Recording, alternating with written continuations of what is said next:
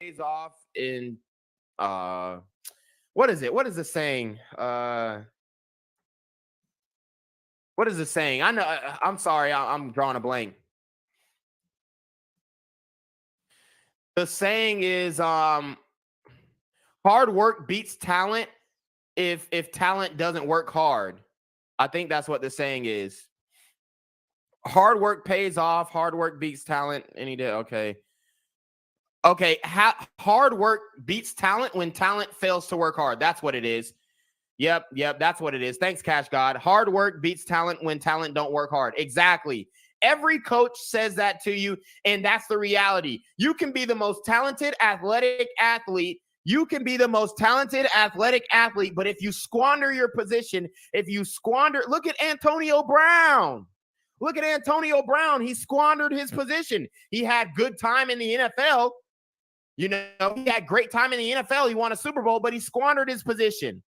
He played himself out of his position. For her to conflate sex work with a professional athlete, you're not on the same level. That's why professional athletes fuck and chuck you whores, because they know that you are not on the same level. His sexual marketplace value, it would be presumably higher, after a long period of time. But let's keep it a buck. Rachel Bush can get a guy who's more lit in the NFL right now. She can fuck a guy who's more lit in the NFL. This dude is a simp because he cuffed her. Bro is a simp because he cuffed her. Jordan Poyer. Yeah, so everybody giving the quote now. Cash God said, when you see a guy like Tino who works crazy and can run at least a 4.4, you know he works hard. Some guys can run 4.4 to 4.5 from never training, but they're usually sticks. Exactly. Alpha Zo says, only Randy Moss could stop Randy Moss. Exactly. Wolf in Sheep's Clothing says, lots of dudes who were jumping out the gym on Ball is Life, playing overseas or in the G League now. Exactly. Who was that guy who played? Jacob York. Or Gabe York. Y'all remember Gabe York? He had the hoop mixtape. This nigga had handles. He was 6'1". He was jumping out the gym. He had like a 45, 50-inch vertical. Where is the nigga now? Alpha Zo says Terrell Owens, Chad Johnson, and many more. Facts.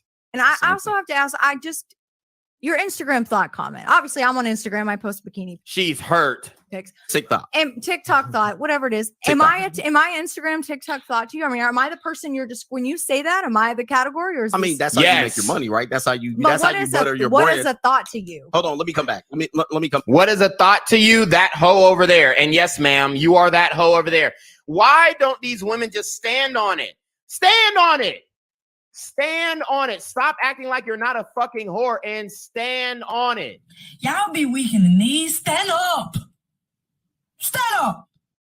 Stand on that shit. It's simple, but you don't take pride in it. You know it's disgraceful, so you won't stand on it. I'm not a TikTok. Yes, you are, ma'am. Yes, you are. Just like all these other women out here, you're a fucking TikTok.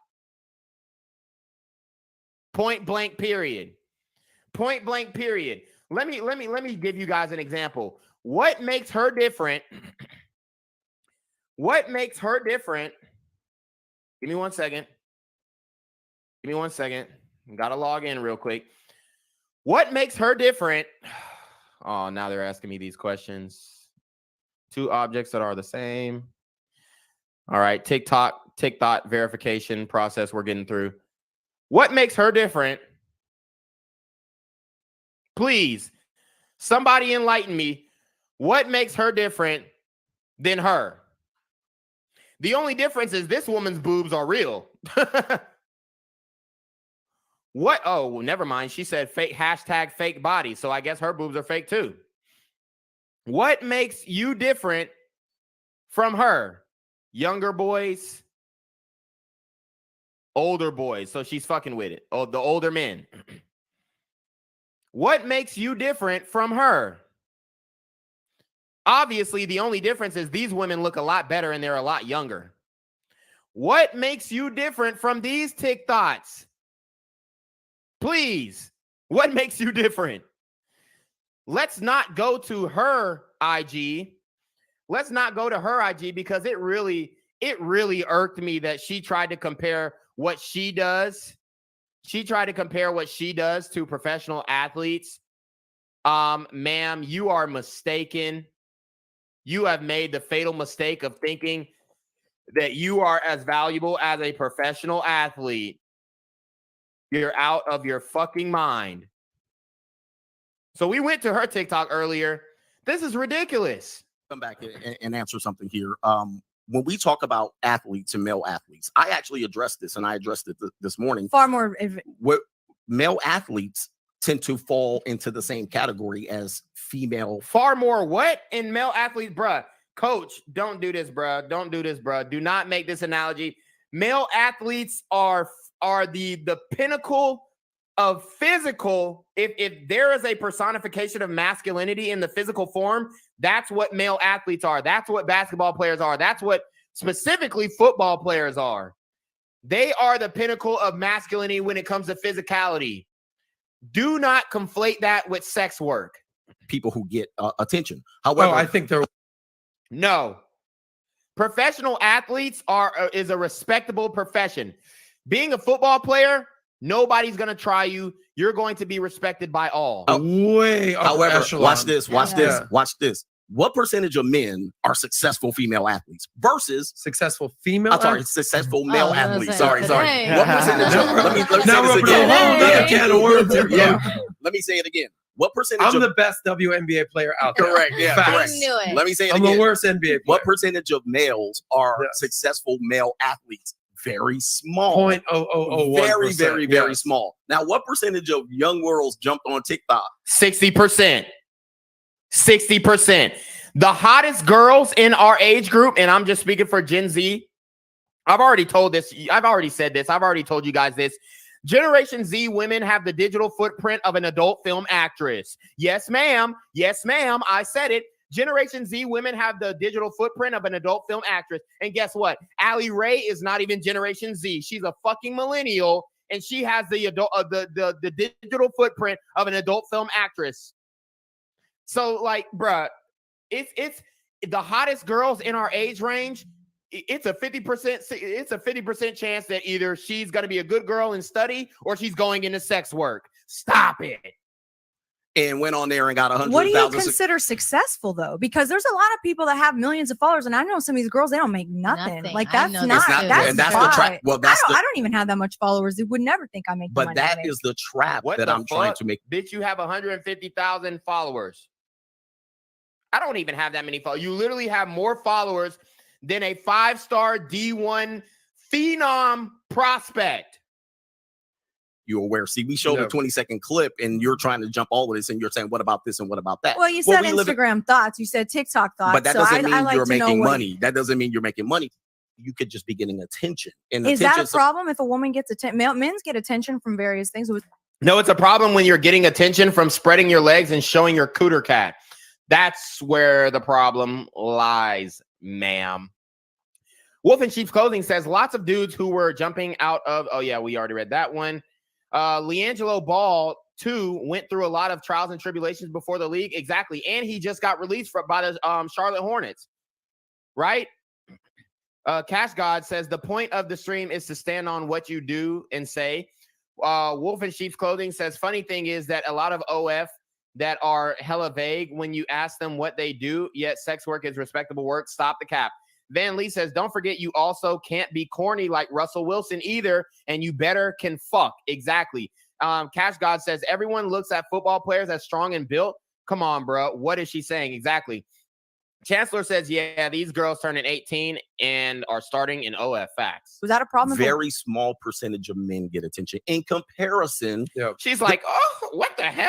Look at her face as she scoffs in amazement.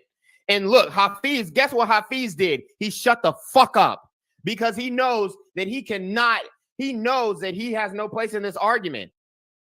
She said, oh, men barely get attention. Yeah. If your husband wasn't fucking you online, a bitch wouldn't know his fucking name. Steven? Who is Steven? You talking about the plumber guy? You talking about the guy who used to be in the Air Force? Nobody knows who the fuck your husband is. And you sitting here talking, oh, men don't get attention? Well, my husband, no. Your husband walks outside and bitches look at him like a lick. Bitches look at him like, oh shit, that nigga got money. Bitches look at him as a lick. They look at him as a sugar daddy. That's the only type of attention that he's getting. Nobody is looking at your husband besides you, ma'am, and saying, oh my God, he's so sexy. Nowadays, you got bitches who are, well, you got white bitches who saying they don't even like white men. The baddest, I was talking to, if you guys watched the Overdose podcast last night, I was talking to the woman, the white woman with red hair, literally told me before the podcast she doesn't date white men. Bitch, you're white. Your husband is probably, I mean, if we had to rate his attractiveness, that nigga is probably a 5. He could not pull a lick in this dating market. He wouldn't pull a damn thing in this dating market. That nigga would go to the club and strike the fuck out. He'll be buying drinks for bitches and they will do a 100-meter dash the opposite direction. Do not act as if like your husband is really getting attention. That nigga ain't getting attention without you, ma'am. So stop it. These things, was that a problem? Very small percentage of men get attention in comparison. Yeah.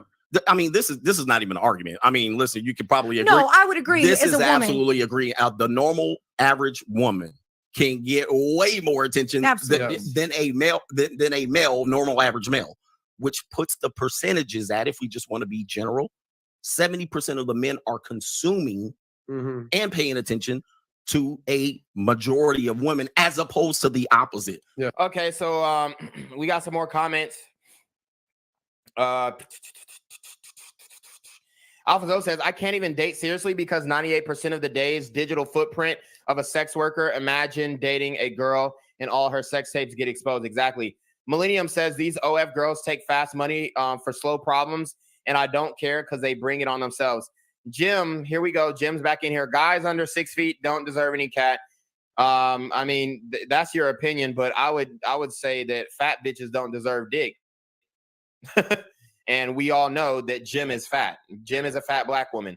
Alphazo says only 13% of the population are tall, right? Cash God says, yeah, that's true. But a lot of these white girls who say they only date black men are red flags. And I myself, as a black man, stay away from them. They're usually ghetto too. Yeah, I agree.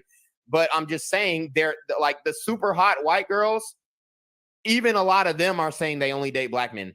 Alphazo says girls over 130 are not marriageable. Girls with more than 3 bodies should die single, childless, and broke. You see how dumb that sounds? Exactly. So he was responding to Jim. Wolf in Sheep's Clothing says white girls who only date black men equal white girls who only date Pookie and Ray Ray. You're absolutely right. Yeah. When it comes to women on social media, they are producers more than they are consumers. And if they do consume, they might be consuming a makeup channel. They might be consuming something else. They're not consuming the vast. They're not consuming porn. If she looks at her OnlyFans demographics, 99.9999 repeated percentage of her fan base are men. Majority of male athletes that have even succeeded, because even those guys have to jump through hoops and hurdles when he jumps in his DM. That woman probably would get more attention if she made. If the nigga that I showed, if Darnell Washington jumped in one of these OnlyFans bitches DMs, she's gonna put him through all these fucking tests for him to even get a link with her. It's bullshit. Let's see. Van Lee says the hottest girls in 2022 have some proximity to sex work. When you see that link tree, you have to hold your chest. Cash God said, I like the white women where I'm the first black man she's ever dealt with. Facts. Made a video and said, these basketball players are in my DMs, as opposed to her even getting married to that guy today. That's where the problem Coach, let me hone in on this, because I want to tell you a story. But is your the reason that you're doing this is to do what? To basically inform men, hey guys, you're gonna have to get in line and wait your turn. Yeah, well, you're gonna have to grow up and become the man. I mean, because that was an hour and a half speech that they took that 20 seconds from. Well, that's how there's more. more. All right, so people want me to show her husband. I don't know if I've got a face picture of her husband, but I can show you all you need to know. For one, okay, so let's look at the shoes, bruh. is any modern woman going to fuck with this man based off of the shoes that he's wearing? For two, he's white, okay? And although we know, oh, well, white men are the most preferred, yeah, we can all say that, but are the hottest girls really going to the white men? That's not what I'm seeing. For two, this nigga's watch is loose as fuck on his wrist. That means he's not swole. He don't got no muscle, okay? Loose ass watch. For three, it looks like his stomach is coming out of the t-shirt, so we know he doesn't have a six-pack. For four, his waist, when you line his waist up to her waist, he's probably, if anything, I'll give him 5'10", 5'11", max. So he's not that tall either. So he's got a whole bunch of things working against him. Here is a picture of him. Below average in looks, white man. Your husband is not getting any attention, ma'am, especially from a hot chick. Your husband is not getting any attention from a bad bitch. Stop it. Okay? Stop it. Your husband is not getting any attention from a bad bitch. That nigga looked like the nigga who serviced my Mustang last week at the Ford dealership. That nigga looked like he looked like he tried to sell me a car one time. Like, bruh. And she's talking about, oh, well, she was so like confused. Oh, men don't get attention. No, ma'am. No, ma'am. If your husband started an Instagram today, he would struggle over the course of 10 years to get 500 followers. Fuck out of here. Fuck out of here. So Van Lee says, show me her husband, Tino. Yeah, we showed him. Jim says, white men have always been superior with strength. Do you not agree? Physical strength? No. Cash God said, I can't see what shoes those are.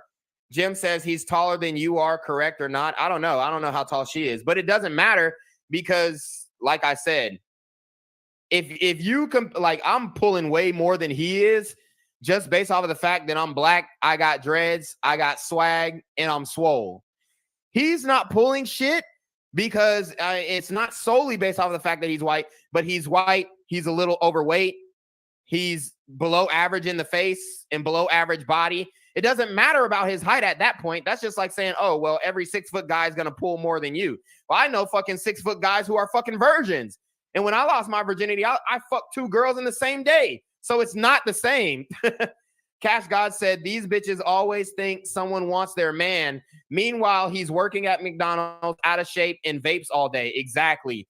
Van Lee says, and she knows that too. Oh, yeah, she absolutely knows that. That's why she picked Beta Steven. Well, exactly. Okay. So the broader argument is money, energy, attention, and time. Gotcha. Over time, men have to kind of work for their position in life. And this isn't a complaint. A lot of people think, oh, these red pill guys are complaining. It ain't going to be any different anytime soon, especially with social media. But the reality is you're going to have to put in that work. You're going to have to apply yourself to get to that position. Because at the time, and I also tell men, the generation of women that you're trying to date, they're not your women. Correct. Fact. I say that. They belong to the streets, nigga. They belong to OnlyFans. They're not your women.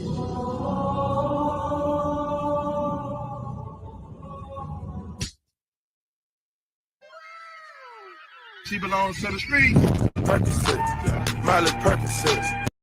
Okay. She belongs to the streets, bruh. Like I said again, Generation Z women have the digital footprint of an adult film actress. Don't get it fucked up. That's what do you mean by that? Jim says any woman would pick the white boy who's 6 feet and wearing a chain over. For one, white boys don't wear chains like that. This is how I can tell that Jim is a femcel, because you don't go outside. Since when have you seen white boys wearing chains like that? That's a black man thing. She's saying over a 5'8" munching. Yeah, not true at all. Like I said, you're not outside. You literally have no clue. Van Lee says she is the empress in her dynamic. Big following, breadwinner, 3 kids, hotter person of the two. Facts. which means you're going after, you're a 21-year-old man. You're trying to impress a 21-year-old woman who has access to a whole bunch. I say, really focus on yourself. And then when you're 30, go get a 21-year-old. Because at that point, you have the what? Leverage. Facts. And options. Let me give you one story, okay, of why I appreciate what you're saying with this, okay? I'm 18 years old. I'm a senior in high school. There's this girl at a different high school that I am. Like I said, Jim, we're gonna drop the stream. Your chats will not be acknowledged until you show your face on this stream. But we know you're not gonna do that because we know that you are an overweight femcel. Obsessed with. Okay, I'm like, yo, bro, what's up with so? DVB says, LOL, the most I saw white boys wear is a dog.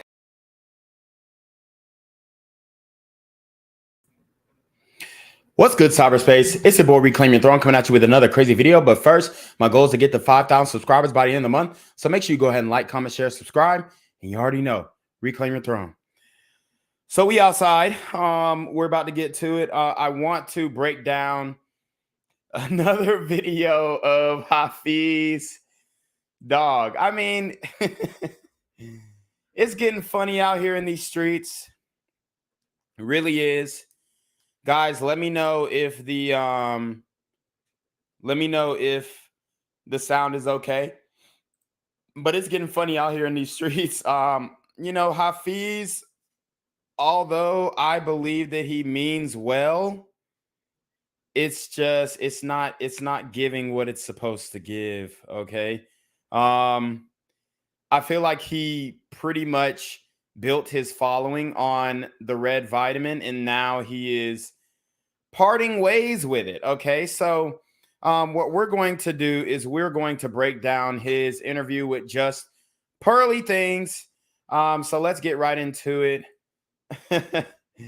And I have my opinions, but we're just gonna give a raw breakdown of it. So let's get into it. Guys, welcome to the Just Pearly Things. All right. Saying office to you. I was just trying to say the good stuff when the cameras go on. Got it. Guys, before we start, don't forget to like the video, get to be a part of the Discord and behind the scenes vlogs. Third tier, you get to connect with me on social media. And fourth tier, you get a one-on-one call with me once a month. So I've helped people grow on social media, so you guys should sign up for that. Like I did with you a couple of years ago. Yes, you did. So it's really interesting because I meet a lot of people and I have a lot of sessions, but I'm really excited about your journey and learning about it, because initially you asked me, did I watch your channel? I was like, I'm not gonna lie to you, I don't. I gotta give it 100, but I know of your channel, right? And then you made a reference that a couple of years ago you signed up for a session with me. We talked about some of the things going on with your YouTube channel, your goals and your dreams. So it's interesting. I think it's like, what, 2-3 years later? Yeah, I think it's like 2 years ago. Yeah, 2 years. Yeah, about 2020. Yeah, around that period of time. So I think it's really interesting to see where you've grown, what you believe, and how does that flesh out into the world today. Yeah, because at the time you guys were one of the only like reasonably priced like consultations. So I was like, oh, I gotta sign up for that. Back in those days. So hold up. Didn't Hafeez say he didn't care about money in the last video? And now he's charging for consults. Well, if it wasn't about money, why not just do consults for free? I mean, seriously, I'm not saying it, you have to say, oh, well, everything is about money. But let's keep it a bean. Dog, you got into this shit to get a bag. You got into this shit to become a millionaire. Don't act like this was just oh, it ain't about money, because I guarantee it's about money with your wife. Not trying to call him out specifically, but every man's wife, I'm telling you right now, it's about money. I'm going to tell you right now, it's about money, okay? And like I said, over here, we are red vitamin. I mean, predominantly purple vitamin, honestly, because I believe in relationships. But certain things that this man says is completely off base. It's almost like he wants to abandon the man's plight all in all, okay? And I think that once these guys start getting a bag, their perspective on reality and what is actually happening to the common man is thwarted. To start, could you tell them a little bit about your channel? Cool. Yeah. So my name is Hafeez. I started a YouTube channel with four of my good friends called the Roommates back in 2016. And then eventually the Roommates has grown and evolved in many different seasons of life. But basically what we said the Roommates was it was And shout out to everybody in the chat. We got people in the chat. You know, shout out to Wolf and Sheeps, Tesla, Quarantine Bubbles, House of Lamar. I'm gonna read some of y'all's chats throughout the course of this joint. So I see some people asking questions. If it's not really relevant, though, I'm gonna skip over it. was a place where the everyday man can come to improve his life. So we interviewed some of the best and brightest individuals, such as Jordan Peterson, Gary Vee, Patrick Bet-David, Stefan Lavoisier, Jose Zuniga, Jonathan Haidt, and so on. Came on the show, and the whole goal was to be able to have these great conversations for the purpose of building up men. As that continued, I would also do live A lot of jump cuts. So you see, it's been edited. A lot of jump cuts. streams, and I stopped doing live streams, and then eventually That man was talking like a motherfucker, wasn't he? I would do occasional individual videos. So we did that for about 6-7 years, and now I'm transitioning to a lot more things I'm more excited about. And yeah, so that's the elevator pitch about me and what I do. Like what you're more excited about? Well, I'm more excited about the Standard, the organization that we created, and the Standard is an exclusive community of high-performing men committed to helping one another unlock their full potential physically, emotionally, spiritually, and financially, and through the concept of digital cities. So we're really excited about this new thing that me and my business partner are building. So my guy Joseph Hines, and just how it's going to change the world. Because I think level 1 is content, but I think level 2 is actual in-person transformation, and that's what we're excited about in this next season of life. So my first question. Go ahead. Would you consider yourself red pill? Never in a million. Never. Why? Never in a million years. Why? I think to me, first and foremost, I think I don't subscribe to any man-made ideology. Okay. Because I think a lot of these ideologies put you in a box. So I do subscribe to religion, and people can argue whether that's man-made or not. That's going to be a great conversation, great debate. You get a guy like Sam Harris and Jordan Peterson had a great debate about that. But in regards to man-made ideologies, I don't really subscribe to them as much. And I don't like to identify myself with something that somebody else has conjured up with their own personal opinion. And so I think in regards to the red pill, it's a very interesting space, a lot of interesting characters there. And I think the biggest challenge to me is the phrase that they use is that all we're doing is trying to share the truth about fill in the blank, right? And to me, all right. So my issue is with that. I don't subscribe to any man-made ideology, is what he said. Guys, like I said, I'm all for religion, seriously, but to say that our modern day religions are not man-made is just it's a kind of a wild statement, and I would say inaccurate. Like I said in the last stream, when we talk about the Bible, when we talk about other books and whatnot, all of these were absolutely written by man. Okay, the only thing that you could and as far as the Bible goes, it was written by multiple different men and even anonymous writers. So the only thing, and even with Islam, okay, obviously it was more of a longer narration process where it was memorized for some time and then eventually written down. And apparently the Quran came from God to Muhammad, the prophet, and it was memorized by him, and eventually ink was put to paper. But I mean, anybody could easily just say, oh yeah, well, that's man-made. How do you really know that Muhammad talked to God? Or, oh, the 10 Commandments was man-made. How do you really know that Moses actually didn't just make the shit up for shits and giggles or whatnot? It's really hard to actually prove the existence of a celestial being. So you can believe what you want, but I'm just saying there are valid arguments to say that religion was man-made 100% for sure. Let's see. Oh, he said there's feedback. There's feedback. Are we good now? Okay, let's keep going. You're very arrogant as a human being to say I might have to put my headphones on for this one because this shit is not loud enough. My man Tesla said, I'd rather take Calculus 3 than believe in Muslim religion. Okay, so I mean, have you read the Quran for one? I think you have to read the Quran before you make that decision. But when it comes to Islam, there are valid arguments, especially when it comes to Muslims debating Christians. I ain't gonna lie, from all the research that I've done, I haven't really seen Muslims be able to beat Christians in a debate from what I've seen, from the research I've done.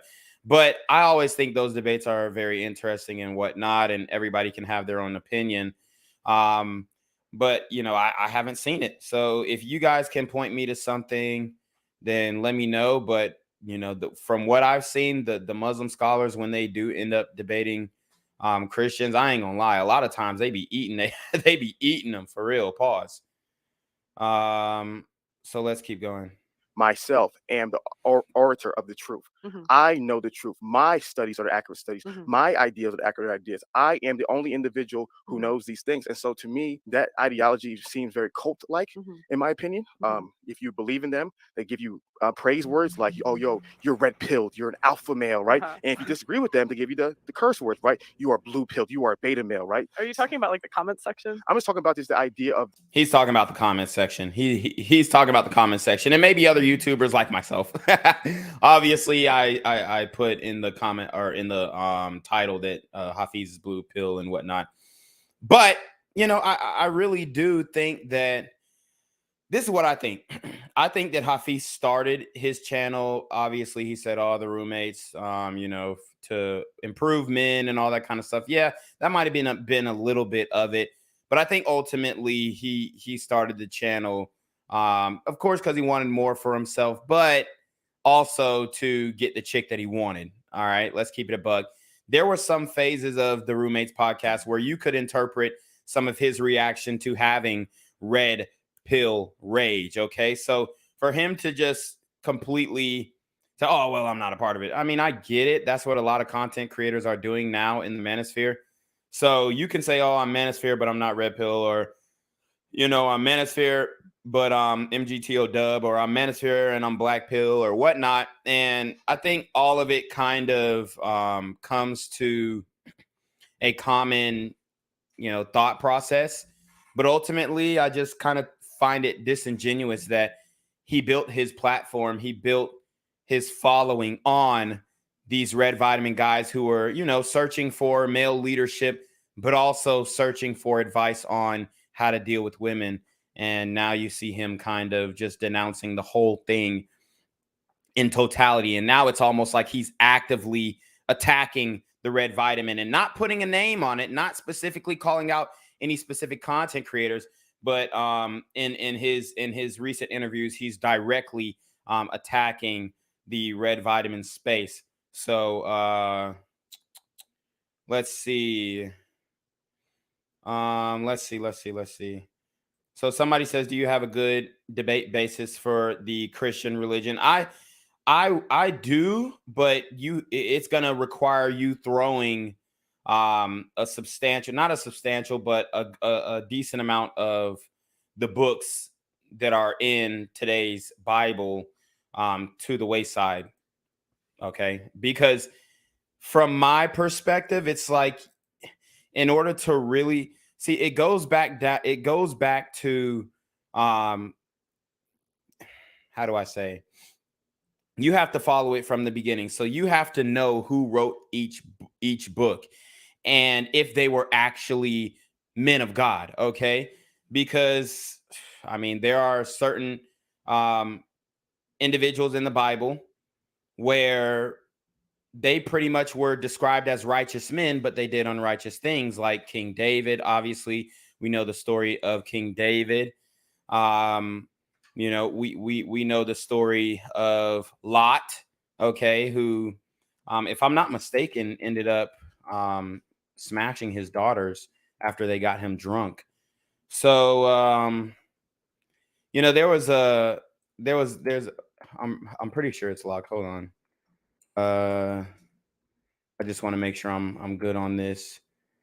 Yeah, so Lot was coerced into having intercourse with his daughters because they got him drunk. And like I said, he was described as a righteous man in the Bible, but I mean, what kind of righteous man has intercourse with his daughters. You see what I'm saying?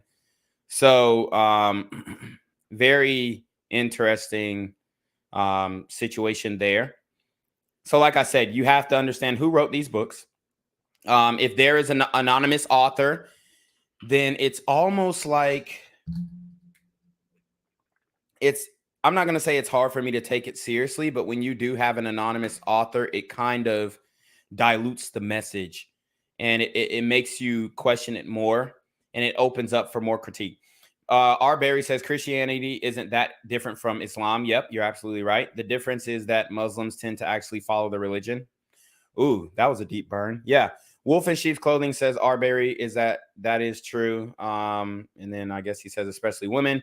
If he has red pill rage, then you have roid rage. Nah, I don't take any supplements. Like I told you guys, I'm all natural.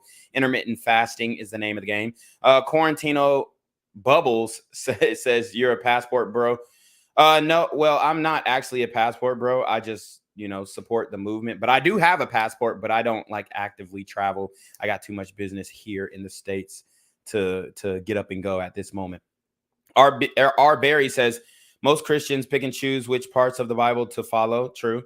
House of Lamar says passport bros is the way. Yep. House of Lamar says blue book gentlemen. Yes. Quarantino Bubble says these men in other countries have smoke for men getting their passports and taking their women. I don't know. It's a toss up. I mean, the men here have smoke for you taking their women. So it's just like, what are you talking about?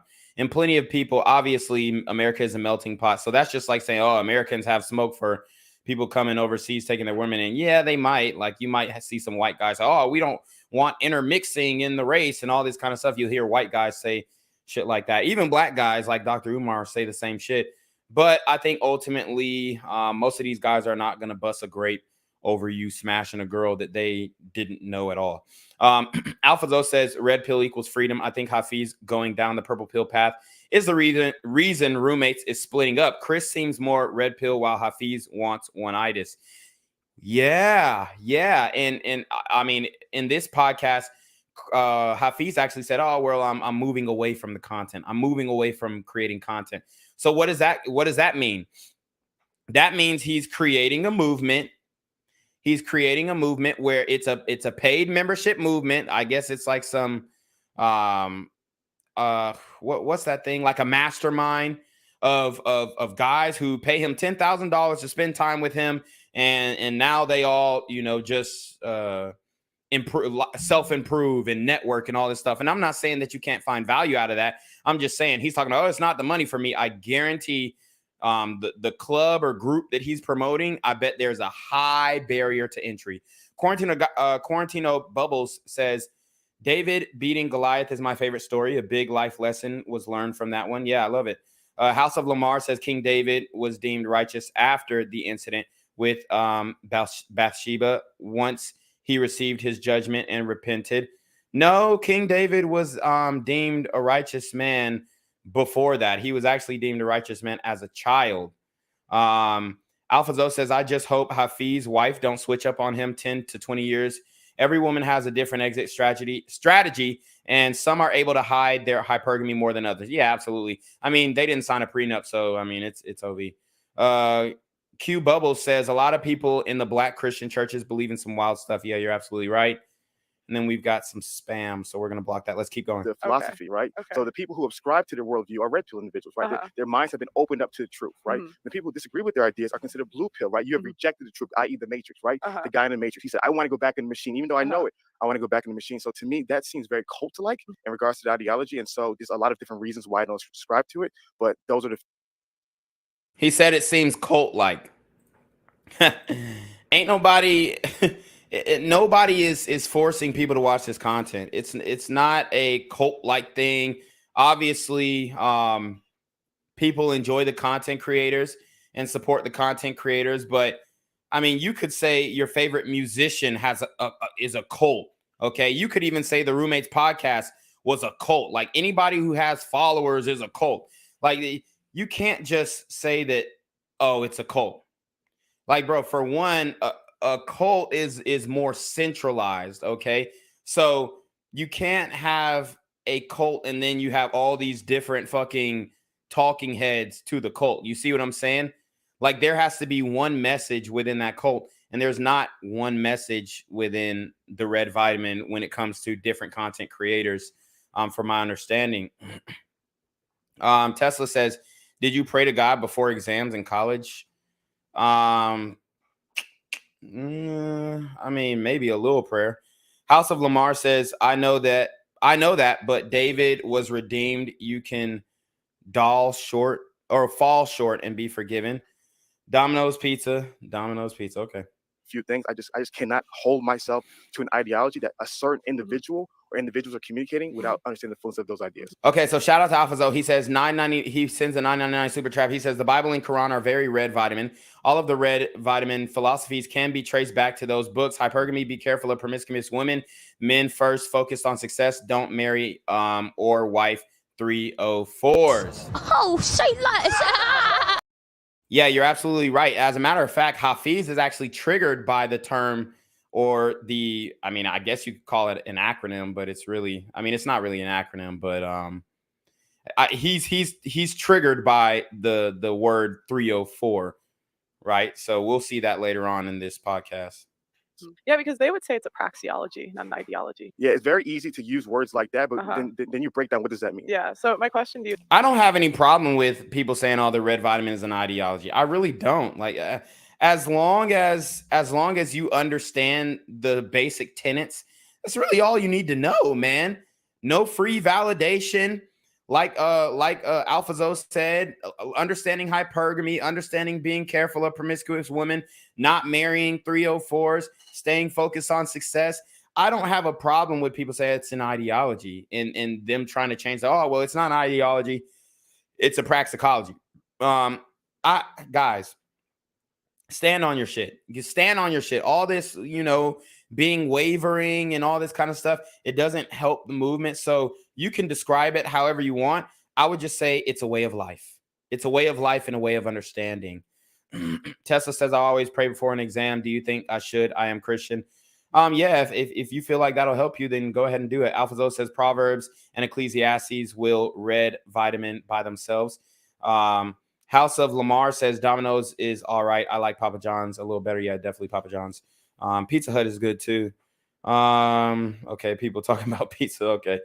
He said Little Caesars and Red Baron the best. Oh, you wilded. he was like, what specifically do you disagree with? Great question. So when people say things like, okay, we're not an ideology, we're praxeology, right? You have to ask yourself, are you teaching any ideas? Like, is there any principles that your belief system is teaching? Because every human being's belief system teaches an ideas, right? And so for me, when I see that. All right, so let's break it down. Ideology, the definition, a system of ideas and ideals, especially one which forms the basis of economic or political theory and policy. Or the science of ideas, the study of their origin and nature. So I like that. I like that second definition better. When explaining what the red vitamin is, it's just a science of ideas, and this science can be based off of trial and error, the scientific method, obviously observing. Experimenting and then coming up with some sort of theory. And all of this is in general theory that is based in reality. So that's what I would describe it as. All this, it's ideology, praxicology. Look, it's a theory. It's theory about human nature, specifically female nature, rooted in reality. There are certain ideas and premises that are being taught. Therefore, you cannot simply say we are not an ideology. There's no ideals that represent the things that we believe. And so an example of what are some of the things I disagree with, I think I primarily disagree with a lot of times the descriptions of marriage and just how they analyze and describe marriage in today's world. I think I disagree with the analysis of male-female nature. I think if you were to read a book like The Evolution of Desire by Dr. David Buss, he's a world-leading expert on human evolutionary psychology in regards to mating, and he's fantastic. Buss. Hold on, let's go back. Let's listen to male-female nature. I think if you were to read a book like The Evolution of Desire by Dr. David. Okay, The Evolution of Desire. I just want to make sure we're breaking this shit down. We'll just do some spark notes on this shit real quick. Let's see. Spark notes. and we'll let them keep talking, but I just wanted to pull it up to see if any of these theories that David Buss goes into line up with the red vitamin. Buss.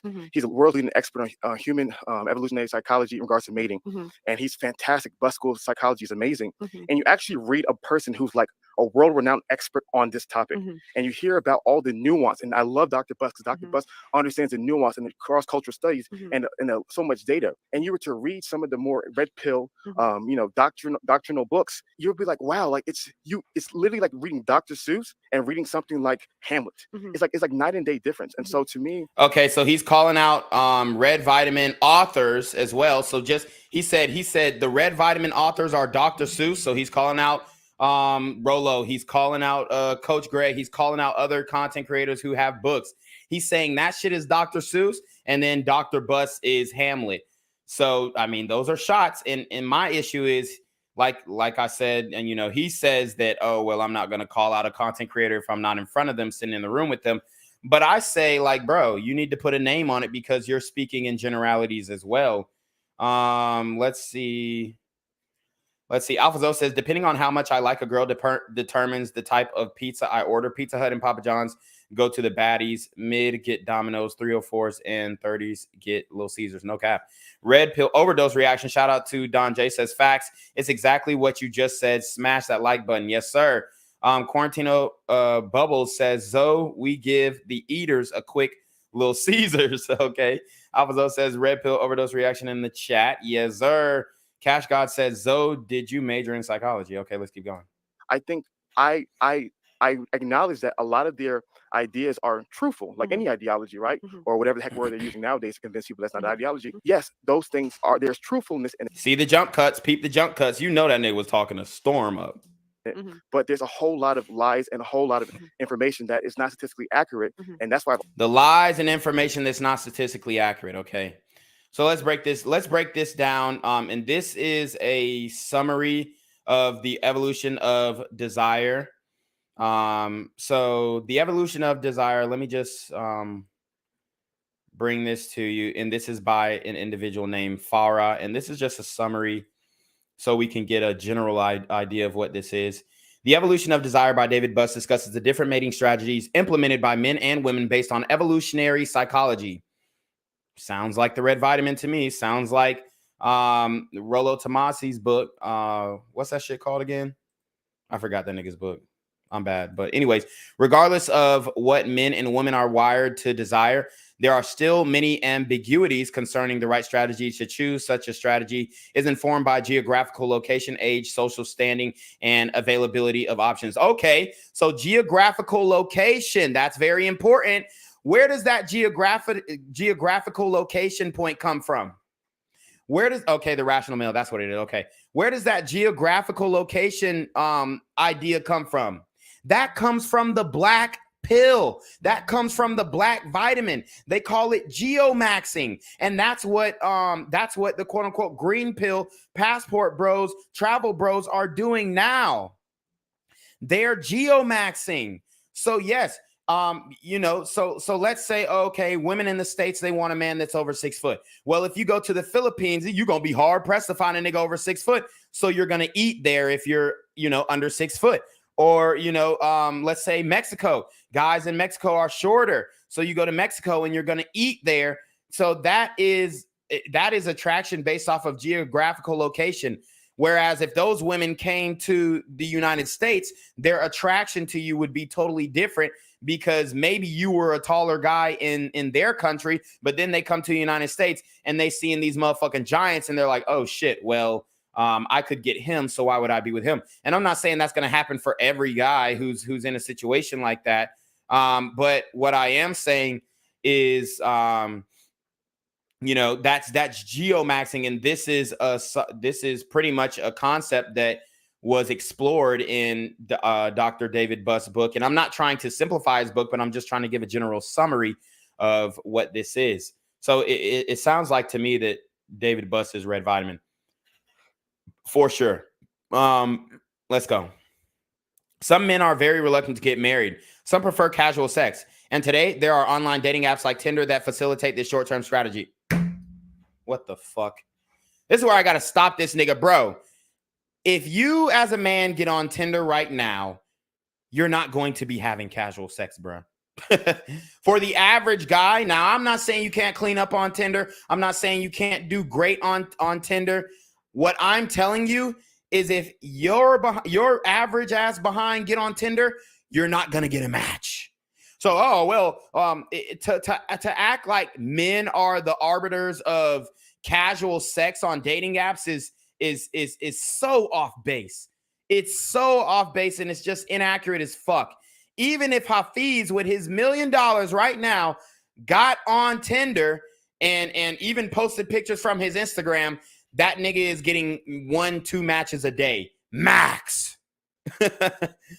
Max, okay? And this is not to slight him or say that he's unattractive, but what I am saying is, bro, the dating apps are fucking, it's a wasteland, bro, and you are not going to get no action on the dating apps like that, okay? I'm just keeping it a buck. Unless you want seeking arrangements and it's a financial arrangement, like, bro, that's just the reality of the situation. So, to say, Tinder facilitates short-term strategy. No, the fuck it doesn't. It facilitates men to enter a paywall and then get false hope and then swipe all day on Tinder Gold for a bitch that they could really fuck with, and they're going to get flaked on. They're not going to get matched. They're not going to have any type of interaction. Shout out to the Red Lens. He says, I think Reclaim Your Throne would slay in the Philippines. Oh, say less. Yeah, I mean, shit, if I'm doing this shit, what I'm doing in Atlanta, what y'all think? It'll be over in the damn Philippines. Tesla said, Zoe, do you believe the Christian? Okay, that's specific to him.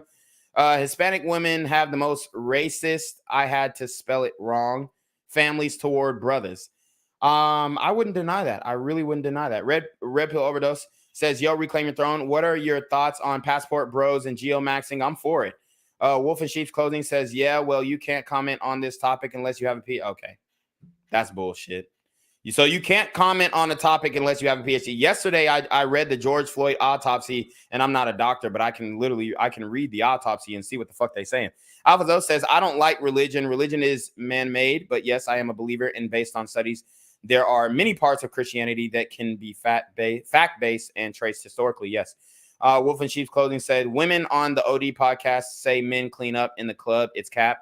Yeah, it's cap. Rob P says, sends a $1.99 super trap. He says, someone stop these female geomaxers on demon time. Wolf in Sheep's Clothing says, respectfully, no man can pull a woman like Sarah Binkley. I don't know who the fuck that is.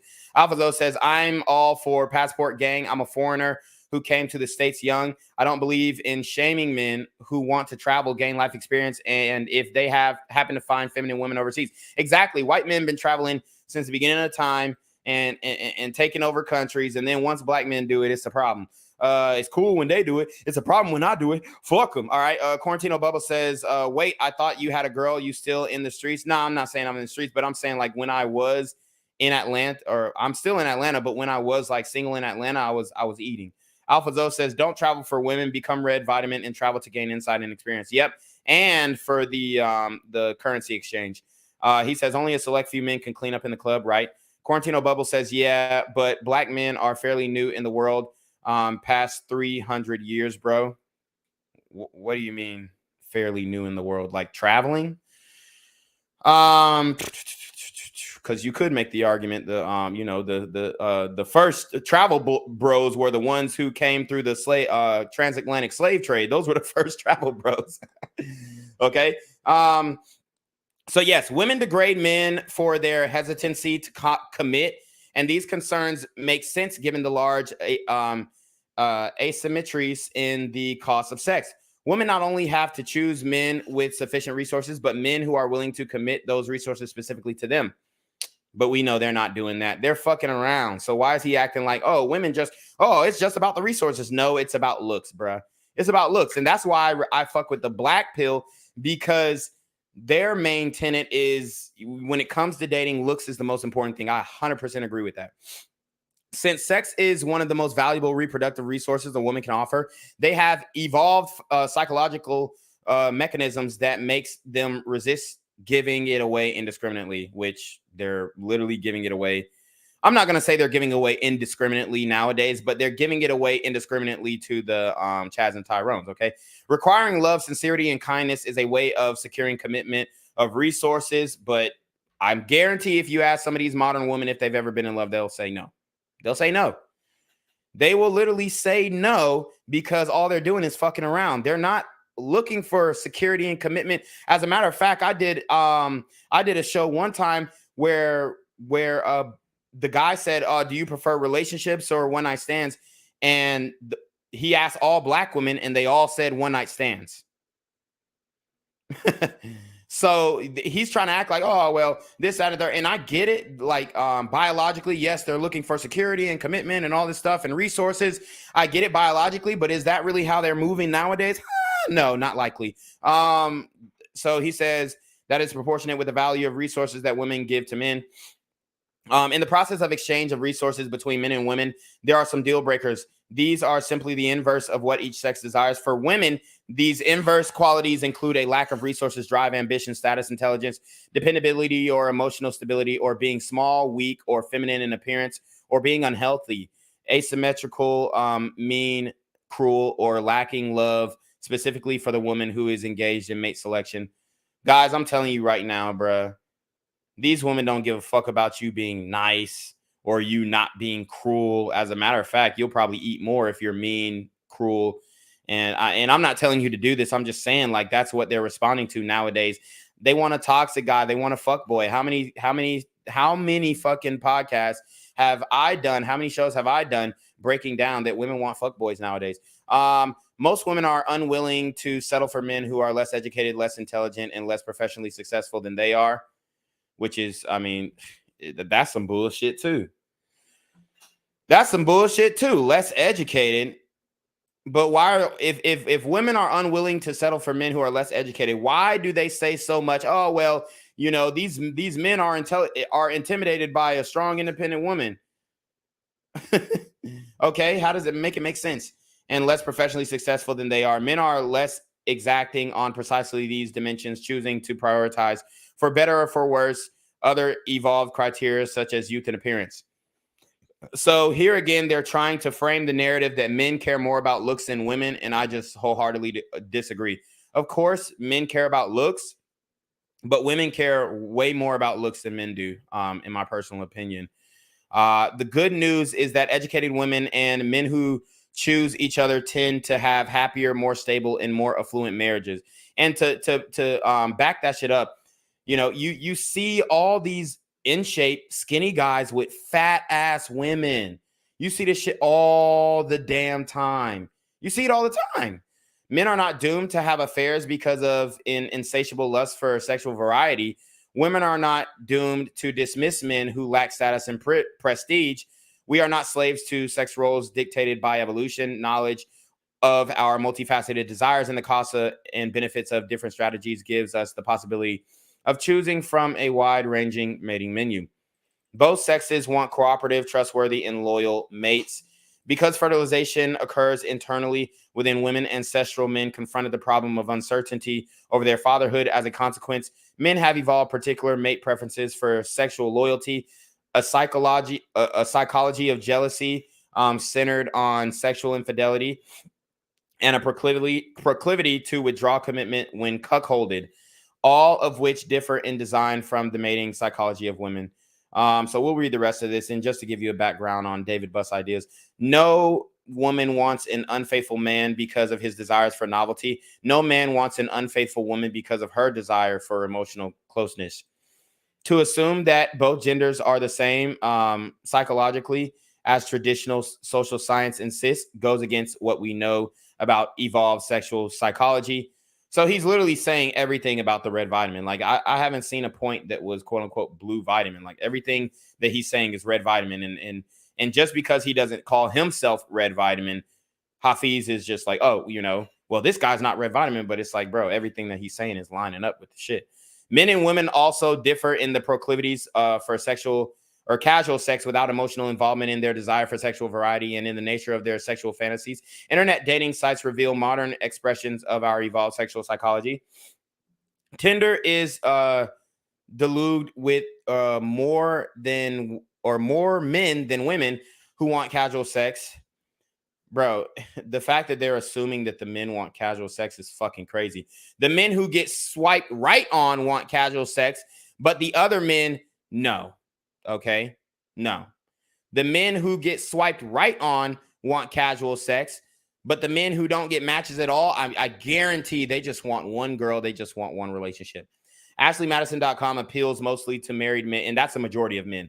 Married men who seek sexual variety. SeekingArrangements.com caters to men with status and resources and women with youth and beauty who want to parlay their respective assets. Men trying to control resources and women chasing men who control resources is not a passing historical trend. It is a very much the reality of the modern world. So that was a summary of David Buss' book. He literally just, labeled off hypergamy and red vitamin tenants and women date up. That's literally what it said. Okay, so let's read this. Alpha Zoe says Black men have existed for more than 300 years. Yeah, I don't know what the fuck he's talking about. Is he talking about traveling? Quarantino Bubbles says we will have to start preserving our lives. I don't know if you've seen the study where we are expected to go extinct. Yeah, that's some bullshit. Alpha Zoe says Caucasians can't even last in the sun past a certain amount of time. But that's a convo for another time. Women are going to also put them in their clouds first. So men, put yourself first. Tasla says, wait, is this Alpha Zoe? Wolf in Sheep's Clothing says, your pastor is lying to you. Black men have been on this earth since the beginning of time. Yeah, he must have been a Mormon, because there have always been men who lived on the equator, and they typically were only black men because Caucasians couldn't stand that type of heat. Alpha Zoe says women will always put their needs and their kids first. So put our personal happiness and success first. Example, Tom Brady. Yep. House of Lamar says, yes, bro, just go to Walmart. I see whales with chads every day. R. Barry says, I don't know if women care about looks as much as men. I think they care about more status and rep. If women didn't care as much as about looks as much as men, then they wouldn't have a height requirement. And height is a part of your looks. Wolf in Sheep's Clothing says they definitely care about looks more than men. Yep, absolutely. Absolutely. Always recommended people to read books like The Evolution of Desire. Why do you think that if women didn't care about looks, then every woman would be a nice boy? No, they're with the fuck boy who's hot. That's what it is. David Buss, and then read whatever red pill literature that you want and juxtapose those two ideas, and you'd be extremely astonished at the differences. Well, it's just there was literally no difference from this summary that I read of David Buss' book. As a matter of fact, I might even get a PDF of his book just to see what the let's see if we can get a PDF just to see what is in the table of the index. Let's see. I'm downloading it now. Let's go. Just because everything you're saying is very broad. Yeah. So you even said their teachings on marriage, because from my understanding of red pill is that they're not anti-marriage or pro-marriage. They're anti-marriage as it is today and the way the laws are today. And do you disagree with that? So I'm gonna give you an example, Okay. and I'm excited because I'm really excited about the way you're processing this. Yeah. So let's go into marriage. So here's a fundamental challenge. Okay. So red pill is very broad. Okay. Very broad, right? Really? I don't think so, actually. You don't think so? No. So do you think a person like Alpha Male Strategies teaches the same exact ideas as Coach Greg Adams? I know. So Alpha Male Strategies. So he's saying, okay, does Coach Greg Adams and Alpha Male Strategies teach the same thing? So there are some overlap, but I think the approach is different. Coach Greg Adams is more NGTO dub, where he's saying free agent lifestyle, live the way that you want to live and whatnot, and don't commit, no cohabitation, all this kind of stuff. AMS is pretty much on the same wave, except he's saying, he's going to deal with women, he's going to date women, and he's going to fuck these hoes to sleep. So it's a different strategy, but they still have the same ideology. It's still the same ideas. Now, the way that they implement those strategies are two different things. but that doesn't mean that the red vitamin is two different things. That's just their application of that practice that's different. So we do have the Evolution of Desire downloaded, and I'm just going to look at the table of contents right quick. So let's see. Origins of Mating Behavior is the first chapter. What Women Want is the second chapter. Men Want Something Else. 4 is Casual Sex. 5 is Attracting a Partner. 6 is Staying Together. 7 is Sexual Conflict. 8 is Breaking Up. 9, Changes Over Time. 10, Harmony Between the Sexes. 11, Women's Hidden Sexual Strategies. 12, Mysteries of Human Mating. So those are the chapters in the book. I'm gonna tell you right now, I guarantee if we read it, I'll read the book on my own time, but I guarantee if we read this damn book, it's gonna line up with the red vitamin. And there's some things that will probably disagree with, but I'm telling you right now. Know more about alpha male strategies than Coach Greg Adams. Okay. I haven't watched a lot of Coach Greg. Okay. AMS, he's like, the fuck these hoes to sleep. Yeah, but he's evolved. That's old school AMS. I don't know. If a guy tells me he watches AMS, I'm like, I gotta run. Yeah, but even to that point, right? So you're like, I gotta run. Yeah. So there's a lot of there's individuals like Steph Cole. I'm not sure if Steph Cole still calls himself Red Pill, but you have the Steph Cole guys. Right. A lot different than Coach Red Pill. Okay. A lot different. Okay. So what I'm articulating is that within the red pill umbrella, there's a diversity of individuals. Yeah. There's far right, there's guys who are a little bit more balanced. So what usually happens when we're having this conversation, which we require so much nuance, and I'm glad we're able to dive into it, is that when you're describing the red pill, what people want to do is one of two things. You either want to steel man them or you want to straw man them.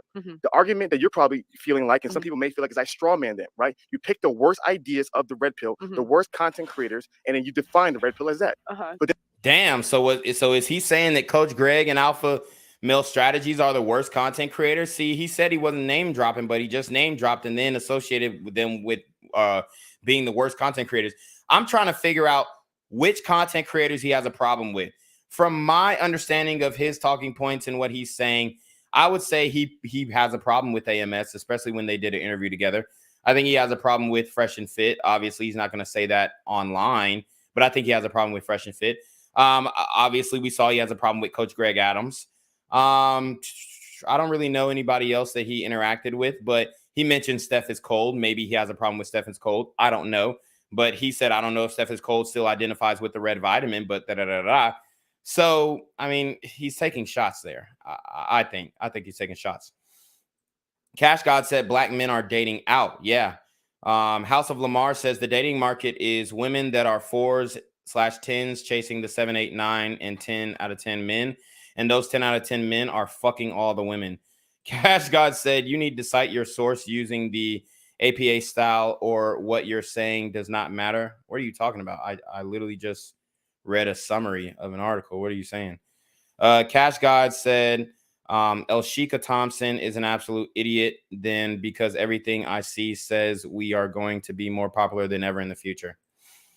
Then on the flip side is a steel man, where you find some of their best, brightest ideas, ignore all the negativity, nonsense ideas, and define that as a red pill. No, I mean, to me, it's like there's a base set of ideas, and people have different ideas of what to do with it. Who defines the base set of ideas? I would say that I think that's mostly who defines the base. I would say Rollo Tomasi. I think he seems to be. No, so this is the problem.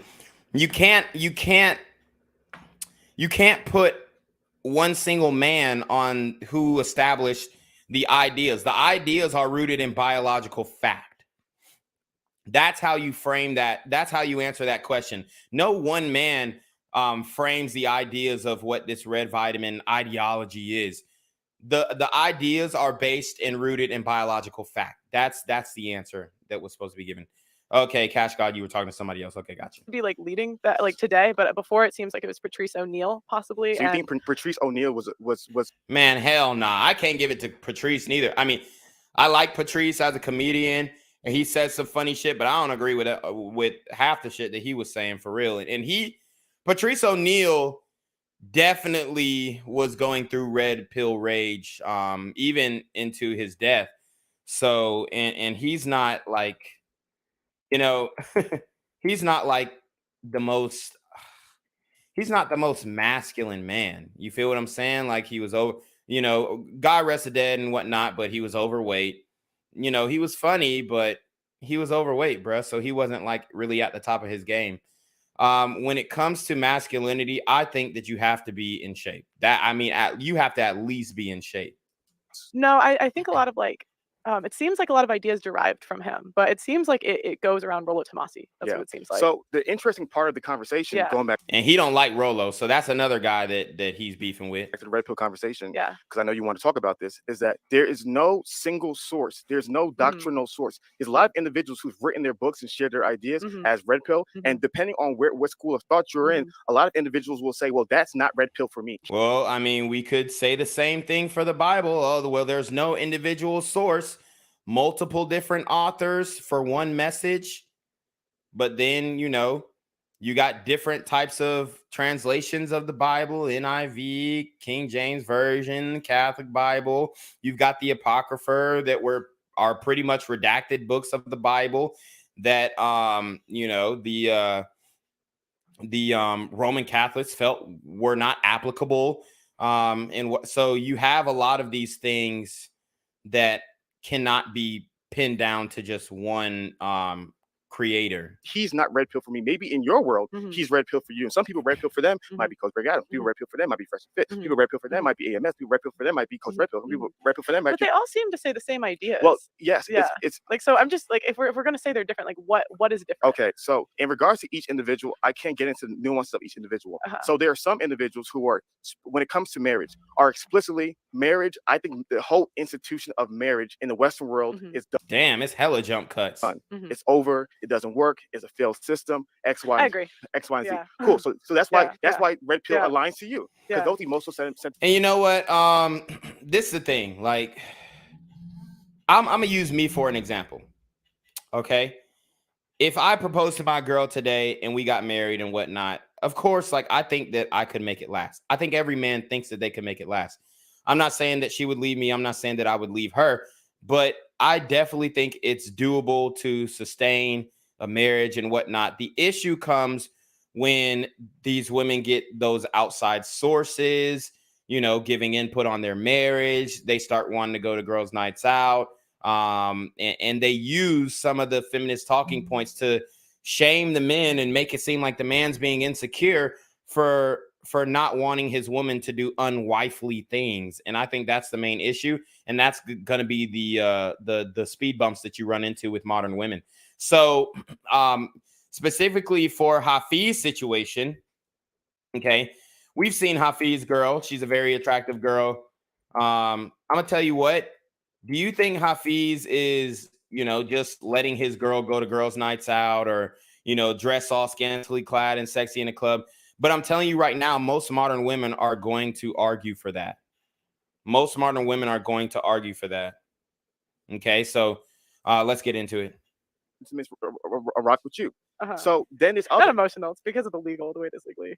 100%. So those legal sentiments rock with you, and we can get into how those things fleshed out. But then on the flip side, which you have other individuals who say, well, in actuality, well, I do believe that in the sanctity and the beauty of marriage, and if you're going to do marriage outside of the state, I'm all for it, right? So yeah, some people is like, even with or without the state, institution is broken, women are broken, society is broken, doesn't even matter. Then some people are like, well, outside of the state, I support it, I agree with it. It seems like their prescriptions are different, but their description is the same.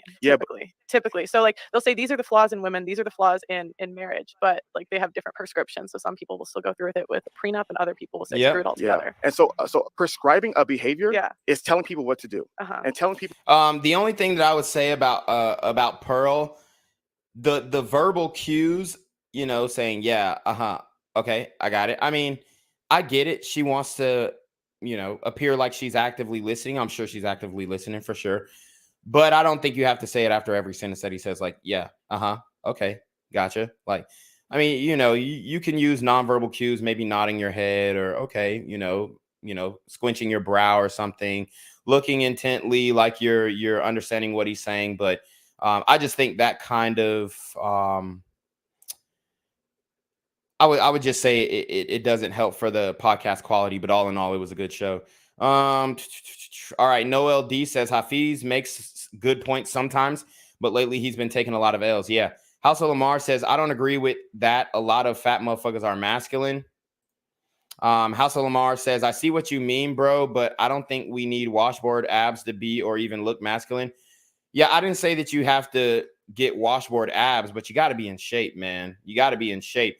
And from what I see, a lot of the fat niggas be trying to overcompensate. And I mean, they be getting into screaming matches with they bitches and shit. Like, I don't think that's masculine. Tesla said, did Hafeez go to college? Yeah, I think he did. I think he played college football. R. Barry says, still disagree in terms of just getting one night stands. Status goes a lot further than purely looks. Nah, I don't agree with that. Tesla's, I mean, okay, so I partly agree with that. Yes, status can get you one night stands for sure. You know what? Actually, you know what? You're right.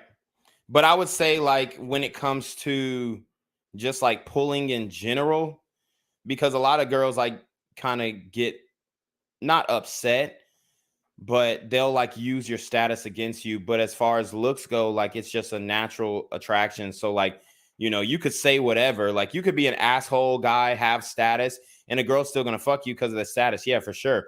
But if you're attractive to her and you do it for her and you're like that asshole guy, she's going to fuck you and want to fuck you. Whereas like the guy with status, she might fuck you to get somewhere in life or to get a bag or whatever the fuck it is.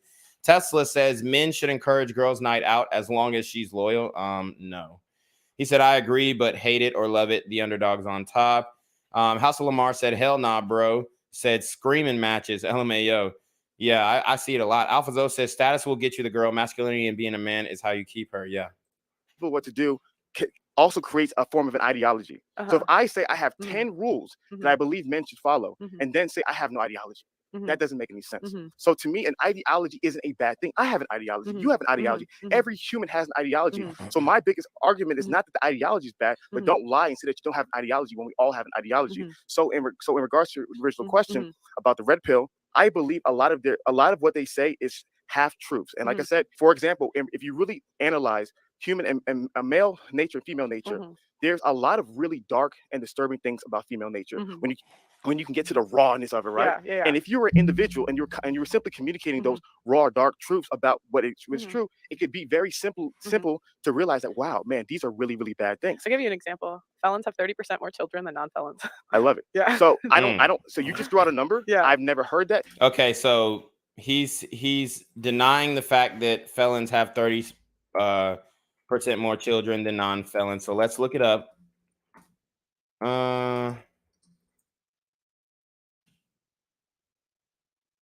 So he's coming out a lot of the statistics.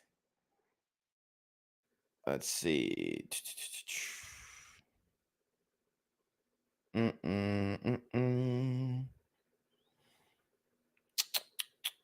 Okay, this one isn't what I want to look.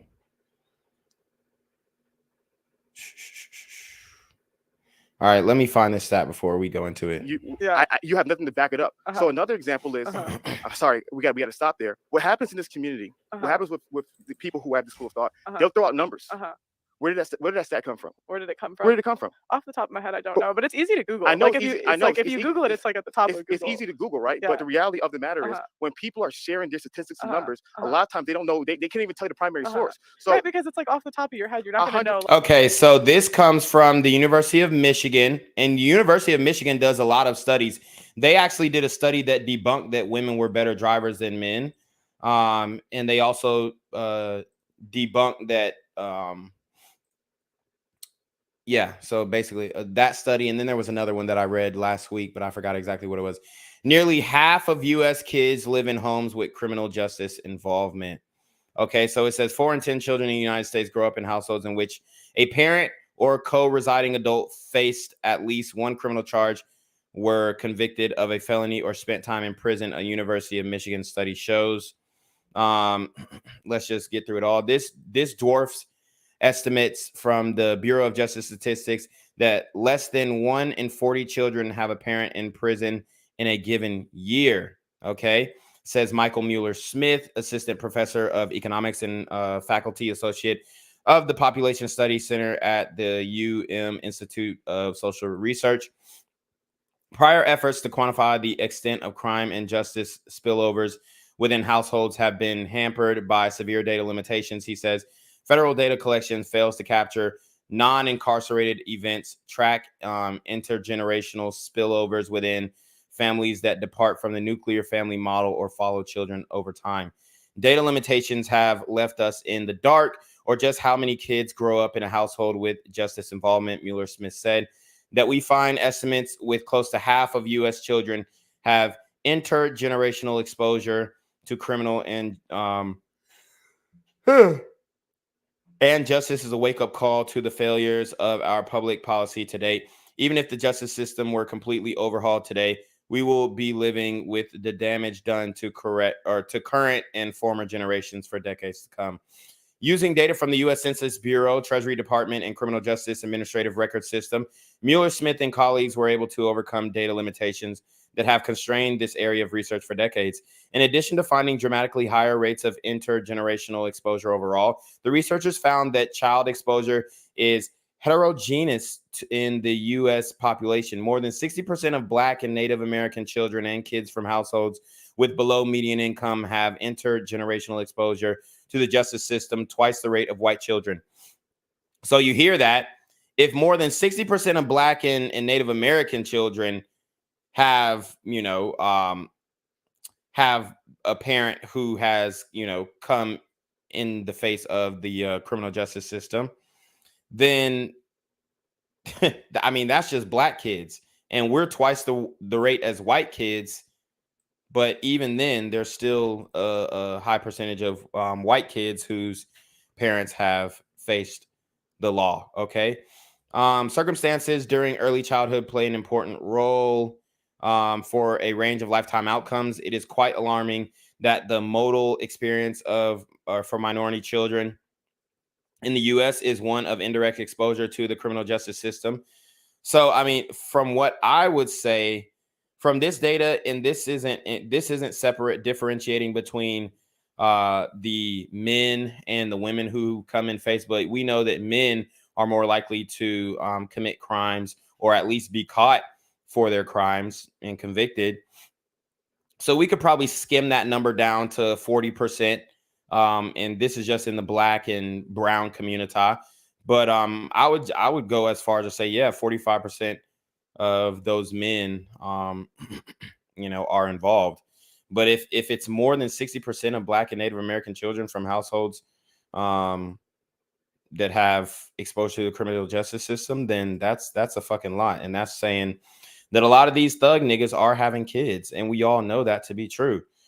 Circumstances during early childhood play an important role. So I read that early life exposure is highly correlated with a range of negative child development outcomes, including cognitive difficulty, being behind in school, teen fertility, teen crime, and death by age 18, even after controlling for a range of factors, including household income, place of birth, age, sex, and race, the researchers say. The expansive prevalence, demographic heterogeneity, and estimated relationship with child outcomes provide strong evidence that the justice system is a major factor in the intergenerational propagation of economic inequality and racial disparities in the U.S. Okay, so the research was performed by economists from the University of Michigan, University of Missouri, and the U.S. Census Bureau. So that's where the number comes from, Hafeez. 100%. Why should I believe you? Why should I believe you? Yeah, okay, but if I'm saying if I got you the stat, I could look it up now. I know you can look. Yeah. You can take your time. You can pause the episode. You can look it up. But my point is that a lot of times in this community, they'll throw statistics and data at you. You're not privy to statistics and data. Yeah. Some of it is true. Some of it is false. Right. That can go into some of the truths and false as well. And so because you're not able to simply look things up, you're in a conversation where you're like, okay, I'm gonna give this person the benefit of the doubt. But if the data is simply skewed by sheer numbers, it can totally dispel whether this person's communicating the truth or not. Yeah, but it's easy to just like Google it. I know, but what I'm saying is, listen carefully. If you and I are having a podcast conversation and you have 15 data points that justify your worldview, but you don't know the source, you know the primary, secondary source. We could stop this episode, and every time you pull up numbers, we could look at it. You can look them up. You can pull them up. You can show it to me. But that's going to take too long. So usually in conversations like this, you're not able to do so. So therefore, what you're forcing, bruh, it doesn't matter how long it takes. If she's right, she's right. What is he arguing? If she's right about the statistics, then she's right. There's no changing that. There's no ifs, ands, or but. If she got the statistic right, she read it, she read the study, she just can't remember exactly where it comes from. University of Michigan, U.S. Census Bureau, and the University of Missouri as well. Then, bro, she knows the stat. It's not something that you have to look up every fucking stat that somebody says. And as a viewer, you can do that because you're watching it on the internet and you can replay it, you can run it back, and you can check out and you can fact check every damn stat. That's why Fresh and Fit have the fact checker Word doc or whatever, so that you can fact check what they're saying. So even my pastor used to say, yo, don't trust me.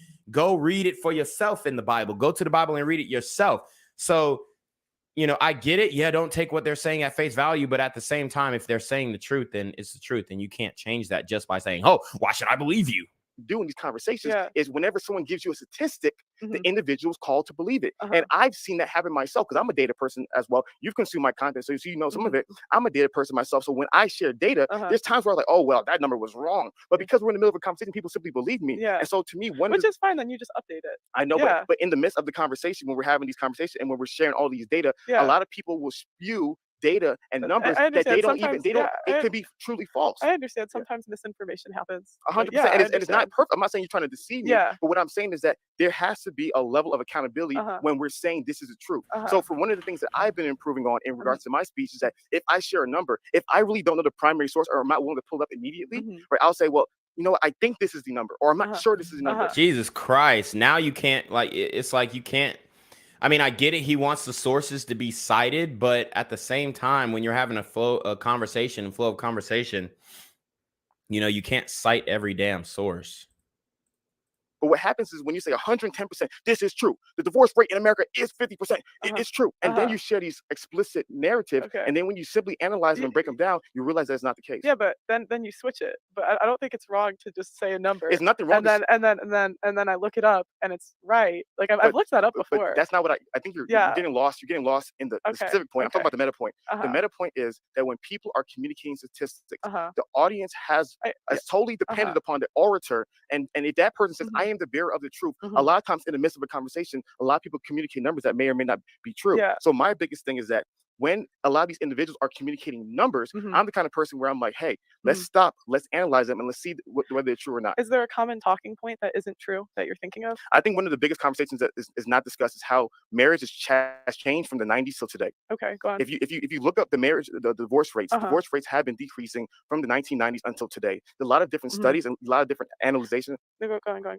A lot of different. So are you listening or are you trying to talk? I'm listening. I'm curious. I'm listening. Because you kind of seem like you're waiting for me to stop talking so you can say something. No, I'm listening. Go ahead. Are you sure? Yeah, I'm listening. Go ahead. Okay. I'm listening. So in regards to the divorce numbers, a lot of the divorce numbers that are communicated today, they're not also, those are a lot of previous numbers. And when you're factoring. Yeah, see, I don't like how he tried to little boy Pearl like that. Like, I mean, she's obviously listening. She just wanted to interject. The thing is, Hafeez don't let nobody interject in the conversations. That nigga want to talk 95% of the conversation. It's like, bro, that nigga just be talking to talk sometimes. To the trends that are leading to the lowering of divorce rates, as well as all the different cross-cultural analysis of divorces. There's a lot that can be learned about divorces. So in regards to the Western world and a lot of the divorces having issues, they're 100% right. But we have to communicate, well, here's the reality. The divorce rate has been going down. And why has the divorce rate been going down? And the reason why the divorce rate is going down is because we've learned a lot of different things about marriage, about divorce, about why did the divorce rate skyrocket initially in 1970s to begin with. And so there's a lot of, when you hear a number, statistics are great under the broad scope of a conversation. But when you're really trying to dive deeper into what's going on in today's society, statistics tell you a story, right? So once you understand the story behind the number, then you can understand why the number is practical. So in my question is, so one of the biggest things that we've worked on is that if we're going to give a number, we want to also tell the story behind the number and how is that beneficial to improving the lives of people today. And so to me, that's one of my different points of view is that if you're simply holding on to any worldview and the worldview is communicating certain things that may or not be true or may not be painting the whole picture, is this for the purpose of benefiting society or is it for the purpose of perpetuating a narrative? Wouldn't you say that the divorce rate's going down because people aren't getting married as much? So think about it like this. Let's talk about. Okay, so basically, the divorce rate is projected to be 44.2% by the end of 2022. we all know that divorce has skyrocketed, especially in the UK, with a 95% increase. In the US, I think it was between a 30 and 40% increase during the pandemonium. And this divorce statistic is based off of the marriage rates. So out of a population of 1,000 people, 6.1 people are getting married, and then 2.7 people are getting divorced. Okay. So he's right. The divorce rate has dropped. Okay. And that is a good thing. That is a good thing. But, there are some stats that say it's 50%. This is a projected stat. That 44.2 stat is a projected stat. And that comes from, let's see, let me just break it down. So that comes from memphisdivorce.com, which is Miles Mason. I think it's a study from Miles Mason Family Law Group. Basically some divorce lawyers, I guess. But let's see. Challenging 90% of Western married by age 15. I say, yeah. So I mean, there's multiple stats that's a projection, but as of now, the divorce rate's at 50%. Okay. Now that could change. Their projection could be wrong by the end of 2022, but what I'm seeing is the divorce rate is still 50%. Yeah, so the United States has the 6th highest divorce rate in the world. So let's see. Let's look at the divorce rates by country, which will be interesting. For all the passport bros, if you're actually looking for long-lasting relationships, this is the divorce rate by country, and this is so the United States is around 2.5 to 3%. Or not 2.5 to 3%, but 2.5 to 3 out of 1,000, out of a population of 1,000. So it looks like they don't have the data for most of Africa. Let's see. So as you guys can see, Brazil, it's not that bad in Brazil. It's like 1.5 from what I'm seeing. Peru, it's even lower than that. And then you get to Chile, it's even lower than that. They don't have the data for Argentina, Bolivia, because I know a lot of people are Colombia. Let's see, I can't even see the color anymore. So Colombia is even lower than that. Okay. I mean, this is what it's looking like. This is what it's looking like. The divorce rate is super high in Australia, Russia, as you can see. High divorce rate. They got South Africa. The data from South Africa. Okay, it's relatively low. But I mean, this is a world map from hot to cold on the divorce rate. And then they throw this damn ad into it. So very interesting shit right there. But at the end of the day, I mean, it's 50% divorce rate, 40 to 50. I would say they're going to argue about the semantics of that, but I still think it's a high risk. About divorce rate is by percentage. So let's do some numbers, because you seem like a very analytical girl. Let's talk about some numbers. So if the system of marriage is broken, right, and 1,000 people get married. Oh, I see. The rate would still be. I see. Okay. I see. So let's do it for the people, right? Remember, the red pill argument is the system is broken. So that means anyone who engages in this institution, whether or not you do it, it's broken. It's not going to work. It's going. Nah, that's not true. Just because the system is broken is a very broad, sweeping statement. It doesn't mean that everybody who participates in that system is going to get a bad deal. Like people would say, oh, the American criminal justice system is broken, so everybody who goes through the system is going to have a bad outcome. But there are actually some prisons, contrary to popular belief, who are practicing rehabilitation methods. It's just if the prisoners want to involve themselves in those activities and actually want to rehab themselves or not. Okay, there are some guys who are getting college degrees in prison. So, you could say, yes, the system is broken. We have an 85% recidivism rate, but what about those 15%? That doesn't mean that everybody has a negative And obviously that's not good, 85% recidivism rate. But I think that just goes to show that, you know, once a criminal, you're likely to continue a life of criminality. I don't think that necessarily means that the system is broken. Could they rehabilitate more of these individuals? Yes, possibly. But I don't think that there would be a significant change. Maybe it would move by 1 or 2 standard deviations, but it wouldn't be something that's just going to be a significant change in the data. If you put in even more rehabilitation programs. Going to lead to a 50% divorce rate. So if 1,000 people get married, therefore it should be 50% divorce rate. But then if 900 people get divorced, and 10 years later, instead of the 1,000 10 years ago, now 900 people get married, and that divorce rate is 40, not 50 where it was before. The question that must be asked is, these 100 people, why did that number change? If the system was broken, then therefore what is it? And the number didn't change. That number that he's spewing out, like he said, Pearl was spewing a number. The number he's spewing out is a projection. It's not the actual number. As it stands today, the divorce rate is 50%. Until we get the data for 2022 at the end of the year, then the divorce rate is 50%. That 42% number is a projection, and I guarantee it's not going that projection.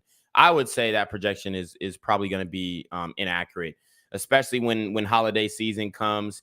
You see a lot of people getting divorced during the holiday season. So I think that number is going to end up proving inaccurate at the end of the year. Let's read some more. Alphazo said Pearl is way more aware than he is. Wolf in Sheep's Clothing says, QDG, were you at the Pollen House drinking Bud Ice? No. Wolf in Sheep's Clothing says, well, that's because African people don't get married. None of them can afford to do so other than the billionaires. Well, it doesn't matter if they can't afford to get married. The divorce rate is based off of a percentage. So it doesn't matter who. I don't give a fuck if 10 Africans got married in the whole damn year. If only 10% of them divorced, then the divorce rate is 10%. So we have to move in these percentages. We have to move in the way that the data are being presented, rather. Wolf in Sheep's Clothing says, all these men keep screaming passport bros, but once you get over to those countries, you don't even know the language or have anywhere to go to meet anyway. I mean, that's why there's a network of brothers who are traveling. You have to join these Facebook groups. You have to join these. And honestly, it's not that hard to learn another language. You can learn another language in a year. Alphazo says, and you could take classes over there, which would be probably more beneficial than taking classes in US. Alphazo says, build a network of friends to travel with and definitely learn the language. Yep. Wolf in Sheep's Clothing says, yeah, but I was just making the point. It's much harder than everyone makes it seem. You don't just fly over, grab a bitch and fly back and everything's Gucci. Well, you don't bring the bitch back. That's one of the ideas. You're not supposed to bring the bitch back. But yeah, I mean, like I said, it's not that hard to learn another language. You could literally learn a language on YouTube. There's Rosetta Stone. There's a whole bunch of different options. It's just like studying for a class. R. Barry says, as someone who grew up in a foreign country, I can tell you that wifing up a foreigner ain't as straightforward as the passport bros say it is. R. Barry says, you're more likely to find a gold digger than a girl from a respectable family. Well, what are you likely to find in the States, bro? Who's more of the gold diggers, the women in the States or the women overseas? Come on now. Alphazo says there are plenty of gold diggers in America. Exactly. Way more. So gold diggers are everywhere. Might as well find that one find one that is feminine, loving, and will do you right with less baggage and lower body count if that's what you want. Exactly. Yeah, I totally agree. House of Lamar says that's not what the movement is about. Stop belly aching.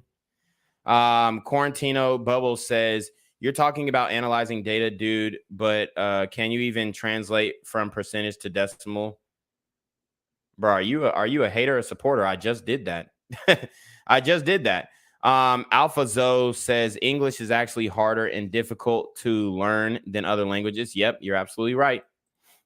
1,000, 900, 800, 1,200, 1,100, it should be the same thing. But if the number went down, but then the divorce rate decreased by percentage. Mhm. Why did it go down? Mhm. Who was not getting married? And Mhm. how would it contribute to the increase of divorce rates in the past? Mhm. And that's why I said the numbers will tell you a story. Mhm. And if you don't know the full story, Mhm. you don't know how the number is relevant to the lives of everyday people. Mhm. And that's what I'm passionate about. Mhm. Like I want to keep on saying it. Mhm. A lot of the red pill arguments are true. Mhm. A lot of them are true, mixed Mhm. with a whole lot of lies. Mhm. And we have to be honest. There is an ideological bent, and there is a for-profit bent for the ideologies. Mhm. But if we're simply going to stop. He's talking about the for-profit. He's talking about making money off the red vitamin. It's like, bro, this is literally what you are doing. This is what you've been doing. This is what you're doing with your little, not your little, but I'm not trying to minimize it, but your mastermind group, bro. I guarantee those guys cannot get in your presence unless they pay like $5,000 or $10,000. You're making them pay, Hafeez. Matter of fact, let me go to his page and see what this damn. Let's see how much it costs to really get on a consultation with Hafeez. Because if this nigga talking all this money shit like he don't give a fuck about money, but if the paywall to get in this damn elite men's group is high as fuck, then shit. I'm gonna be. So he put out a video, just said some men only want to see the world burn. Let me see the Soscast podcast here. So let me see what that is, because I don't. Okay, so that was the Coach Greg Adams podcast. Romance content for all men. Get the manhood course. So this nigga is selling a fucking course. The manhood course is $47.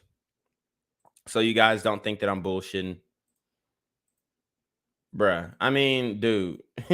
And I don't have a problem with guys selling courses either. I don't. But you're talking about, oh, well, I don't care about money. Then make the course free. Simple as that. Make the course free. Alphazo says English. Oh, Wolf in Sheep's Clothing says these guys screen passport and stuff, but they know they aren't ever going to leave the country. Alphazo says English doesn't make sense. And if redundant, when you break it's redundant if you break it down. Quarantino Bubble says I'm a supporter, but you need to know how to translate binary numbers to hexadecimal numbers to analyze data. Dude, I know how to translate fractions into decimals. I know how to translate these percentages into decimals, bro. It's not hard. I literally graduated with a business degree. Our Barry says y'all forget that people don't always marry for a bag. Lots of times it's about preserving culture and name. Wolf in Sheep's Clothing says, yeah, but to even get a job after college, you need a 3.5 GPA. I don't necessarily agree with that, but Alpha Zo says too many repetitive words and not enough distinction between masculine and feminine. Yep, but I don't expect most of you to know that exactly. Like in Spanish, which is my minor, there's a clear distinction between masculine and feminine, and then there's a clear distinction between the tenses when you're talking about preterite, past participle. There's multiple different grammatical, multiple different grammatical categories to speak about a certain time. And then there's different conjugations for who you're actually talking to. Obviously, there's conjugations in the American language, but it's not broken down as eloquently in these other language like Spanish. Said, I thought you were dropping the course last night. Yeah, I had a roadblock. My promo video isn't ready yet. R. Barry said, not everyone who lives in a foreign country is broke. I came as an international student and paid full tuition. Yeah, nobody said they were. Alpha Zo said, you don't need a 3.5 after college to get a job. GPA only matters in college. Once you graduate, you're the same as a 2.0 student. Facts. Wolf in Sheep's Clothing says all degrees from the South don't work up north. What? That is not true at all, bro. That is not true at all. A degree from the University of Georgia, bro, I could get a job anywhere. Like, even on my LinkedIn, I still have job offers. Alpha Zo says getting the job is about how well you present yourself, your networking skills, your on-the-job skills, and in internships. Yep. So Hafeez is selling Masculinity, 10 Steps to Healthy Manhood course. Every man wants to be successful. Not every man is willing to put in the work and sacrifice. By signing up for the 10 Steps to Healthy Manhood along with the Masculinity course, you will become a part of an elite 1% of men who take tangible steps to achieve their dreams. So that's a big oversell, I think. I mean, oh, if I take this course, then I'm going to become a 1% min. I mean, I think that's a pretty big leap. Okay. 1% in what way? In your physical appearance or your financials? I mean, really, like, how can you justify that if I take this course, I'm going to become a 1% man? That seems like false advertisement to me. This course will walk you through and provide you the foundational principles and tools to become the man you've always wanted to be and attract the woman who will be a blessing to your life. Okay. So, and like I said, I'm not mad at him for selling a course. I'm just saying, like, he said, oh, well, it's not about money. And it's like, dog, you got a fucking $50 course that you were selling for $99. And then you have 3 tiers of Patreon. Okay. Let's see. All the level up courses. So he got level up courses on Patreon, roommates manhood course. So we just clicked on that one. So he got the course in his link twice. This is a referral link to BetterHelp. We receive compensation for referrals immediately. So, okay, referral links, affiliate marketing, but he doesn't care about the money. Interesting. Get skills here at Skillshare.com/roommates. Is it free? Is it free?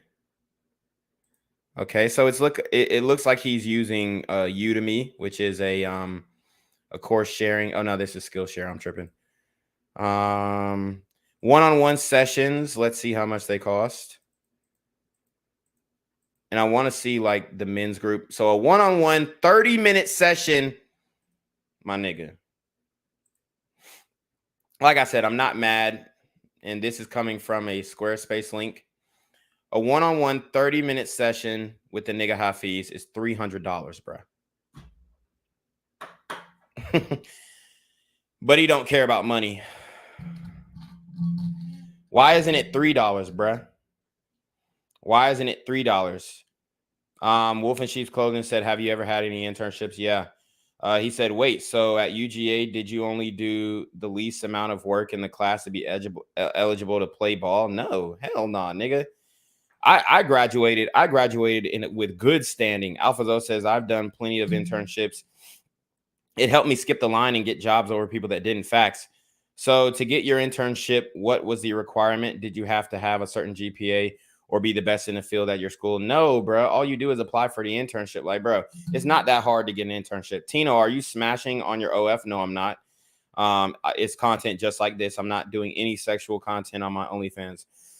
The Red Lens said, nah, man, it's my course that will get you into the top 0.5%. Screw that top 1% crap, JK. Key says, and are you a top 1% creator? No, I'm not.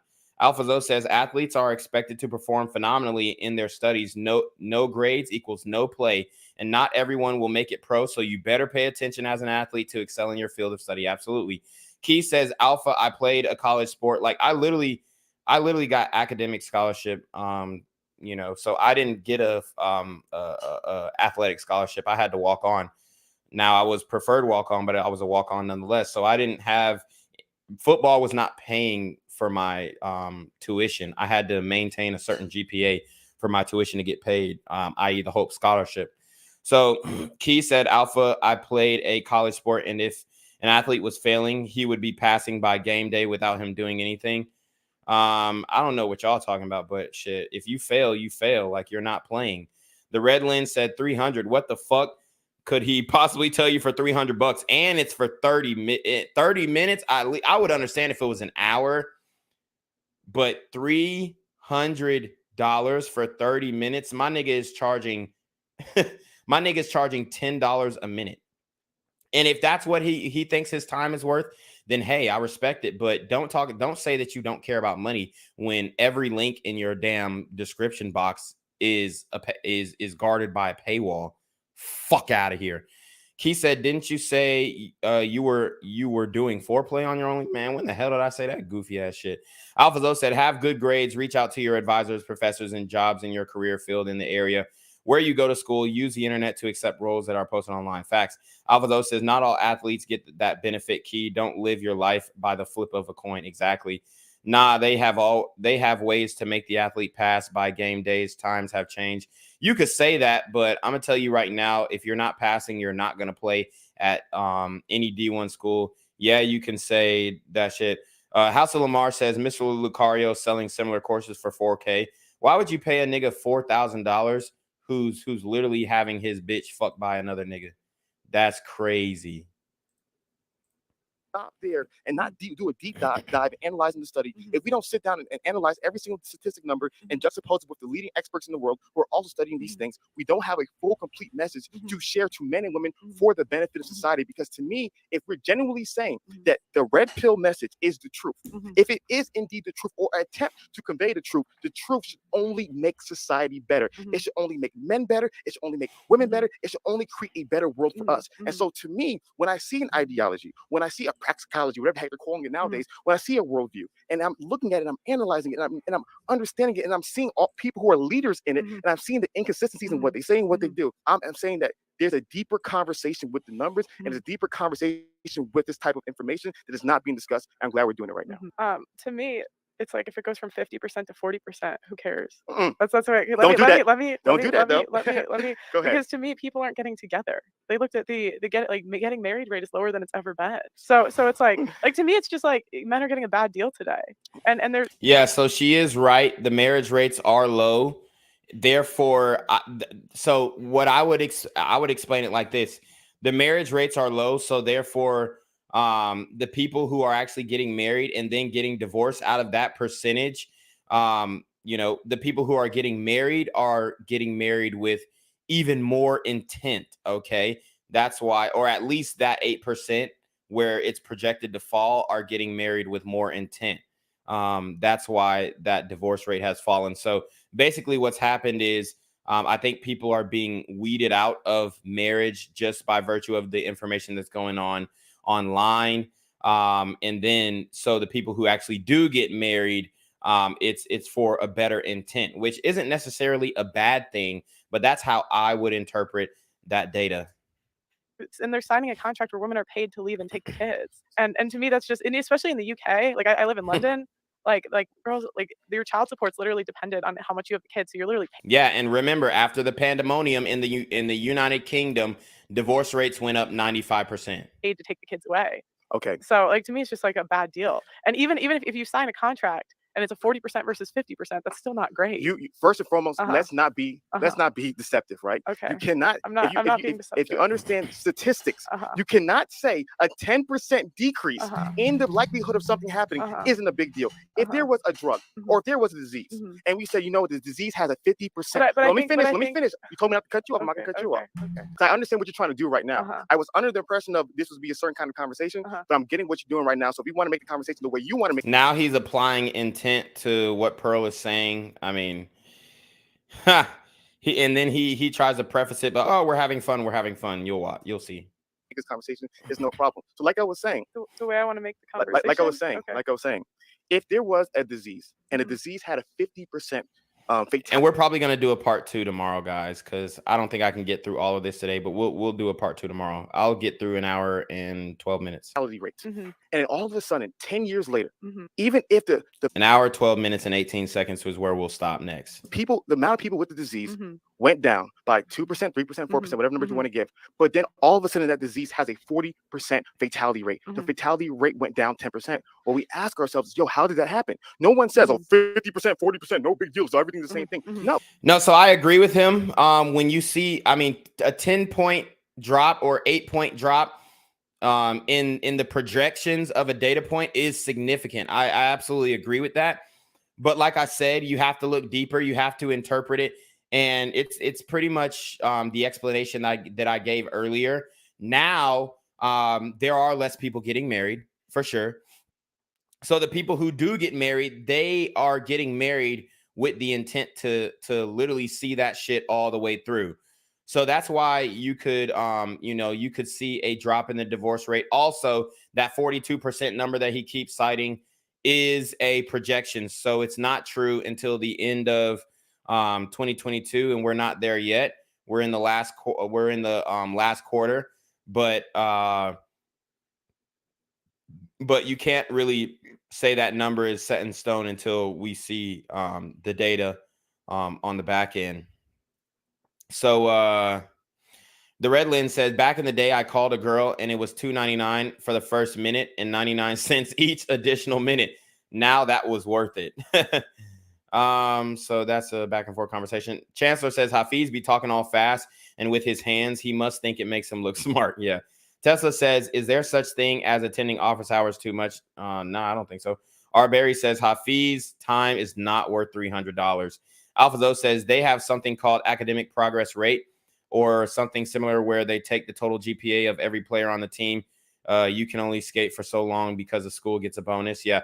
Alphazo says I was some professors' offices every day, or I was at some professors' offices every day. Some of them were tired of me, but they respected it and would bump up my grades and give me extensions on assignments. Also help me on major projects. Yeah, same with me. Tesla says, Zoe, did they tell you that they were tired of you, or did you tell in major courses? I feel myself needing help a lot and don't want to bother too much. Nah, you got to use them. They're getting paid for a reason. They're getting paid 6 figures for a reason. So you got to use your professors. Alpha though says girls selling pics for $2.99 now. Tesla says paying chicks to get on a phone call. Yeah. R. Barry says I could understand if he was traditional businessman or entrepreneur, but what he did was leverage a podcast to sell merch. Unless you want to be an influencer, I would not pay for his price. Okay, so that's back and forth. Tesla says, Tino, some professors got tired of you in office hours too much. I always attended, but I feel like I'm bothering, Okay, so they didn't necessarily get tired of me because I'm an athlete. So it's like they were almost, I went to tutoring, I went to office hours. So they were almost like obligated to help me. You know what I'm saying? Oh, you're going to be like, wow, it's still high than we would like it to be, but it's a lot. And they're obligated to help other students. I'm not saying that they gave me preferential treatment, but they never showed me that they were tired of me. I've always had great relationships with my professors, and I would bring them things. You know what I'm saying? If I knew they liked Starbucks, if I knew they liked coffee, I'd bring them a coffee. Some teachers' pet shit, but it worked out for me. Better than the way it was before. So what can we learn from that? What can we improve on that? How can we make that better? And so to me, going back to the ideology, my biggest thing is I'm all about how can we make the world a better place? And simply saying that 50%, 40%, that there's no big difference. It's deceitful. Deceitful. It is not communicating what's really going on. And so I think it's really cool. And I kind of now a lot of things are making more sense. But if we're gonna have a real conversation about men and women in today's society and marriage in today's society, we have to get into specific details. And this is my problem. Hafeez, all this energy that you got, bro, you need to be directing that at the Chads. You need to be directing that at the top 20%, the top 1% that you're saying you're turning men into. Those are the guys who are fucking these bitches hard and leaving them wet. So like he's got all this energy I think that he's got all this energy for, maybe guys in his comment section with red vitamin rage and whatnot. But let's keep it a buck, bro. The guys that are really out here doing the most damage, quote unquote damage, to the women, which the women are choosing them and whatnot. I don't even see it as the guys are doing damage to the women. I see it as the women are choosing the fuck up. That's really what's happening. Those are the guys that you need to be directing all this energy to, because the rich guys, the taller guys, the guys who are more generally attractive, who line up with, the things that women say that they desire, those are the guys who are running through these hoes, bro. So he's got a lot of energy for red vitamin guys who, may or may not be getting hoes. But in all actuality, it's like, bruh, your energy but you want to surround yourself with men who are in the top 1%. Well, those guys, they're fucking bitches, hard and leaving them wet. So I'm trying to really see, where his animosity is coming from. And it's not making that much sense. Tesla says Tino's. Oh no, I read that one. Key says, Zoe, what subject made you go to office hours every day? Okay, so y'all talking about the conversation and understand the nuance to each issue. So if you want to get into men getting a bad deal in marriage, we can talk about that specific issue. But I think sometimes it's very easy to be able to stay in our echo chambers, in our silos, and share these ideas without having them fleshed out to somebody who can give us some pushback. But I just think like you're missing the point. Like the point is that the laws don't favor men today. Like the point is it 50% or 40%? That's not the point. The point is that like right now it's a contract that women are paid to leave. And so if that's the way the laws are set up, I understand why men are walking away. Like, I understand why they wouldn't push marriage. So here's the deal. Mm-hmm. So let's play your game. I love to play your game. I'm not trying to like. It's not. I'm sorry. Okay. I'm playing. I'm having fun. Okay. Oh, wait, you're a content creator. See, this is how he's like, I guess, trying to soften the blows of what he's saying. It's almost like you say something, oh, respectfully, you're a dumb bitch. And I'm not saying he's going that hard, but it's just like, oh, we're just having fun. Oh, and he's like trying to come down on her hard because he's got a hard on for the red vitamin. Hafeez definitely has a hard on for the red vitamin, and he can't stand you niggas. that's what I've come to the conclusion. He can't stand you niggas. He can't stand you black pill niggas. He can't stand you red pill niggas. He can't stand you purple pill niggas. If you're not blue pill, he can't stand your monkey ass, man. He can't stand you.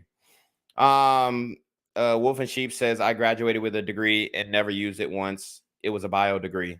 Well, you should have became a doctor then, bro. Guys, we're having fun. This is content. We have likes. We have people here. We're having a good time. Yeah. Don't take anything personal. Yeah. Some of the peppers might be too spicy. We're just having fun. No, I know. Go ahead. Cool. So let's play your game. Okay. Let's say the system is all the way effed up. Yeah. Men are getting screwed left and right. What do we do now? I think you change the laws. Like, honestly, I'd like to run for an office someday. I'd like to actually try to change the laws. I love what you just said. Yeah. I love what you just said.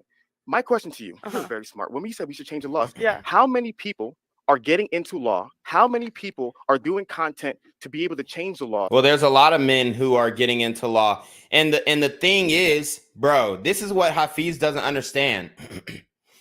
He wants content creators to go from content creators to political figures.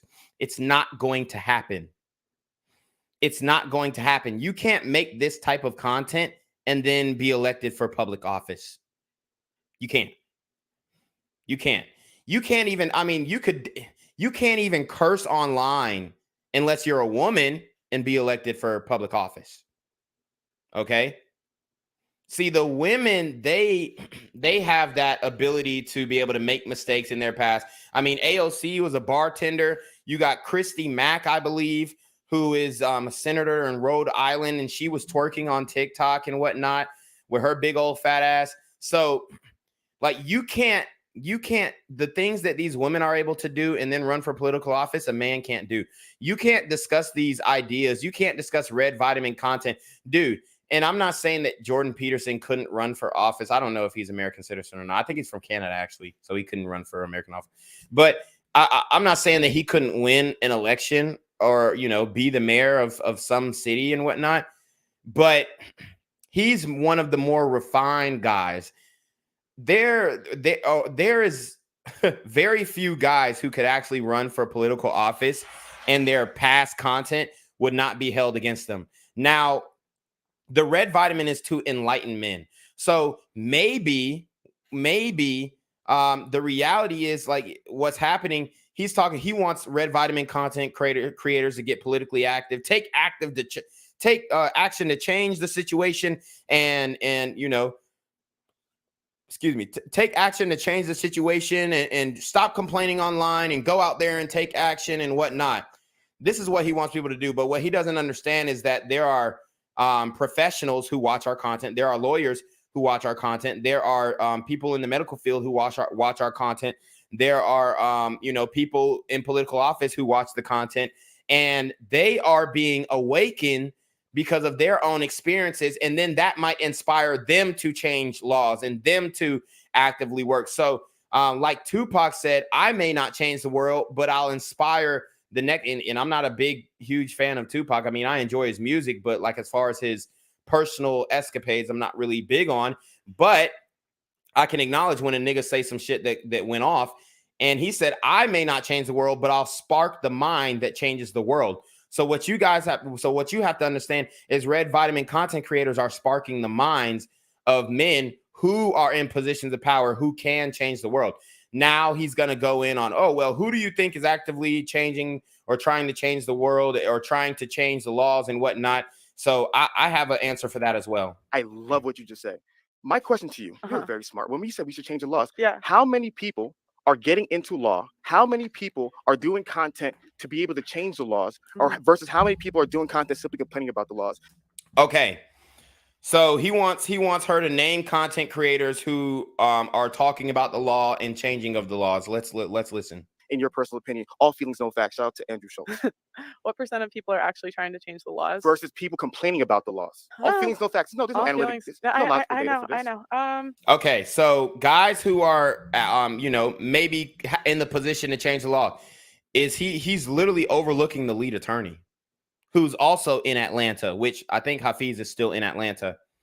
He completely overlooked the lead attorney. Shout out to the lead attorney. But the lead attorney is talking about these legal situations every day. The lead attorney is talking about how you can be a better man, and he's also talking about what the law is. So first you have to understand the law in order to be able to change it. And the lead attorney is helping young men, older men even, and even women understand the law. So that's the first step. And I think the lead attorney is a great resource for people to go to and listen to. And also, Fresh and Fit also had some married attorneys who I met the guy. I forgot his name though. But Alpha Zoe knows him. But they have attorneys on their show speaking about the law. So don't act like, why the fuck is he acting like men in the red vitamin space are not trying to help other men? I mean, yeah, you could say, okay, some niggas are just 100% in it for the money, maybe. But at the end of the day, you can't convince me that, oh, it's just 100% about the money. That's why I don't like when he says, oh, well, it's not about the money at all for me. We know that's bullshit because every link in your description box has a paywall over it. So it's just like, bro, what the fuck are you talking about? I would respect it more if you say, yeah, man, I'm trying to make a buck off these niggas. Yeah, I grew my platform on red vitamin niggas, but fuck them niggas now. They pay my bills, but fuck them niggas. Okay. Alpha Zoe said, control your emotions and don't let nobody trick you out your throne. It ain't worth it. But we all live and learn. Yep. Reclaim your throne, guys. Quarantino Bubble says, college debt relief is coming. Y'all ready to pay for these people's art degrees? On God. This is back and forth. He says, Alpha, what are you doing in your profile pic? I can't see it well. Okay. Alpha Zoe says, use your business degree to start and run a business for work for a big work for a big company. Learn all the secrets of how they operate, then start your own corporate thugging. Fact. Key says, is college office hours actually every day too much? I don't think so. I don't know. I've met a lot of men's rights activists. They actually have have you ever talked to that community at all? Yeah, of course. I've seen the Red Bull documentary. No, not even that. Like, they have whole groups. I don't know. Like, that's my. You couldn't take. You're a smart woman. You have no educated guess in the world. I don't The lead attorney. think you're gonna like my answer. It's And not- that's- it's no, it's feelings, I know. no facts. I I've said, got I good feel feelings. like there really aren't that many content creators in the red pill space. Like, Facts. The red vitamin space online is fringe. It's like on the offskirts of YouTube. Like, red vitamin content on YouTube is like 0.00001%. But because Hafeez, had red vitamin rage and he was looking into all the red vitamin content creators at one time and they were in his YouTube feed and they were looping in his feed. Now I think he has situational bias where he thinks there's just a plethora of red vitamin content creators out there, when in all actuality, I mean, the major red vitamin content creators, you could count them on your hands and feet. I think it's a generally small space on YouTube. So if I had to guess, there's probably more lawyers trying to change the laws. Okay, so Or like lawyers that like defend men and that sort of thing. I love it. Yeah. I love it. There's more lawyers. Yep. Yeah. My biggest thing is, let's say the laws are broken. I'm about solutions. Yeah. So what I'm saying is, if you truly believe, if you're like, man, the system is broken, then the system got broken because somebody broke it. So you're saying that before the system was working. Is that safe to say? Was the system working before? Before. So just because you say the system is broken doesn't mean that it was always fixed. Okay. Like, people are saying, oh, the system is broken now, but you have a better argument saying the system was broken in the 60s or in the 50s than saying the system is broken now. So that saying the system is broken is all about perspective, really, because yes, the system did not work in favor of women back in the day. Even in the UK, I think there was this thing where if the woman left her man, she wouldn't be able to keep the child. And I think that law got changed in the 50s, maybe the 60s, something like that. But even in the US, the system, quote unquote, favored men. Okay. And I mean, it's arguable because, like I said, throughout all of civilization, women have lived the most comfortable, easier lives if you want to compare the genders. But overall, the system had flaws initially. So that doesn't mean that it used to be fixed, now it's broken. It means that, you know, it heavily favored men, now it heavily favors women. How can we come to a middle ground? Yeah, but I'd say before no fault divorce, it was more fair. Okay. It was more fair. So yeah. so the system, so in And birth control. I actually think birth control is like the root of all evil. was it working? Was the system working? Yes, more. It was more fair before, I would say. Okay, so she said it was working before said it was more fair.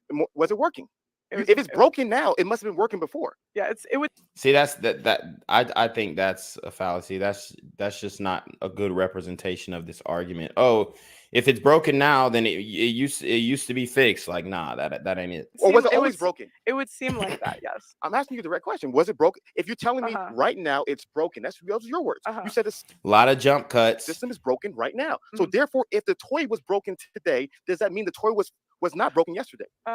Well, because what I'm thinking is there's like multiple points that I would pinpoint that started to like cause the decline of relationships in the West. So it's like you could say no fault divorce, but like then I would also argue that birth control contributed. I would argue like that the beginning of feminism, because I don't believe in like first wave, second wave, third wave. Like I think there's multiple things, but I would say before it was more fair. Does that make sense? Okay, so we'll stay in your lane. Yeah. I love what you brought up because no fault divorce in 1970s changed everything. Yeah. I keep on forgetting the name of the birth control. Is it Envoy in 1950s? Forgot the name of the first birth control in 1950s. It changed the whole entire game, right? But you primarily said the system today is broken to not benefit men. Yeah. Right. Yes. And so my argument is that if you had a community of guys who are investing all their money, all their energy, we're getting into law. We're supporting these people. We're putting these people on our platform.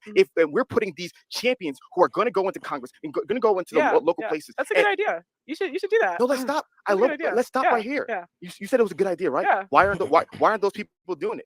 Because you're the one who told me they believe the system is broken. That's what you told me. So therefore, if they believe it's broken, like I explained earlier, they're sparking the minds of people who can actually change the system. Hafeez, you can't not everybody's gonna be a fucking Renaissance man. Like, you can't just expect every red vitamin content creator to get involved in politics, bro. Some people are not able. Some of these red vitamin content creators have felonies. Some of these red vitamin content creators can't even, don't even qualify to hold office. So if a guy is spreading a message and that message is contrary to the dominant society, the likelihood of him being elected into some type of political office is very low. He would have to hide his ideology, hide his ideas, and pretty much play politics and lie to the people, which you specifically say that you're against because you think that red vitamin content creators are lying to the people. Why are they not doing everything in their power to fix the system? Well, I think from their point of view, it's like it's more powerful for men to walk away because like women need an incentive for the laws. I agree. The hoes will not learn unless their options dry up.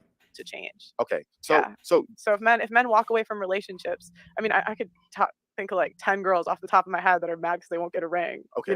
So here is the reality. Yeah. Do you really believe? Do you I'm talking about solutions here. Yeah. So you're saying the better solution is for men to walk away from relationships. That's a better solution. Walk away from modern westernized women. I don't see anything wrong with that solution because you're still having a family.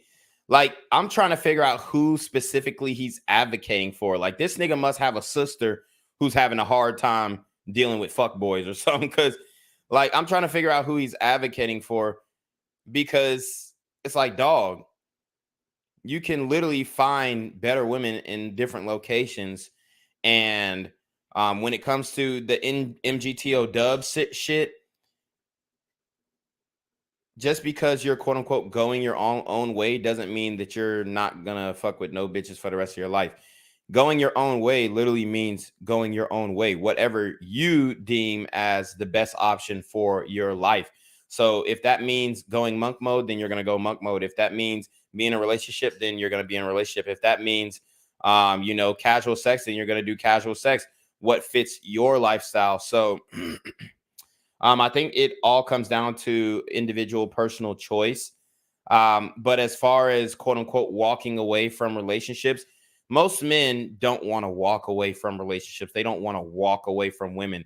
They want women who are going to be a complement to their life and not a burden. And what you'll find here is that in the red vitamin space, a lot of guys have realized that, oh shit, we're just not regulated to these Western women. We can go find women who are actually going to be a compliment. Alphazo says, I learned plenty in business classes and also met future Wall Street execs, business owners, and a network of friends that I could work with or hire. Facts. Key says, so even when everything looks bad and down, I should still push forward when nobody believes in me. I guess you're talking about quitting school. Bro, just keep going. Just finish. It's not even that hard, honestly. Losing for society. No, no, that's not my point of view. I said I think that's a lot of their point But you of know view. red pill more than I do. You're the one that teaching me earlier. I'm saying that's their point of view. Who's there? Who's there? I would say that's like the MGTOW group. Okay, the MGTOW. Yeah, the MGTOW So group. do you believe it's a good solution? Cyrus Cherry puts $10 on the super trap. He says, Black Conservative Perspective made a video about red vitamin guys. They shouldn't be lumped in with conservatives. A lot base their worth on money. What happens when that leaves? Is Sneeko still high value? I mean, the whole high value man is different from red vitamin. Like, you can be a high value man and not be red vitamin. Like I said, from my understanding, the red vitamin is a lifestyle, and I'm not afraid to say it's an ideology. It's a series of ideas and theories that are backed in biological truths, biological realities. So let's see. Let me just read that again. Yeah, I don't think that red vitamin guys should be lumped in with conservatives for sure. But I don't think that red vitamin bases their worth on money. I don't think so. Maybe the top content creators that you see, but I don't think overall that's what it's about, for sure. Key says, what the hell? My dog's tripping. Hold up. Key says, my degree is hard, bro. I'm an engineer student. I won't switch majors because there's nothing else I'd want to study. I get that. Alphazo says, all you need is your faith, dedication, and think about those that supported you on your road to where you are right now. To be honest, all you need is C's to pass. Not that hard. Do I believe that's a good solution? It could be. I don't know. I'm not claiming I have all the answers. Of course you don't have all the answers. We're just talking. Yeah. So I have a couple solutions. So I have a couple ideas. I'll tell you. I'll tell you. The first idea I have, I'm going to start a wife school. I love it. Yeah. So we're going to turn 304s into wives. Let's stop. That's my first idea. Can we stop right there? Or okay. do you want to go through all the ideas? No. You asked me. I'll tell you.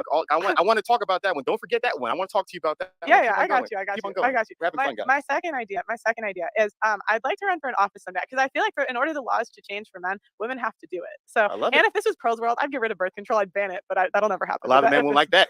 A lot of the men, that's my guy right here. He said, hell no. He said, don't get rid of that, baby. Okay, yeah. Getting rid of birth control is wild. That's different. That's different. I don't know why Pearl would want to get rid of birth control. I mean, you have condoms, so it's not like, that's not a contraceptive as well. I guess you could make an argument for getting rid of birth control because of what it does to female emotions and their body and all that kind of stuff. But I mean, I would like to see why she would want to get rid of birth control. Very interesting. World, I'd ban birth control. I think that's the root of all evil. And I'd actually go for okay, I get it. So birth control is the root of all evil. So birth control enabled women to have indiscriminate sex. Okay, I get that. But at the same time, it's like, bruh, you could wear a condom. I'd go further. Go ahead. But I'm kind of extreme. Say it. I don't think women should vote. Huh? So she said she doesn't think women should vote. Okay, I mean, wow. So like I said, like this is something that Pearl said. If Pearl runs for office in the future and somebody clips that and says, "Oh, I don't think women should vote," it's over. It's literally over. That's what I'm telling you. If you make red vitamin content, you cannot run for political office. They're literally going to clip that right there and say, oh, it's over. She doesn't want women to vote. She's a misogynist. It's over. It's over. Okay. As far as women voting, yeah, they vote with emotions. Yeah, they vote overall blue. I wouldn't say just take away the right to vote, but I think that we should be more educated on the individuals who we're voting for. But, you know, that's la la land. That'll never happen. Even you can educate somebody the most. Like, I could tell you all the negative shit about your favorite political candidate. Like, I mean, even so much information has come out about Hillary Clinton, and you got bitches still supporting Hillary Clinton. So it's not going to happen. Lord Jesus, keep on going. Yeah, No women, you can't vote. No birth control. Keep it I going. know, because it's always freedom without responsibility. And I so, love like, it. the Women reason should not no, vote. but, Pearly but said it herself. I'll tell you why, though. I'll tell you why. I'm not big on that, though. I don't support that. Because it's freedom without responsibility. I love And before women, like like I believe in consequences for your decision. So the men know if they vote someone batshit crazy into power, you guys get drafted. We don't. Women decide elections. We're 55% of the population. I think if we want to vote, equally draft us. Y'all want equality. And personally, I don't want to get drafted, so I'll be in the kitchen. Yeah, so I mean, I do agree with that. Yeah, I don't agree that they shouldn't be able to vote, but I do agree that they need to be getting drafted if they're going to have the right to vote. I mean, I think that people who don't own property shouldn't vote either. So it's not even just based off of gender. I think if you don't have a stake in this country, then you shouldn't vote, point blank. That's how I feel. She said, "Women, no voting." Let's go. I want more solutions. Keep it going, bro. Yeah. This is my world. That'll never happen though. Keep it going. I love this. Yeah, that's it. That's all I got. Okay. Yeah. Chancellor says women shouldn't vote, especially if they don't have a husband. Wow. Alphazo says medical field, law, politics, technology. R. Berry says Pearl's ideology has me suspicious. No woman today is this self-debasing. I think she's talked to a good amount of women, and she's kind of like turned off by what they're saying, especially when she speaks to sisters. And you would think that the sisters in the UK were different from the sisters here, but I mean, they might even be worse. From what I'm seeing, like, at least I'm used to dealing with that ratchet shit with a bitch here. Like, now it's like, oh, shorty talking like she's shorty speaking the king's English, but what's coming out her mouth is straight nut shit. Okay, that one is not relevant. Then Quarantino said, then only people who could vote would be rich people. That's a bad take. Nah, you don't have to be rich to own property. Quarantino Bubba says, even higher middle class people cannot get a mortgage in today's world. I don't know about all that now. It's not that you can't get a mortgage, it's that they don't want to get a mortgage because of high interest rates. But I definitely think that you have to have some type of stake in the country. Maybe not the fact that you own property, but it's got to be something, bro. It's got to be something, because it's like it's too many fucking nutty ass people voting. I'm gonna just tell you that right now. And then we got illegal immigrants voting too. It's all bad. R. Berry says, yeah, your take on only property holders being able to vote is too extreme. I mean, I could be wrong, but I don't think it's that hard to own property. Like, you could get a cheap ass piece of land for less than $10,000 and now you're able to vote. So I don't know. Yeah. So you wanted to start with wife school. let's start with wife school. Man, we've gotten so deep in the conversation. I'm really excited. I hope we have a lot of time today, because I really want to dive into everything that you want to go to. Yeah. I'm being honest with you, bro. Here is my only criticism of female content creators such as yourself. Okay. And y'all know we're very critical of female content creators as well. So let's listen up. If I'm being 100% honest with you, I don't want to ever say anything behind your back. Quarantino Bubble says we still have women who own property who are nuts and they're voting. It wouldn't help. Like I said, I don't think it should be based off of gender. I think it should be based off of your stake into this company. So, matter of fact, I'll say, how about this? In order to vote, you have to have a valid ID. Doesn't have to be a driver's license, but it has to be a valid ID. I would say no felonies. Okay, no felony record. I would say, are up to date on, even though I'm not big on Uncle Sam, but are up to date on your tax returns. You got to have some type of stake. I don't like the idea that people who don't pay taxes are voting. That idea is that kind of irks me. So, and we know it's a whole bunch of welfare queens who are not paying taxes, but who are benefiting from the tax system and they're voting. Which I won't say to your face. I feel like you guys are pandering. I feel like you guys are pandering to a certain community of men who freaking like it's Pornhub, OnlyFans, red pill female content creators are all that gets them going. That gets them excited, right? No, bro. I mean, I get his frustration with red vitamin female content creators, because I have a frustration with red vitamin female content creators, and it's not so much about them being a woman. I think it's about their growth. It kind of gets on my damn nerves that that they grow so fucking fast, and there are men in this space who have been doing it way longer. So that's a critique of, and it's not just Pearl, it's just female content creators in general, which she understands that being a woman gives her an advantage. As a matter of fact, we discussed it when I interviewed Pearl back when she had like 10, 15,000 subscribers or something like that. So I think that, their growth is, I'm not going to say it's an issue, but it's something that is extremely unfair, because the women, even though, she's been taken off of TikTok and whatnot, on YouTube, you have more leeway to speak your mind. The thing that the redeeming quality about Pearl is that she puts people on. She collabs with other guys. She put on, I'm not going to say she put on King Riches, because he was doing his thing before, but she definitely threw him on her channel, let him use her studio, helped him grow. Okay. And I respect that. If she was hoarding, if she was hogging the pie like Ali Drummond does, she doesn't collab with other red vitamin content creators that have less clout than her. She doesn't like bring up guys in the space, where Pearl, she'll actually bring guys up in the space. I think that other African nigga that she had on her shit, I'm not gonna say she brought him up, but she definitely gives him a space on her platform. So I think Pearl sharing the space is a redeeming quality that makes me want to invite her into the red vitamin space with open arms, because she actually brings on men and other male content creators on her podcast. So that, I think that really differentiates herself. Let's see. Alpha Though says Pearl is actually more aware than you think. Quarantino Bubbles says we still have women who own property who are nuts and they're voting. Okay, I addressed that.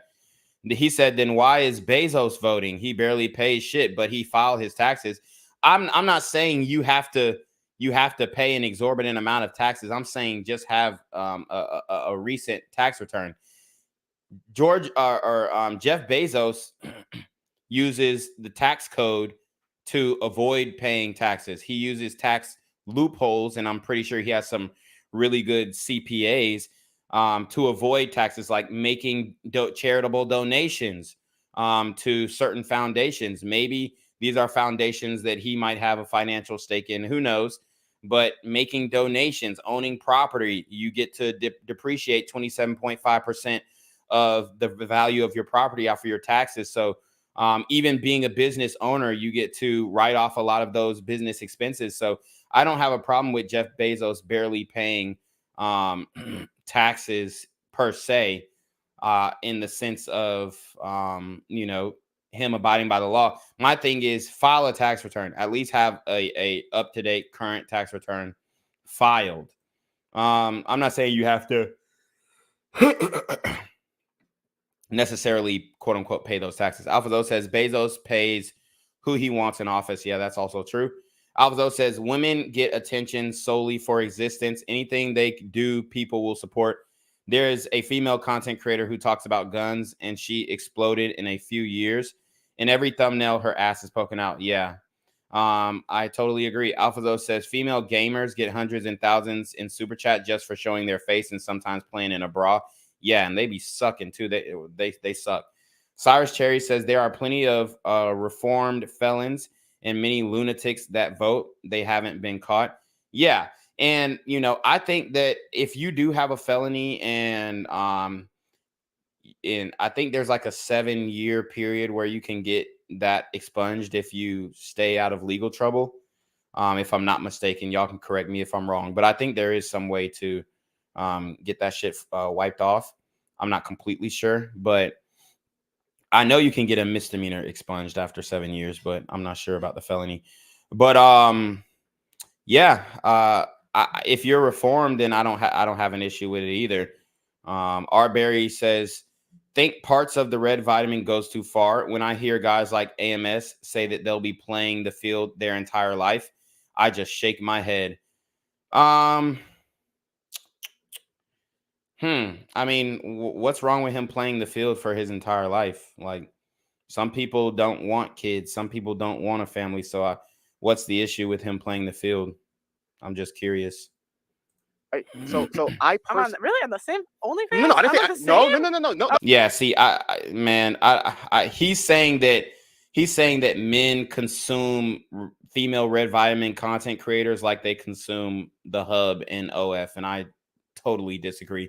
There's so many guys who won't subscribe to Pearl just because she's a female, and there's so many guys who will subscribe to Pearl just because she's a female. So, and there's plenty of guys who think Pearl is a chameleon.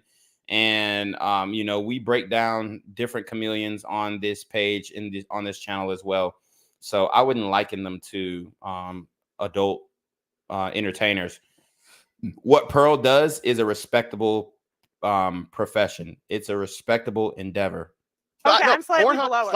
Wow, wow. Thank God. You can't compete with them. I'm sorry. Oh, You can't compete with them. Okay. So wait. So if the OnlyFans, the Pornhub is number that's one. A 10. Like Yeah. on like 1 to Yes, like yes, and 10. then where do the OnlyFans?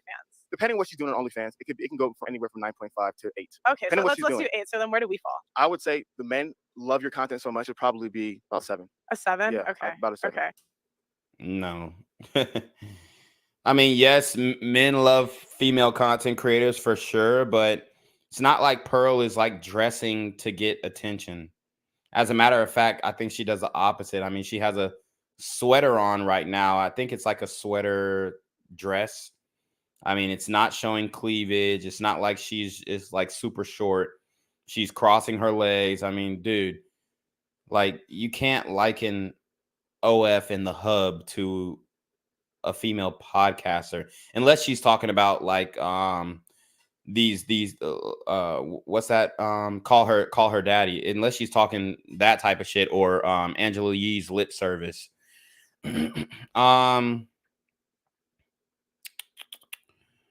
Let's see.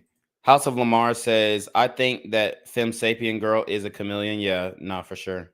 So you said pandering, so you think I don't actually believe any of this? No. Because that's when I hear pandering, I look that up because people say that a lot. Yeah. And it basically means you just say things because you don't believe it and you just want that. So if I want to clarify, I said if I said, because memory's a bad recollection at that time. If I said you are pandering, I was wrong. Okay. I feel like at times content creators, I didn't say you. Okay. Content creators like those pander. Well, there's only a couple in the red pill space that are women. I would say. So it's not about red pill though. Yeah. No. Okay.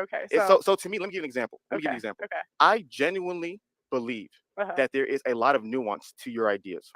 I genuinely do not believe you share all your nuance online. I genuinely believe you're an extremely smart content creator. I genuinely believe you understand what gets clicks, views, X, Y, and Z. I genuinely believe that you're an individual who's very calculating what you say and what you do. So therefore, I was coached by you. Listen, that's why it breaks my heart. It breaks my heart. It breaks your heart. It really does. I'm not gonna lie to you. Why? Because first we had a session. You weren't coached by me. I know. We had a session.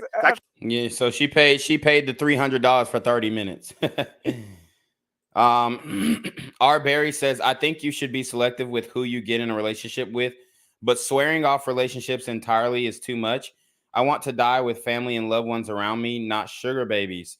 I totally get that. But I'm pretty sure AMS is in multiple relationships, and to say that those women don't necessarily care about him, I don't know his situation, but I'm sure that they love the hell out of him, and if something were to happen to him, they would be around. I think he's trying to make a reference to the way that Kevin Samuels died, but from my understanding, Kevin Samuels, him and that girl, I'm not going to say they were going to like take it all the way, but I mean, they mutually fucked with each other and there was an attraction there, and he spent his last time he spent his last hours with a bad bitch. You know, I'm not really mad at that. And at the end of the day, you never know how you're gonna die. So you're saying, oh, I want to die with family around me. You're kind of painting this picture as if you're gonna be like on your deathbed with like a terminal illness or something, not even just an illness, but just like dying of old age. And then you're going to have your family around you praying for you to go to heaven and holding your hand while you're dying. And my nigga, you could die in a car accident driving alone, and your family's not going to be around. So as long as the people that you care about and that care about you show up to your funeral, then, you know, and you have your affairs in order, that's all you can really ask for. But I definitely support having children. I definitely support family. And I'm not against marriage I'm against signing them documents for sure, but I'm not against, taking one woman and starting a family with her. I'm not against that. Like I told you guys, I'm purple vitamin. Cyrus Cherry said, I think a sugar baby relationship is fine. A lot of men work just to support their family. When they lose their job, sometimes the women leave with the kids. Yeah, most times they leave with the kids. Yeah, I mean, shit. It is what it is, man. Can't put my stamp on that. Hafeez, I'm kidding. I can't put my stamp on that. We having fun. We just having fun, all right? So see, we having fun. My belief is I find it very patronizing. That deep down inside, I feel like you're a woman. How in the world do you believe everything a man believes? You should have nuanced positions. That's the beauty of the masculine feminine, where there's similarities and there's differences. So when I hear a logical woman, I definitely expect to hear her to communicate things that the logical male and female understands. But I also expect, because she's a feminine individual, and you believe men and women are different. So therefore, if men and women are different and both of them are communicating their ideas, there's going to be differences and nuances to their ideas. And so therefore, whenever I see, not saying you, remember I told you this, I don't watch a lot of content, so I don't know it. But whenever I see those pro male female content creators, and I see like they always have the same male talking points, and there's no uniquely feminine talking points that men won't agree with, but she stands in that because she is a woman and her ideas are different. Sometimes I wonder, is this person fully communicating how they feel, or are they at times pandering because they understand that by communicating this way to this audience, I'm able to do better? Not saying you're doing so. I don't want you to get mad at me, because I don't know your intention. I don't know you. I'm just communicating.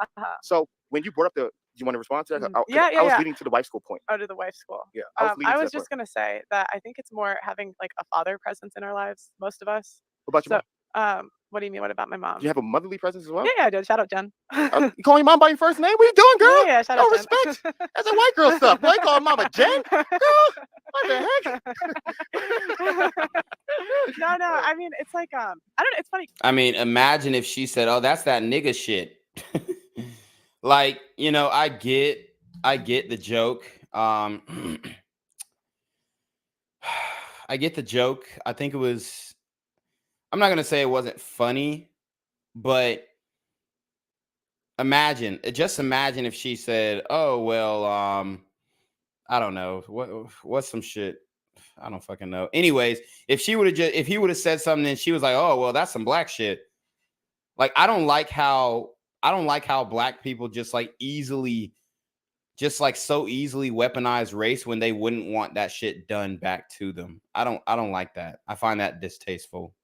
Because I would say naturally, if I take a personality test, it says I'm very left. It says I'm very liberal. So a lot of people think I'm more like left when they first meet me. But like my dad was just always there to like dispel everything. He doesn't believe in the voting thing though. He thinks I took that too far. Shut up, Pop. And I'm not picking on you. Let me. And for the record, I don't believe in that either. I don't believe that women shouldn't be able to vote. I believe that they make bad decisions when they do vote, but I don't believe they should be stripped of that right. You made the wife school. I truly believe women like you. This is why I wanted to talk to you. I wanted to say this to you personally. I don't want to do doctor. I want to say it to you personally because I think it's great content. Women like you have the power to change everything. You made a point in this. You said you believe women can make a change. I truly believe. Yeah, that's the only way that it's going to change with women. I mean, men could change the laws all they want, but look at men. Look at what men did when Roe v. Wade was overturned. Even though there were women on the Supreme Court as well, Roe v. Wade was overturned. What did the women do? Oh, well, men can't, decide what a woman does with her body. So any decision that a man makes, the woman is going to go against it purely because he's a man. you are so correct. Women such as yourself wield so much power to make a true lasting change in this society. Women such as yourself have so much power and ability to make a true lasting change in this world. Yeah, I agree. And so to me, my biggest thing is that I Another jump cut. want women such as yourself living out your full potential and your full skill sets to be able to truly transform the world. And so to me, when you made the wife school reference, I was like, man, I'm glad you went there. Yeah. Because the first reason it was, are you married? No. So that's why I need wife school. That's why I'm putting it together. No. Let me look. Okay, so let's address that. He asked her, is she married? Which is a great question. Okay. Shout out to Hafeez for this question. So, yes, it is definitely a conflict of interest for a woman giving relationship advice, which Pearl says she doesn't really give relationship advice. She kind of is an observer and gives her opinion. So I'll give her that. But the thing that's going to make it difficult for Pearl to get married, okay? For one, from my understanding, I'm not going to say she's not interested in white men, but from my understanding, she's more interested in black men. I mean, just look at the people that she brings on her channel. So that's going to be a difficulty in and of itself because we all know the data when it comes to interracial relationships. And I'm not against interracial relationships. As a matter of fact, I am in an interracial relationship right now. Okay, so that might be difficult. I'm just saying like what might be working against her to get quote unquote married. For two, she's not willing to share a high value man. I had a discussion with Pearl on my podcast, and she said that she wasn't willing to share a high value man, which, you know, I get it. It's her prerogative. But for her to be able to get a guy who makes more money than her is going to be very difficult, especially since she got 500K subscribers. Okay. I mean, let's just go to the Social Blade. The Social Blade is not 100% accurate. I do want to make that clear. Social Blade is not 100% accurate, but let's see. Pearl has, oh God, Jesus Christ. So Pearl has 517K subscribers. According to Social, and she has one of the highest grades on Social Blade, an A-, which is pretty fucking good. Her subscriber count has gone up 140K in the past 30 days, which is absolutely outstanding. Her estimated monthly earnings is between $17,000 to $276,000 a month. Her estimated annual earnings are $207,000 to $3.3 million a year. Those are staggering statistics. I've been in this YouTube game since 2008, I would say. My nigga, none of my channels have surpassed 10K. And I mean, from my own perspective, I'm a really good content creator. I'm well-rounded. I'm funny. I speak about multiple different topics. I got my fitness on point, got my skincare on point. So yeah, this is another issue that it's not a specific issue with Pearl. Don't get me wrong. It's an issue with the YouTube algorithm and the way that they allow certain content creators to blow up and the way that they stifle other content creators. That's my main issue with that. AlphaZo says she's also tall and very basic for a snow bunny guy who date IR wants somewhat features that stand out. Yeah, so that's another thing that I was going to say. She is a taller woman. She has like a antebellum look to me. She has more of like that antebellum look. She wears those type of dresses. She kind of dresses like, you know, a 50s housewife, which is fine. But I think that is going to be ultimately, it's going to make it difficult, to find. I don't know what she's looking for specifically, but I'm just saying as far as like marriage goes, dating IR is going to be a hindrance. The height is going to be a hindrance because now, who she's going to have to deal with a guy who's her height or a little bit taller. Then there's another thing where she's making that type of money. So she's going to have to look for guys who make that type of money and I'm not trying to specifically necessarily judge Pearl's looks, but they're looking for like, I'm not going to say the Instagram model looking type, but they're looking for, I'm going to say they're looking for like eights, nines, and tens for sure. Alphazo says she's not ugly, but very vanilla, and she's unwilling to share a man. Yeah, I think that's going to be her main hindrance. R. Barry says, I'm 27, got married 4 months ago. Didn't mean to offend you. The culture I'm from is very family oriented. Well, I hope you got a prenup, bro. I hope you signed a prenup, R. Barry. Don't be like Hafeez. Sign that damn prenup, bro. Yeah. If you really want to help women, Yeah. I can tell you exactly what to do that will be able to help women. Here's the reality. When it comes to male content, this is not important. They actually think this is a sign of weakness, but this is not important. They don't give a dang if you're married or not. So he said being married is a sign of weakness. I don't think any man thinks being married to a woman is a sign of weakness. I think if you do it wrong, it's a sign of weakness, like the way that you did it, not getting a permit or a prenup is definitely a sign of weakness. Because it shows that you went with the trust narrative. Oh, you don't trust me? You don't trust me, Hafeez? You don't trust me? Like, I think that's a sign of weakness. I don't know anybody who says marriage is a sign of weakness, especially if you got, the family, the kids, the white picket fence. Nobody's shaming guys for being married. I'm trying to figure out where he's getting that from. Men don't care. All men care is, can you have sex? Can you get laid? If you are a man and you can show and prove to people that you can have sex. Well, I mean, if you're married, I mean, we know there's a lot of sexless marriages out there, but if you're married, that kind of shows that not only can you get a woman, you can retain a woman, and you're probably having sex, especially if you had kids. Other women, other men will respect you. I'm not making the rules. That is what happens in male content. So male content creators don't have to be married for other men to respect them. Well, that is true. The male content creators don't have to be married for other men to respect them. The bare minimum is being able to get bitches. Okay. We see Lucario is a male content creator. He is married, but we don't respect his marriage because it's an open marriage. You see Donovan Sharp, he has his girl, and they're not married. I don't know, but I don't think they are. He says that they're not married, but people respect their union. Okay, obviously there are guys online who make jokes about them and whatnot and talk crap, but overall people respect their union.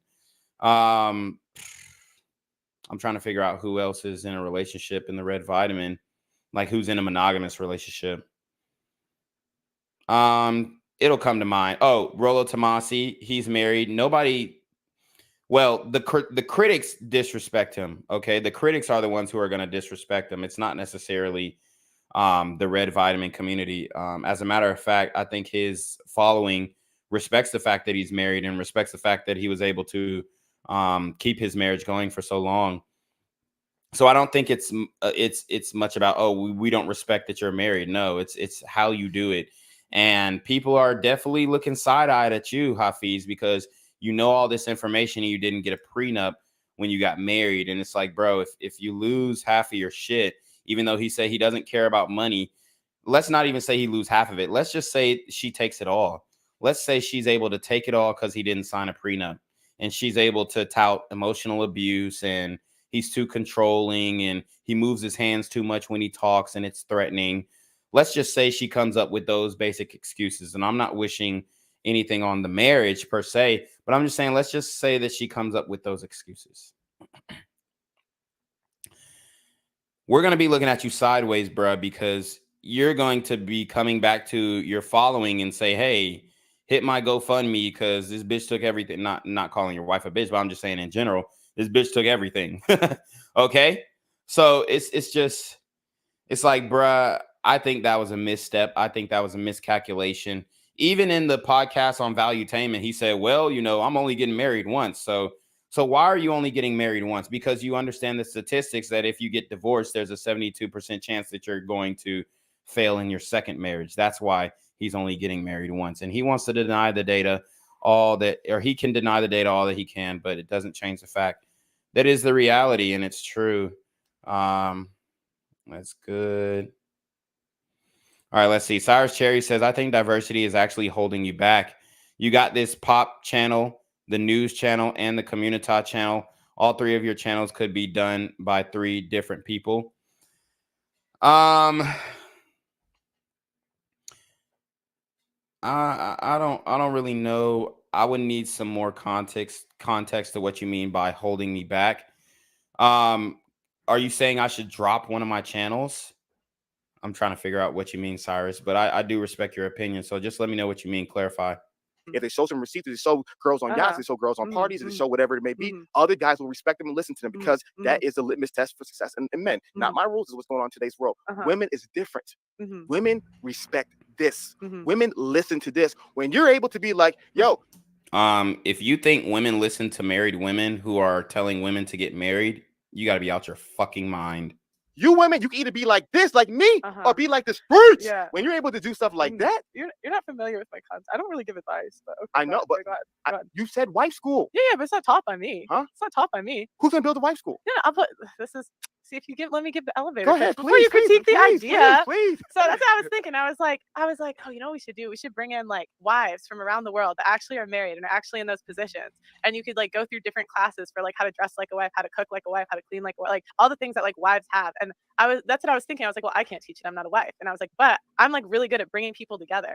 And I wouldn't ask someone to do something that I'm not willing to do. I love it. Yeah. So here's what I was going to, because you're actually saying the same thing. Yeah. Literally what you described is one of my ideas. Yeah. You called it wife school. I called it Wife Academy. Oh, okay. And it'd be an amazing show. I actually gave it to somebody. This is a free game. I gave this. Shout out to Fallout 91. He says, you can't stay, but I figured I'd show my love for you and like. Thanks, bro. Somebody, but you said it already. I'm gonna go ahead and give it to the people.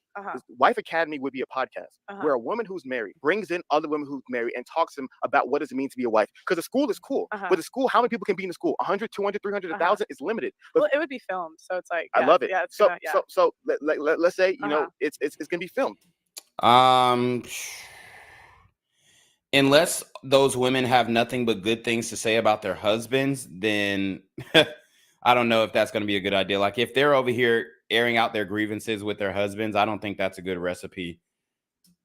So in this Wife Academy, the fundamental challenge is if you were going to start the Wife Academy, the people want to know, did it work for you? That's the challenge with the women, because you are the face. Yeah, you are the face. That's the whole that's like the whole idea is like I'd be going through wife school and I'd be giving feedback each round. So I'd be like, all right, I'll try this week. I'll try that. So it's like I love it. So because it reminds me of Anna Bay, School of Affluence. Yeah. Familiar with her? No, I don't know what that is. So it's Anna Bay, School of Affluence. She was she created a very popular YouTube channel for women, teaching women how to be affluent, how to marry men in high society, this, that, and the third. Yeah. So her information was, like you said, Okay, so he mentioned a content creator. I guarantee this woman is like giving sugar baby gold digger advice when he's talking about, oh, she teaches women how to get married in high society. This is gold digger advice. Teach women how to be affluent, how to marry men in high society. She was she created a very popular YouTube channel for women. Hold on, who did he say again? This week I'll try that. So it's like I love it. So because it reminds me of Anna Bay. Anna Bay, I guess. Anna Bay, YouTube. Anna Bay. I'm trying to find out who that is. Okay, so white girl. 10 posing tricks. So let's look. So this is a white woman. She has 1.4 million subscribers. Let's look at her social blade. Okay, so let me see. I don't think that was the right one. Okay, Anna Bay with an E. All right. So let's go to her social blade. So Pearl actually has better analytics than Anna Bay. Pearl actually has way better analytics than Anna Bay, even though she has more subscribers. 7 flagrant things elegant ladies never do driving. 10 things that cheapen your look. So she's talking about lip fillers. 10 things elegant ladies never do in the summer. I don't know if she's married or not, but I guess since Hafeez since Hafeez mentioned her, I guess that means that she probably is.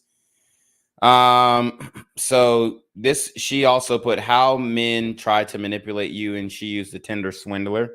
I wonder if she'll make a video about how women try and manipulate men. Rich secrets. So it looks like a lot of vanity, which Hafeez was saying he doesn't care about money, but literally every video that she's putting out is about vanity. 10 ways to look expensive on a budget in fall. 7 signs he's a low value man. So she's basically doing, a whole bunch of different things. Not necessarily like, oh, how to get a rich man, da da da da. 10 cliches cheap men love saying. Okay. Let's check this one out. Hold on. I'm gonna have to switch where I don't have ads. Let's see what she's saying. I think I've actually seen one of her videos and broke it down, but Hafeez is basically co-signing her. Let's see what she says. Ladies, if you hear this from your man. Oh, she literally has lip fillers, but she was saying lip fillers cheapen your looks, but she has lip fillers. The way you could tell she has lip fillers is that this side of her lip is smaller than this side. Run.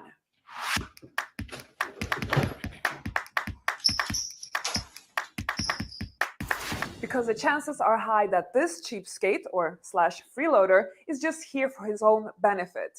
My dear elegant ladies, welcome back to another video. Ladies, things that you can tell strong masculine men.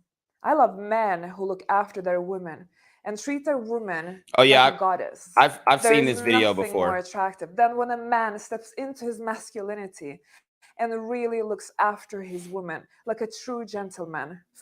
Ah, that's what I love. My ex-girlfriend only used me for my money. Well, then you know how it feels for us women when men only use us for sex without committing to us and without. Well, who's giving up the sex? If you give your pussy away without commitment, whose fault is that? So that's not the man's fault. Cyrus Cherry says, okay. Fallout says, oh, okay, I read that one. Cyrus Cherry says, I'm saying YouTube can't figure you out. You read Vitamin, but not exactly politically. I've seen other channels like Black Gen Z Mindset blow up. I think the higher ups don't want you known at all. I mean, but if I 100% commit to Black Gen Z, then I won't. I think diversity actually helps me, because if something does happen to Black Gen Z, which, I mean, if you saw my analytics, you'd be like, Jesus Christ, like they literally have throttled your channel. It is what it is. And, I was making Red Vitamin content before I even started Black Gen Z. And the thing about Black Gen Z is that's more of a passion project for me. People say, oh, well, nobody's talking about the issues in the Black community and giving solutions and whatnot. So I'm highlighting what's going on in the community. And I love doing those videos, and I'm very interested in criminology.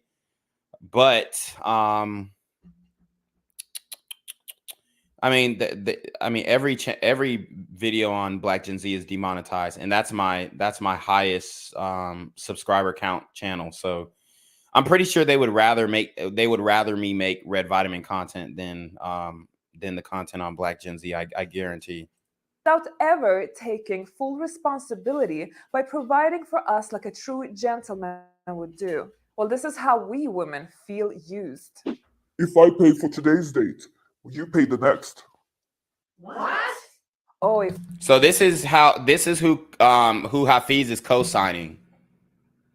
This is who Hafeez is co-signing. She's literally a fucking gold digger. What happened to 50-50? And me personally, this is coming from a guy who pays for damn near all the fucking dates. What happened to 50-50? What happened? Like, this is who Hafeez is co-signing, dog. This is wild. Bro, what's wrong with I take you on this date, I pay for it, you pay for the next? I don't see anything wrong with that. If I have to pay for a date, there won't be a next. I don't like materialistic women. Well, I don't like cheap men. You see, women are gatherers from another. Okay. So stop there.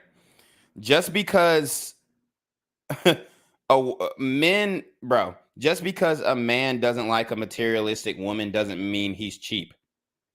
Frugality is not the same as being cheap. Okay. Frugality is an intellectual economic decision. It doesn't mean that he's cheap. It means that he wants to know exactly where every dollar goes. And he's more about saving than spending. Guys, this is the type of woman who will have you broke. And this woman is not married, bro. There's no fucking way. Evolutionary psychology take. Men are hunters, women are gatherers. This has been part of our genetic programming for millions of years. Now, men are being celebrated for being hunters, but women are continuously shamed by our society for having this instinct of wanting to own things. They call us materialistic. Bro, what? Own things? No, y'all own things that don't matter. You own things that depreciate with value. Buying a Louis V bag is not it's not a smart investment. So, oh, well, women are shamed for wanting to own things. Dude, why the fuck did Hafeez name drop her and she's not even married? This is who Hafeez is learning his game from. This is crazy. School of Affluence. Yeah. Familiar with her? No, I don't know what that is. So it's Anna Bay School of Affluence. She was she created a very popular YouTube channel for women, teaching women how to be affluent, how to marry men in high society, this, that, and the third. Yeah. So her How to marry men in high society, bro. I'm looking at so she do got a ring. Okay, I was finna say, I was like, bruh, is she even fucking married? Let me see who her husband is. Let's see if we can find her husband. Anna Bay's husband. So her husband name is Joseph Halit. All right, so let's see. Joseph Halit is a husband of modern elegance blogger Anna Bay. While she's mostly private when it comes to their relationship, there have been glimpses here and there of Joseph on Anna's social media. So just who is he? We have 5 facts below. So who is he? Joseph Halit was born, raised in Geneva, Switzerland. Let's see. The latter in the above information perfectly into our next fact, segues. He works at Audi Bank in Geneva and is the head of private banking. While he is very successful, he's not a millionaire despite his and his wife's luxurious lifestyle. So he's not a fucking millionaire. So who do you think has the power dynamics in this relationship? Come on, guys. In a rare Instagram post, Anna Bay, age 36, and I'll show you guys this post.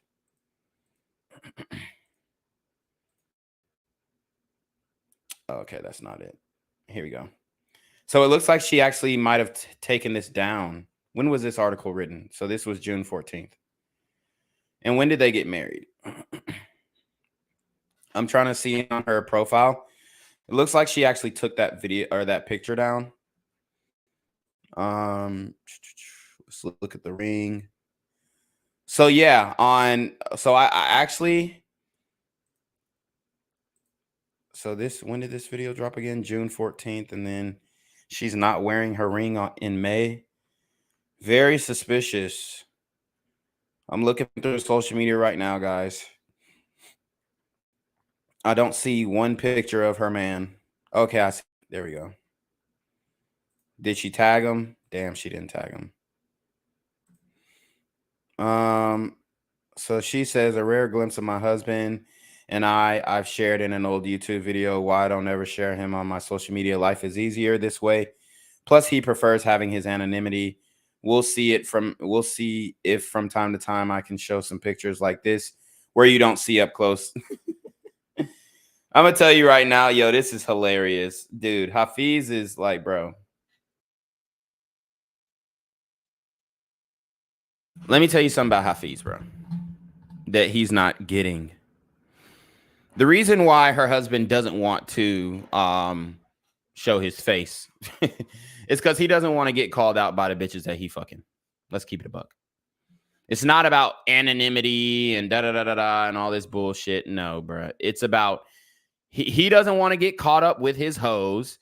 So he has to take very ambiguous pictures with his wife so that he don't get caught up with his European bitches. Like, I can't believe she fell for this play. On Sunday, I will release a sit-down video on my YouTube channel about our lockdown wedding. I will share some pictures and answers many of your questions that you submitted in my stories. Don't miss out, ladies who are in a relationship. Do you know your partner on social media, or do you show your partner on social media? And then I'm seeing another picture where she used to smoke cigarettes. So she was definitely out here in these streets. And you know, she's okay looking. All right. I mean, she's okay looking. It is what it is. But she shows a very luxurious lifestyle on Instagram for sure. Let's see. With one of my dearest friends wearing baby blue.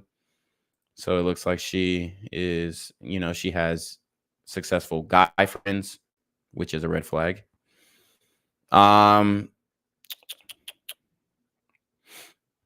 Yeah, so just looking at her page, I'm gonna tell you right now, bro.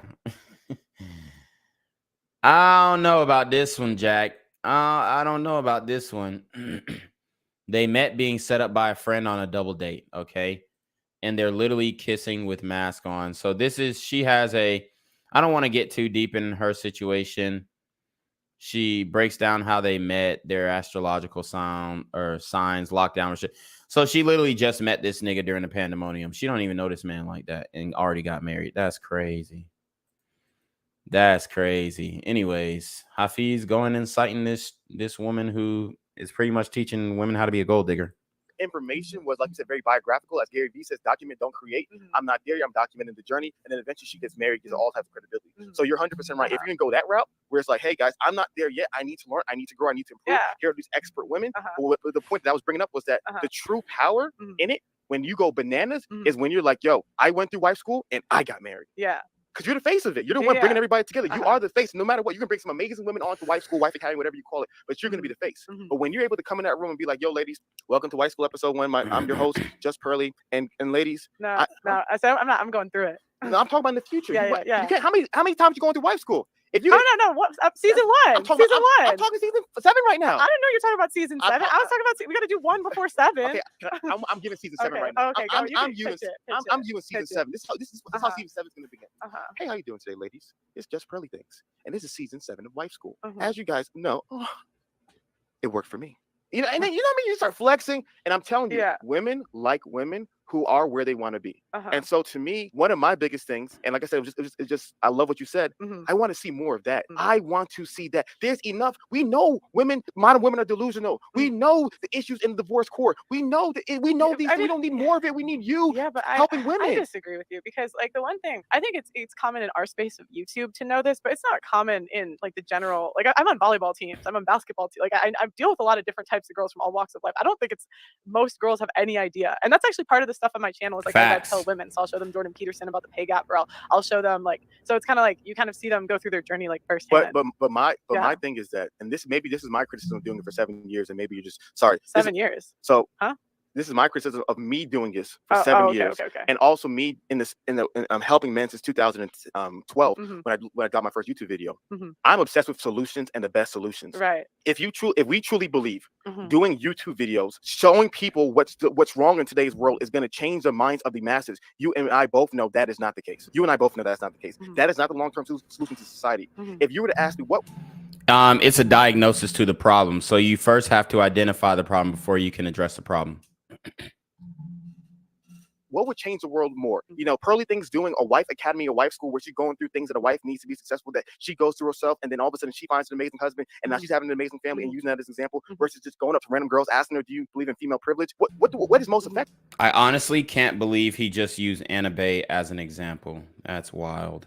And so to me, that's a part where I realize my expectations is not fair to put it on you because it's your life, it's your purpose, whatever you feel like God called you to do. But to me, after doing this for so many years, I'm like, yo, the win is the receipts, is the results. That's the win in today's society. The win in today's society is what? All the 40-year-old plus feminists, single, miserable, lonely. Yeah. And they're upset, and then their friends happily married, doing well.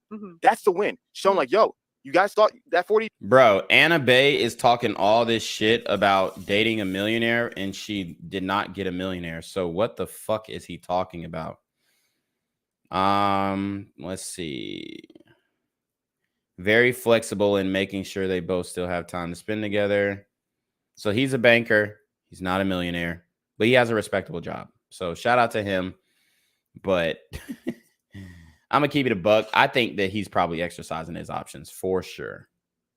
I mean, because prostitution is so easily accessible in Europe. Like, dude, you're telling me this man who literally works for Audi Bank in Geneva is not fucking prostitutes with his what do they call it? The expense that they give, recreation expenses. Dude, come on. R. Barry says she sounds Eastern European. They're notorious gold diggers. Yeah. 40 and with your cats is cool. Look at you now. That's the win is the receipt. So to me, I just don't think we need more women just simply doing what the guys are doing. We already have the guys doing that. Why don't the women, such as yourself, who have the intelligence, who have the ability to encourage, equip, build up other women? Why don't you guys do more of that? And why is he trying to tell a woman what to do with her body and her voice?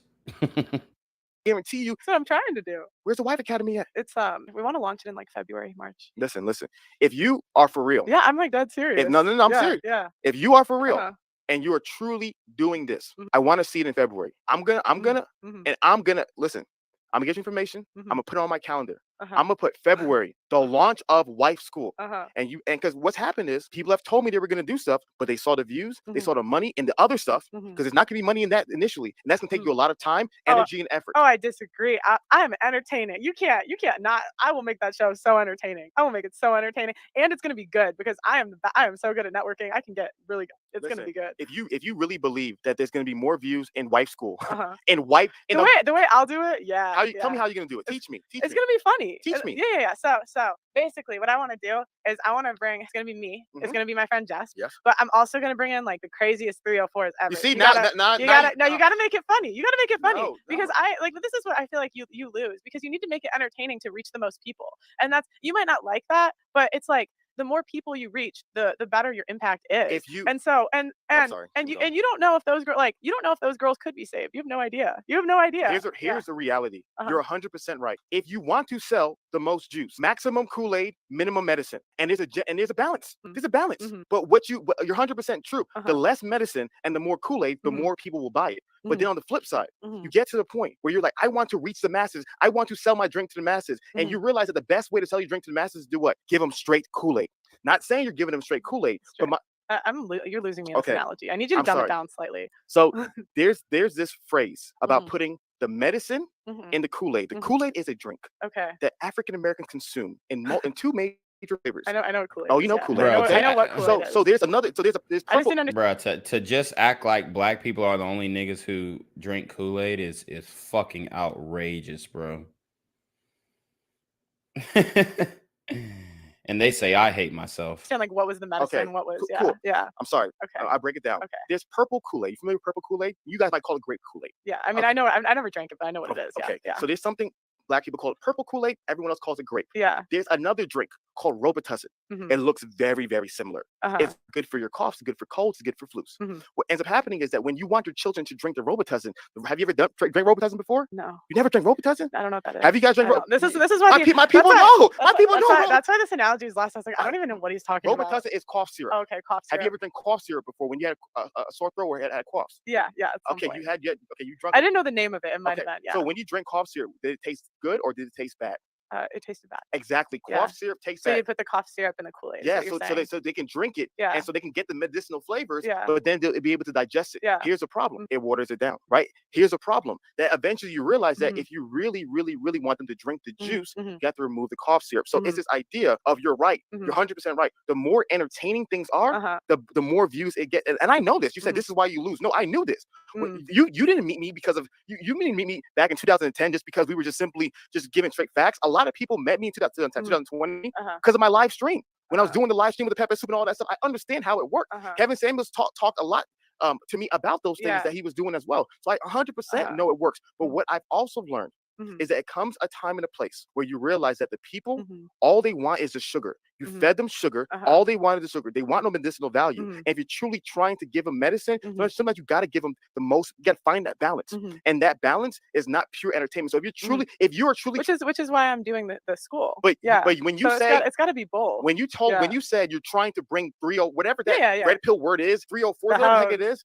If you're trying to bring like are you like that? That's entertainment. You're not even being serious. Yeah. If you really want, what's wrong with being entertaining? It's not. What's wrong with that? There's nothing wrong with being entertaining. Yeah. But if you are trying to help women become better, and you're telling me you can get 10 hoes from down off Crenshaw to be on the show, who are you? Who is the show for? Men or for women? Who's you can't save hoes. You can't help them. Stop playing this game. The only reason you're bringing those. You keep accusing me of playing games. Games is a word. Pearly, where are you from? Where are you from? Where are you from? Well, I'm from Chicago suburbs. Oh my gosh. Yeah. You don't know none of the lingo. You know what's going on? You've been in the UK for too long. It's just words, girl. No. Yeah, shout out to Alphazo. He says Hafeez tripping. Yeah, this nigga bugging. I know. Having a good time. You okay? Yeah, I'm having a good time. Yeah, I'm having a good time. You need a break? No, I'm okay. We're having fun. Listen how patronizing that is. Oh, you need a break? You need a break? Are your feelings hurt? Like, dude, why is he bullying Pearl in this conversation? I mean, that was so patronizing. Shout out to Quarantino Bubbles. He says, keep it a buck. Most black people don't need to be voting. Woo! That's a deep take, and I don't necessarily disagree with you. There are a lot of individuals in general who don't need to be voting, but in the community, we definitely have a plethora of niggas who don't need to be voting. Alphazo says she's using modern women to show guys like you that they're not all innocent in sugar and spice. Facts. Game's just a word. Yeah, I understand. You good? Yeah, I'm good. I'm good. Guys, we're having fun. Yeah. So like I was saying, if you want to maximize helping women. This is how he did. Oh, he attacks her and then, oh, guys, we're just having fun. Like, dude, chill the fuck out, man. Like, come on, dog. And you're telling me you're going to do a show with the worst possible women, the most disrespectful. Rude. Me. I'm going on the show. No. I didn't say just you. And my friend. Shout out to R. Berry. He says, I just checked out her channel. She seems too focused unduly on appearance and image. People would look like they are something instead of actually being something. Facts. Friend Jess. Her, Jess. 10 hoes. What is going on? Yeah. What is you gotta make it entertaining. No. You gotta make it entertaining. Listen, I wouldn't mind. Let me clarify. If you had 1 hoe, 2 hoes, or should I limit it? I can make it 3 hoes. Does if that make it better? If you having a few of them, but don't tell me the show is. Well, I mean, the more the merrier, and it's like, bro, there's only one teacher. So, say it's Pearl, Jess, and then 10 hoes.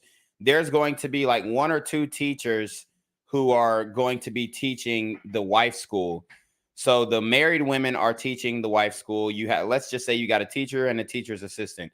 It's not uncommon to have like 2 teachers teaching like 10 to 20 people. As a matter of fact, in most public schools, I think the ratio, the ratio or the relationship between teachers and students is, I believe it's like 1 to every 30 students. Sometimes like in smaller schools, it's like 1 to every 25, but that's a smaller class load.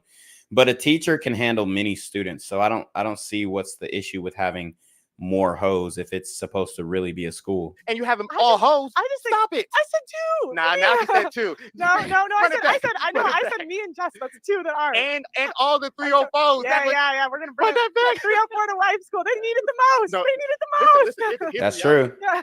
When it comes to teaching, and I was a teacher. Yeah. You're gonna be a teacher in wife school. No.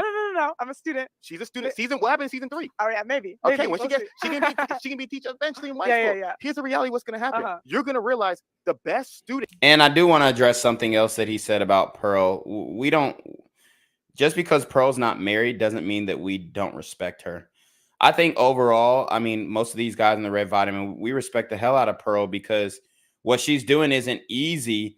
Her growth was exponential for sure. And she'll even admit that her growth was easier than, Red Vitamin, other male Red Vitamin content creators. But what she does is not easy. And, the amount of the amount that she's learned about the Red Vitamin is substantial, definitely. You want your students to be successful. Why are you going? This isn't Coach Carter. You know what I mean? This doesn't Lean on Me. They make the best movies. Listen, but you ain't the best teacher. You ain't the teacher that's going to teach those people. You ain't going to get. Quarantino says purple vitamin is the way to go for sure. Get the job done. Right, maybe I will. Maybe So my thing I is shoot for the stars. Sure. I'm sorry She- I aim high, Hafeez. she's shooting for the world star. She's shooting for the shade room. Sorry, we aim Sure, high here. sure, Sorry, we aim high sure. here, But Hafeez. see, I understand it. That's why I'm saying if you want pure entertainment content, yes, get the, as you call them, the 304s. Yeah. If you truly want to be a place where it's like, man, there's women who are healthy, who are productive, who are growing, who are improving, and men are looking at that like, man, shout out Pearly Thing. Look at all those amazing, classy women that are becoming wives. And then all the other women who want to be wives are like, yo, look at all these classy women who are getting better. I want to be a part of that as well. I'm seeing the results they're having as well. That's truly transformational versus you just having another Love and Hip Hop, because that sounds like you're trying to make Love and Hip Hop, but marriage and hip hop. What's Love and Hip? What's that? Stop it. I'm done with you now. I'm done with you now. I'm done with you now. I'm done with you now. I mean, she doesn't know who Love and Hip. She doesn't know what Love and Hip Hop is. I mean, I don't know what to tell you. I mean, white people ain't sitting up there watching Love and Hip Hop.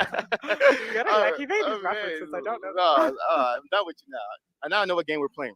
But so to me, Lots of games here. I love it. Lot I of love it. games, We're having yeah, fun. This is fun. See, that's my thing. Red pill content, call it for what it is.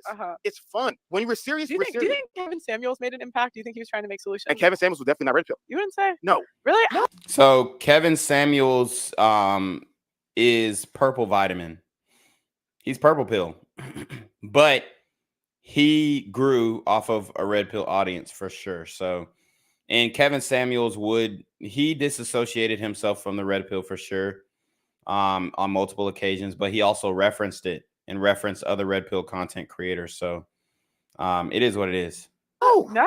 Oh, No. I guess they said he's the godfather of the manosphere. I guess Kevin that's is the red not. pill. See, and like That's I what they used to call I him. knew a lot. Did they not call him the godfather of the manosphere? Who? But that's different than red pill. Oh, okay. Manosphere and red pill is different. Yeah, I guess. I guess You know what I mean? that's true. Like black pill is part of the manosphere whole, but it's not red pill. Okay. You know what I mean? Okay. It Yeah, breaks yeah, down. yeah, fair enough, fair enough. So a lot of, and the reason why I always go hard on the red pill stuff, I knew a lot of the people, the ones I respect personally.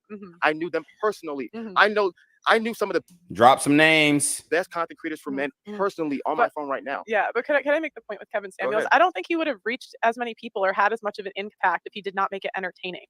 I don't think if he was like, let me talk to the reasonable women on my show, I'll have as much of an impact. And I honestly think that Kevin Samuels changed like more lives than anyone in the in the manosphere. I think like he had the greatest impact out of everyone. For Except sure. maybe Andrew Tate, he was a little bit more. I would say. Here's But, the reality. Yeah. You are such a smart woman, Yeah. and this is the nuance of it. Yeah. You're 100% right. And Kevin has said it himself. If I did not provide the entertainment, the masses would not listen because the masses want the entertainment. But what Kevin Samuels would also talk about is how he was refining the message, as Andrew Tate is talking about, as they're refining. Quarantino Bubble says Kevin only spoke to high value men. Red pill can be spoken to any man. I think Kevin didn't only speak to high value men before he started speaking to women, but he spoke for what high value men wanted. Yes. Ayo, what the fuck said red pill ain't the way. Okay. What is the way then, Ayo? To be able to better help the masses. But then you see it becomes challenging, right? You then have a challenge because then you get a certain stigma on the message. We understand that's a little bit of locker room talk, a little bit of entertainment. But what happens is it becomes a little bit more difficult. So what I'm saying is that every generation needs to do it better, right? If we're saying, okay, he was able to maximize reaching the masses, but then the message got lost because of the entertainment, because of certain things. So my biggest thing is that, okay. Do you think his message got lost, Kevin Samuels? I think Kevin Samuels' message got lost to a lot of people. And I think Kevin Samuels was intentionally doing things to improve it. And that's why I respect Kevin so much, because Kevin grew. Same with Andrew Tate. They understood that, therefore, when you're talking to the masses of people versus. He said, your name, when you attach yourself to a pill, you aren't a man. I mean, that's just like saying if you join a fraternity, you're not a man. Like, or if you join some type of team sport, you're not a man. Like I said, we already discussed this earlier, but it's an ideology, theory based off of biological realities. So yeah, I mean, I agree with you. Yeah, we stand on our name for sure, but also like if you have a certain mindset, I don't think it's wrong to associate with that. Like that's just like saying, okay, I'm a Democrat, I'm a Republican. Well, I'm not gonna say, oh well, I'm reclaim your throne, even though I'm not on any side of the aisle. I'm just saying, like, there's nothing wrong with identifying yourself with a certain ideology or political party. 1,000 people, 5,000 people. Unless you're a Democrat. They understood these things, and they continue to improve. Well, of course, you improve at your craft over time. Yes. Yeah, but you asked me, did the message get lost? Did it get lost to everybody? Of course not. Yeah. But what they understood, which is why they grew, because there is a better way of doing things. I've grown, right? And so to me, what I'm communicating to you is that if you're going to do content, you should look at the people before you and don't just simply try to get the most attention, because a lot of times people play this altruistic game. Like, I just want to help. No, you want views, you want attention, you want followers, you want dollars. You can't deny that. And to deny that is being. You can't deny that too, Hafeez. You denied that you didn't care about money, but here you are talking about, oh, well, you want views, you want money, you want the followers. Is being facetious. There is a benefit of being the most entertaining, popping. Wolf in Sheep's Clothing says, I don't believe that men who aren't a certain height could be a high value man. You will always be lacking in that area that women want. I mean, height had nothing to do with Kevin Samuels' high value men tenets, but I mean, if that's your opinion, that's fine. Q Bubble says, Kevin did not speak toward these men working at McDonald's. Meanwhile, they all took his content and ran with it to bash women. That's not true. Kevin spoke about Henry's high earners, not rich yet. So you're wrong. R. Barry said, Wolf in Sheep's Clothing, being high value has nothing to do with height. Yep, you're right. Ayo says, high value man doesn't exist. You're wrong. You're wrong as hell now. YouTube channel. There is a selfish benefit. None of us are perfect from it. But my biggest thing is that when you realize, you know what, I truly want to impact the most individuals. And if I'm going to do that, bringing the most ratchet girls on a show called Wife Academy. Do you know a show called Charm School on VH1? Yeah, or Bad Girls Club? That's what you're trying to do. Charm School? When I was explaining this idea, somebody told me about Charm School. Yeah, or Bad Girls Club. That's exactly what you're trying to do. Like, that to me is like. Yeah, but I mean, they're Bad Girls Club, Charm School. They're specifically targeting, and you could say exploiting, but I wouldn't say exploiting. I would just say they're literally showing it for what it is. And that's specifically targeting a demographic, i.e. the Black and brown community. Guys, if you disagree, you can join the stream and we'll chop it up for a little bit. I'm gonna stop at the hour mark instead of the hour 12 mark, just because I gotta make a pre-recorded video for Reclaim and for Black Gen Z before I kind of hang things up here. Q Bubbles says, Henrys are high value, dude. Just because they aren't rich yet doesn't mean they aren't high value. Well, I'm just telling you what Kevin Samuels explained. So he did speak to the blue collar guys. Those are Henry's, high earner, not rich yet. So they didn't qualify for high value under his criteria. Q Bubble says, I don't go off of Kevin's terms of what high value men are. Well, that's the working terminology that we're going off of right now. I'm just saying many men took Kevin's words when he only spoke to a certain group of men. Ayo says, do you agree the term high value man was made up by someone that wasn't said back in the day? You either man or you not. High value man was not made up by Kevin Samuels. It was actually a term that was, that has been used since, I would say since the beginning of time, maybe not in that specific order or that translation, but you could substitute that for an elite man, or what's another synonym that we could use? A high earning man. I mean, it's pretty much the same criteria. Yo, that's just pure VH1 reality show garbage. If you're truly trying to make a change, find. So yeah, Ayo, jump on the stream, bro, if you disagree, and give your points. You know, it's an open stream. I just dropped the link. Teachable women. There's a whole community of teachable women in today's world who want to learn, who want to grow, who want to be. Okay, now I got to stop them there. There's a whole community of teachable women. Where? My nigga, where? And I'm not saying that there aren't, but it's a small minority of the women, the modern women that are out here today. Wolf in Sheep's Clothing says, so why don't you care what Kevin thinks a high value man was? What do you mean? Who cares? He isn't even here anymore. RIP. Oh, he said, why do you care? Because I'm just saying that's the working criteria that the manosphere goes off of. I'm not saying that I particularly care or am out here classifying people as high value and not high value. I'm just saying that's the criteria that he went off of. RIP, don't get me wrong, but who cares what he thinks? I mean, I think he had some some good ideas that were important. So I do care what he thinks for sure. I mean, and if you guys want to see me debate Kevin Samuels on buying pussy, then go look in my channel, because I didn't agree with him with everything. I disagreed with him with on the buying pussy subject. So Be better wives. he said, I wish I could join, but I'll say I don't believe in any pills because red pill is about complaining about women. No, so I would consider, see, we're not gonna go back and redefine it, but just rewind the stream. Red pill is not about complaining about women. It's about identifying biological realities and then finding solutions to actually get women, to actually court them and date them. I would say if you want to say something is about complaining about women, I would say MGTOW or black pill. But even black pill isn't even about complaining about women, and even MGTOW isn't even about necessarily complaining about women. It's about going your own way. Black pill is about the idea that looks is the number one thing that women look for in attraction. So you're gonna have to do better than that. He said, a real man don't complain about women because women aren't a problem. Women aren't a problem. I don't agree with that.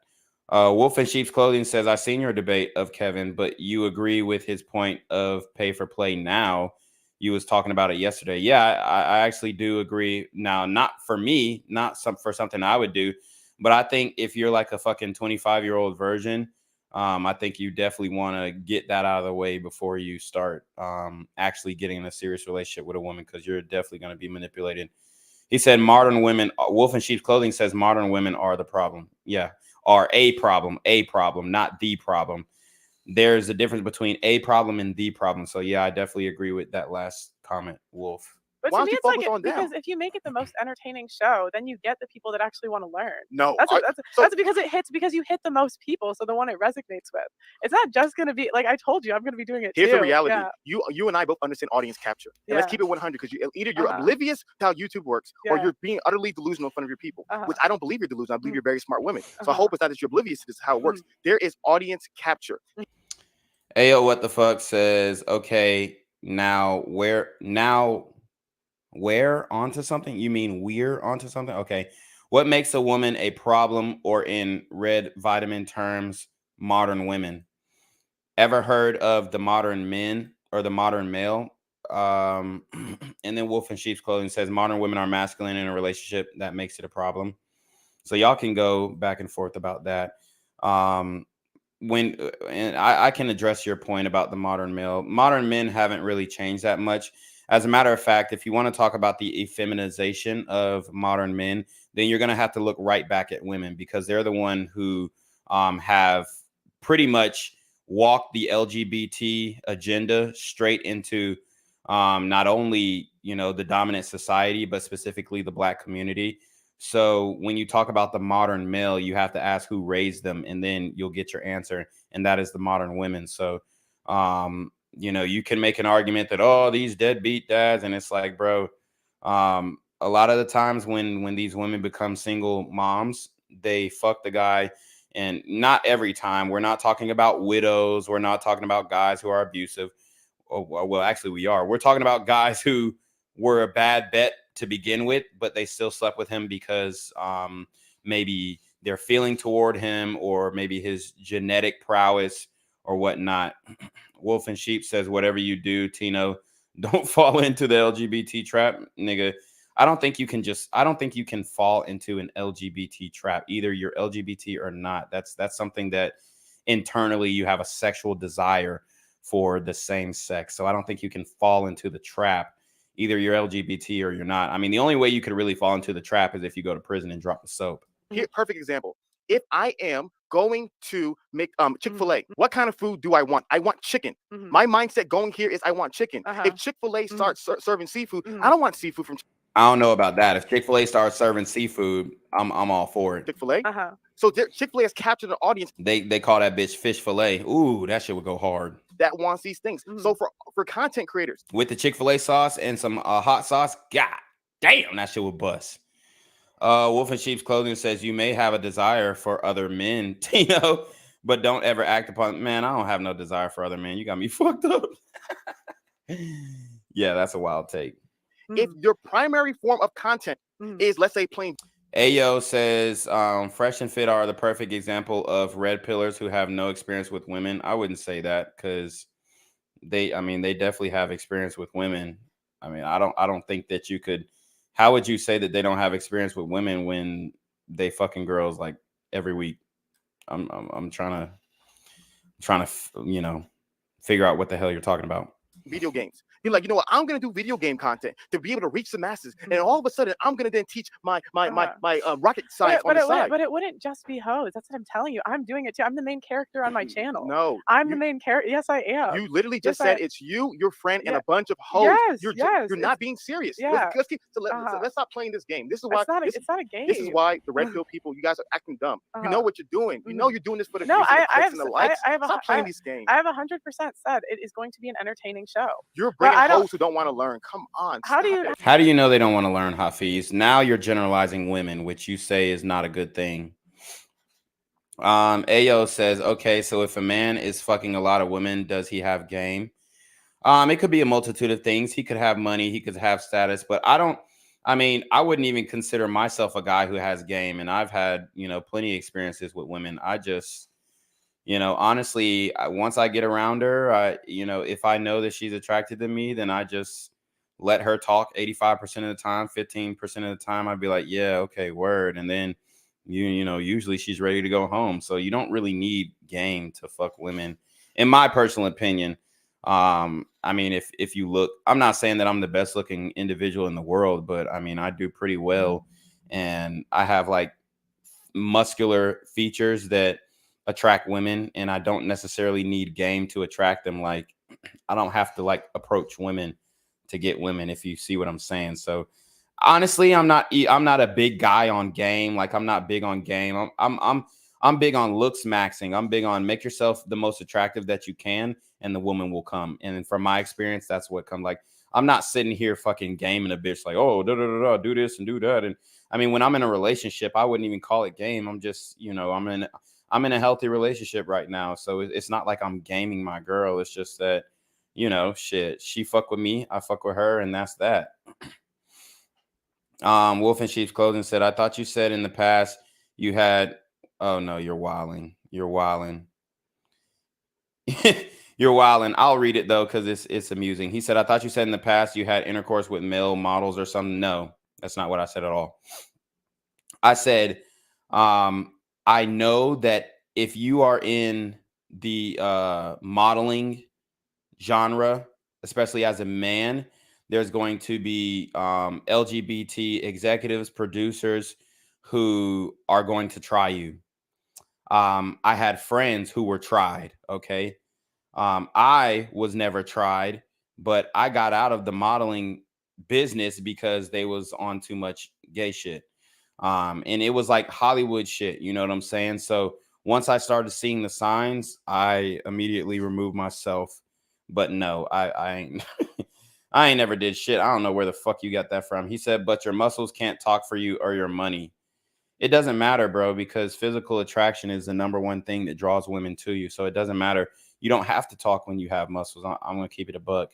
But I'm not saying that I don't talk, but I'm just saying that, like, I didn't really need game to have sex with the women that I've had sex with. R. Barry says, Hafeez is a hypocrite. He used the red vitamin audience to blow up and used the audience garnered to sell $500 suits. Absolutely. Ayo, what the fuck said, and game has nothing to do with women.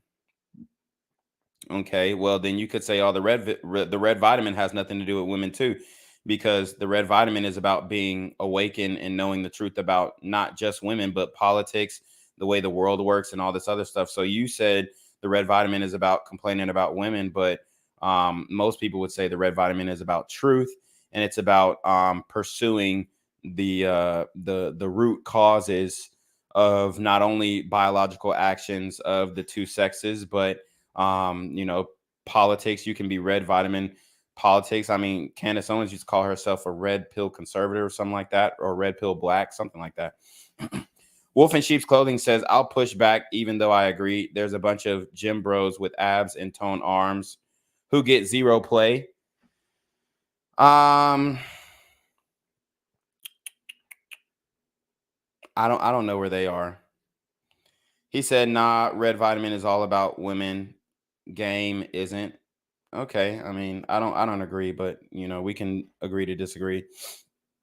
Like I said, I don't know what gym bros you're talking about who don't get pussy, because I'm in the gym every day, and those guys are definitely getting laid. Either they have girlfriends or they're playing the field. Ayo says exactly, because even though have muscles, their pussy is tighter than the bitch. I wouldn't disagree about some people, but I'm just trying to get an example. You've never seen TikToks where the gym guys say, I can lift all these weights and have abs, but I can't talk to women? No, I've never seen that, but you can send me a link. How do you know they don't want to learn? You said the biggest thing of all. Yes, Come on, yeah, stop it, please. yes. You can trick the people in there. You're not I'm tricking me. not tricking anybody. If Why you- do you keep like accusing me of things? And it's We're just like, having yeah, fun. okay, We're having- okay. Are you? Is this too much for you? No, I can calm down. no, if you want I'm me. good. I thought we were having. Dude, he's so patronizing. I think this is a dick move. I think this is a dick way to like have a debate, especially like when you watch my discussion with Pearl. I was asking her hard questions, and I wasn't disrespectful at all. So much so that she had seen my TikToks before, so back when I used to get on the For You page every fucking day. But she had knew about me. She was curious. She came on my channel. We talked. We chopped it up, and I was nothing but respectful to the gal. And I have nothing but respect for Pearl. And I think this was so patronizing. I think it was, very disrespectful the way that he came at her. And like I said, Hafeez was known previously for going through red vitamin rage. And I think it's kind of showing right here where he has this animosity for Paige for being red vitamin. And it might be because she has more subs than the Roommates podcast. That might be a stinger for real. Well, maybe she doesn't have more subs, but she's gaining on them. Let's see. And she's getting 150K. So she has a 518K subs. Hafeez and them have 529K. So she's going to pass him by the end of the month. So that might irk him. And I definitely understand. I completely understand when it comes to the red vitamin female content creators. Wolf in Sheep's Clothing said, I'm telling you, a lot of men use the gym as a stress reliever, as they should, but they are antisocial and won't approach women. The men who approach in the gym are the old heads for the most part. Old heads do approach, but not for sexual interests. A lot of times the old heads approach and give you compliments. Like, I've been approached by an old man, old woman, and they say, oh my God, like, you're going so hard. Like, I respect your grind. But I don't see old men coming out of pocket and trying to pick up women in the gym. I just don't see it. And I go to a mega gym in Atlanta. AlphaZo says, when Pearl coming back to the stream, I'm not sure. She probably too Hollywood for me now. Ayo says, look at celebs like Michael B. and Will Smith. Well, I agree that Michael B. Jordan made a huge mistake in Lori Harvey, and Will Smith and Jada Pinkett for sure. But Will Smith isn't. He was never like the pinnacle of masculinity. Obviously he's attractive guy, whatnot, but it wasn't like he was like super swole. I think he got swole for Bad Boys too, but I don't think he was ever known as a gym boy, as a gym bro like The Rock, Dwayne Johnson. The guys who are in shape really aren't pressing women in the gym. A lot of them do not have any social qualities with women. Now that I totally disagree. The guys who are in the best shape are getting the most women in the gym for sure. I don't know if you go to the gym, Wolf in Sheep's Clothing. I don't know your metrics, your height and your weight, or your body fat percentage, but I would have to disagree. R. Barry says, got to disagree with you. Reclaim looks matter, but they're not the end all be all. Women are not as visual as men unless their thoughts. I don't agree with that. Women are more visual as men. That's why they have a height requirement. Like, y'all keep saying this, but every woman you ask has a height requirement. So that is looks, bro.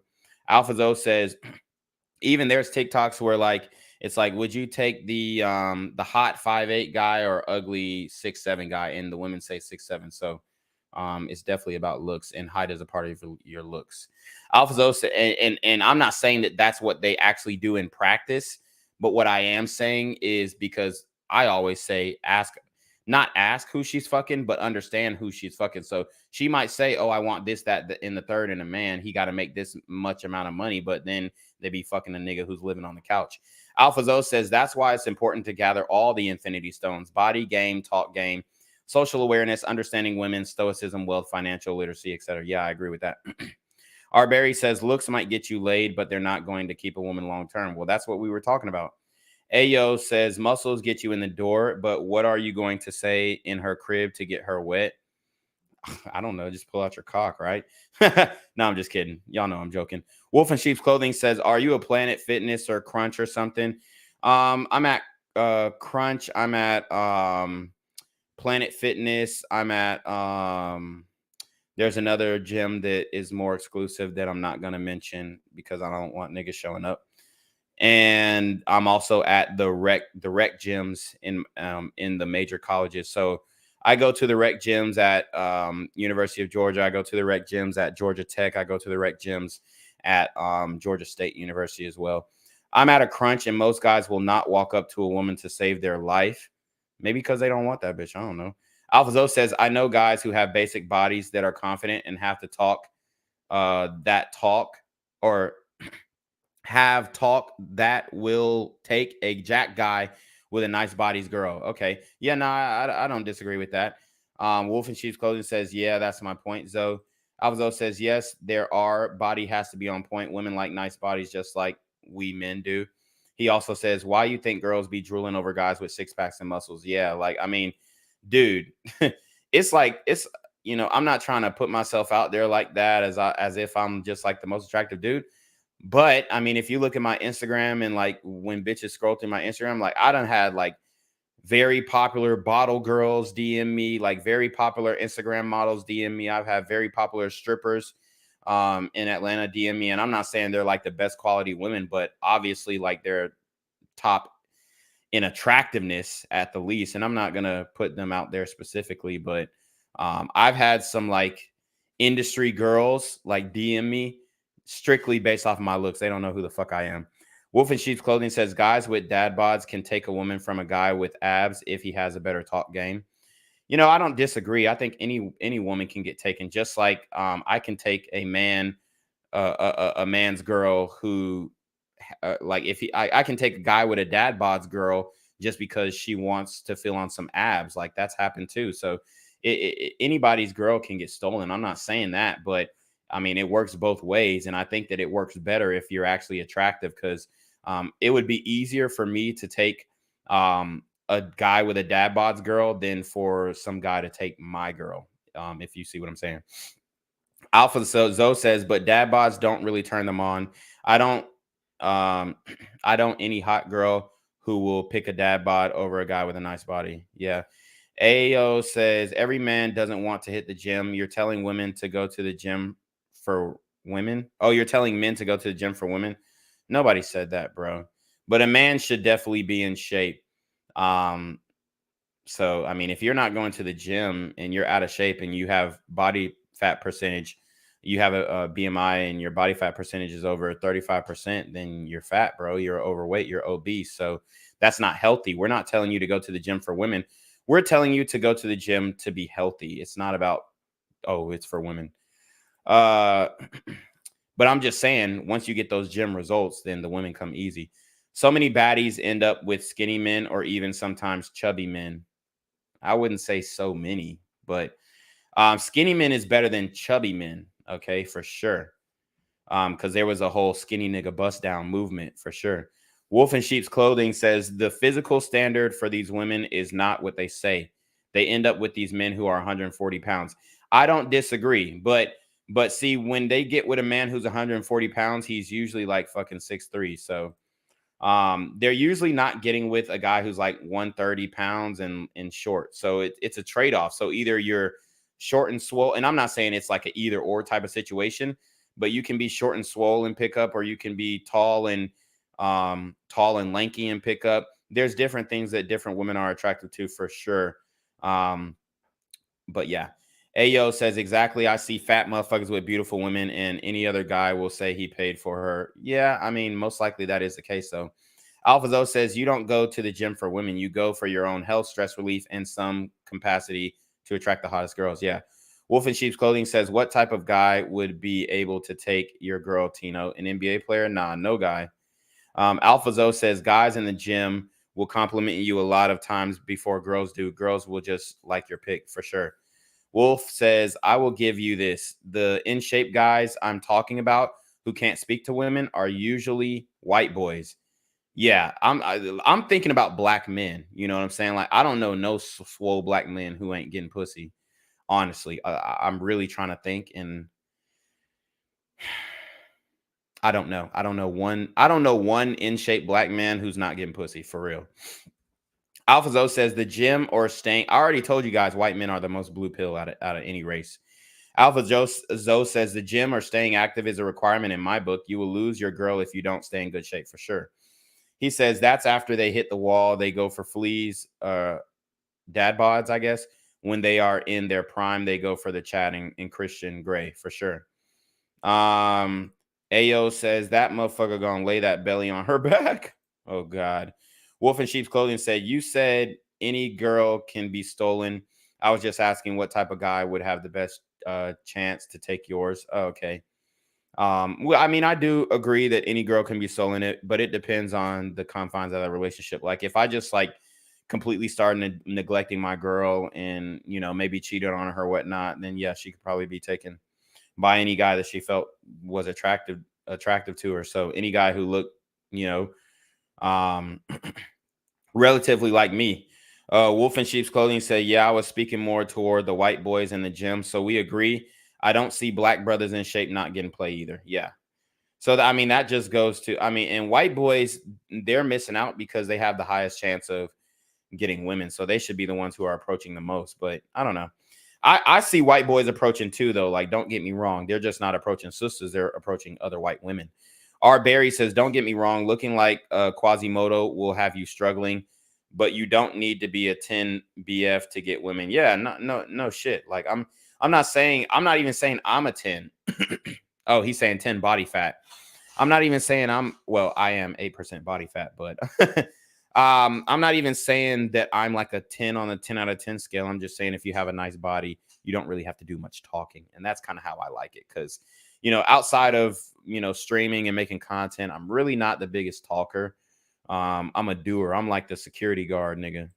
Okay. You want entertainment, right? You want views. Okay. You're the one who said you want entertainment. Okay. Now I'm giving you entertainment. Now okay.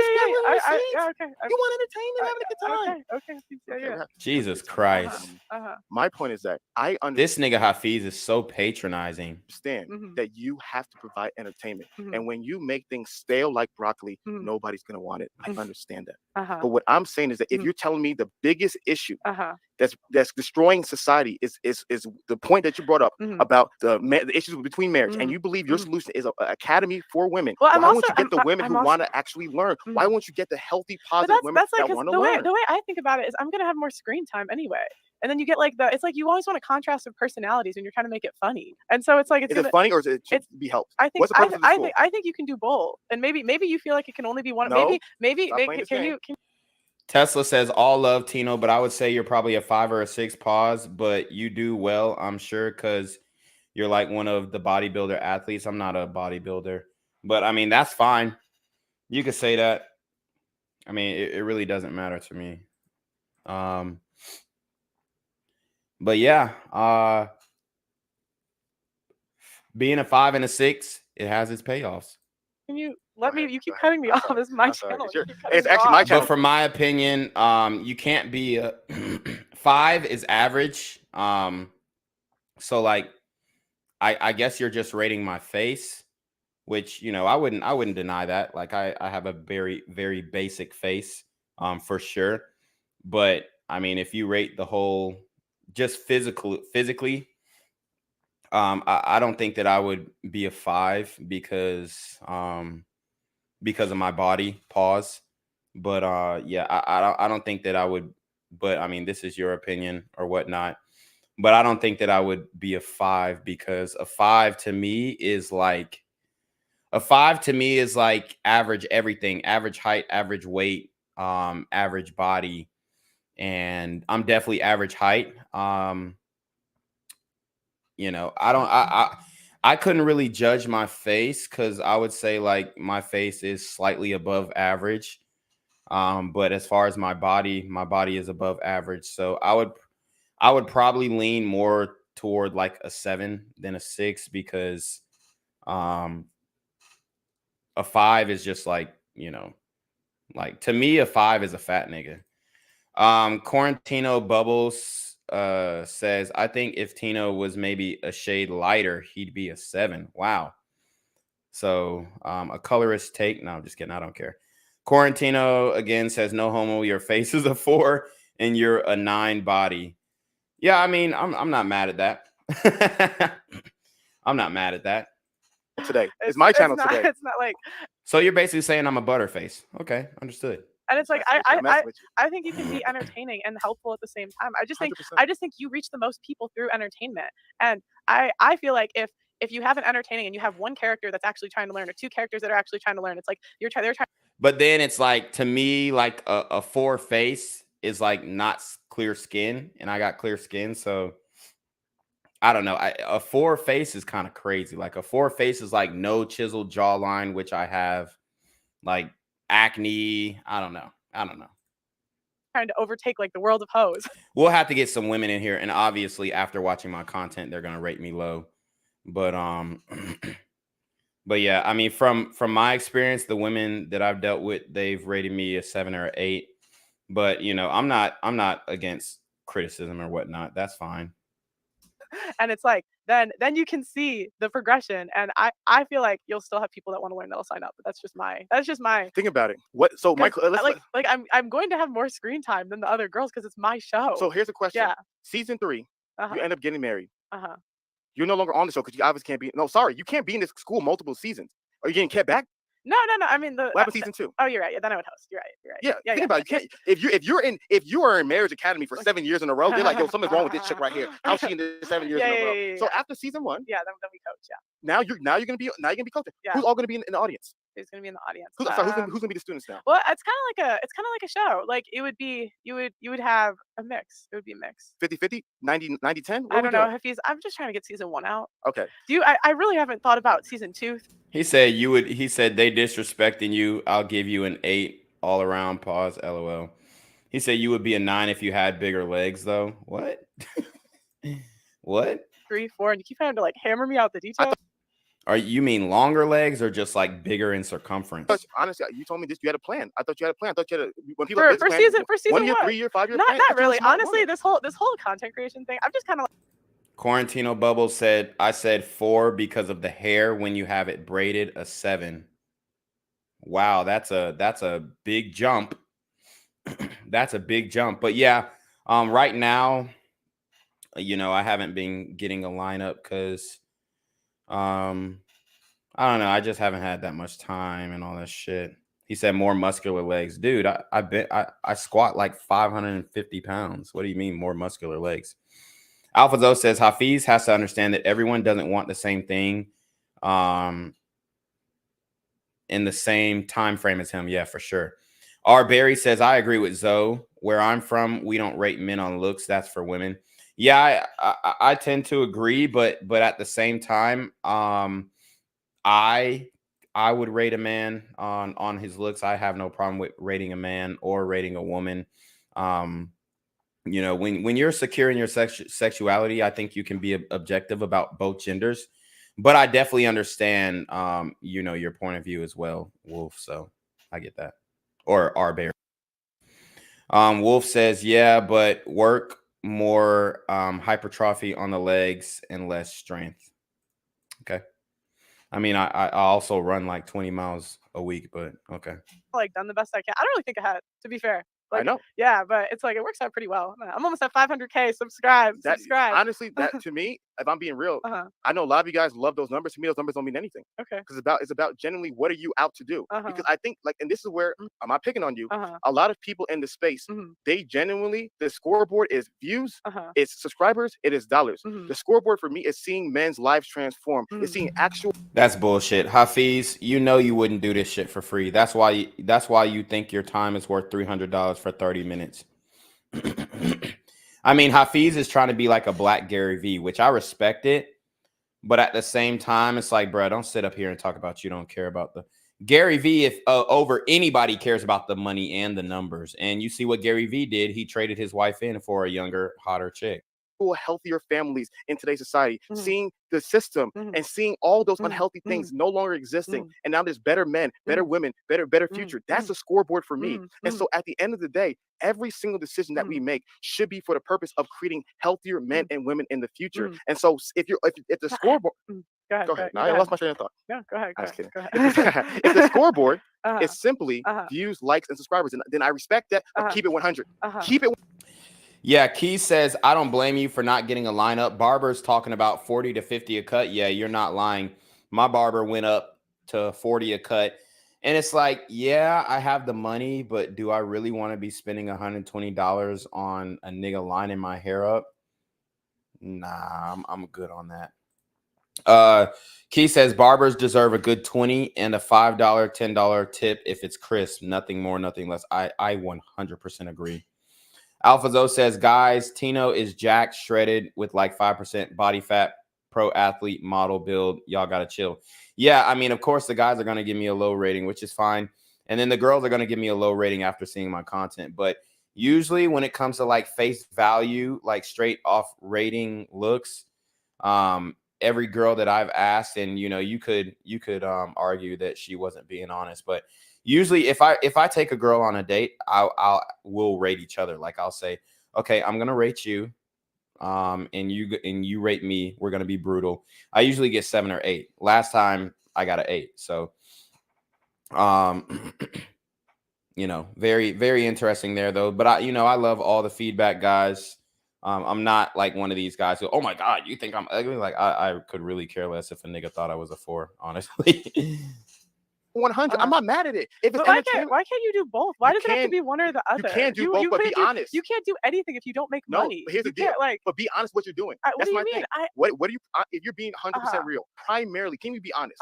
Primarily, because there's no thing is like 50-50. There's no perfect what's that word? Asymmetrical split, right?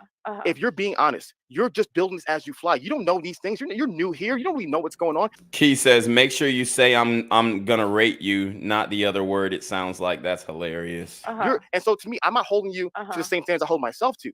A lot of those other content creators, they're older men. They've been doing this for a long time. There's a lot of wisdom that I'm like, yo, I'm a 32-year-old man. I'm just figuring life out. I'm a young man. I don't have the wisdom as these older dudes. So I hold them to higher standards. We're just having fun. You're new here. You're just figuring stuff out. You're just copying, pasting some of what they say to you. You're trying this out. You're gonna learn. You're gonna be better. Now, I tend to agree with that point. A lot of older men in the space, honestly, I don't know, because it's like, what older men are really giving bad advice? They've been through it all. And Hafeez is talking from a naive point of view. He's speaking from the point of view of not ever getting divorced before. But I guarantee if that little light-skinned baddie that he got under his arm divorced him, he's going to be thinking a whole different way. But the thing is, he's not going to present that to the camera because he's sold himself so hard on this image about making it work and family and all this other shit. He sold himself so hard on that he could never come back to the camera and say, guys, I was wrong. I got divorce grape. I didn't sign a prenup. I lost in marriage, even though I said no man loses in marriage.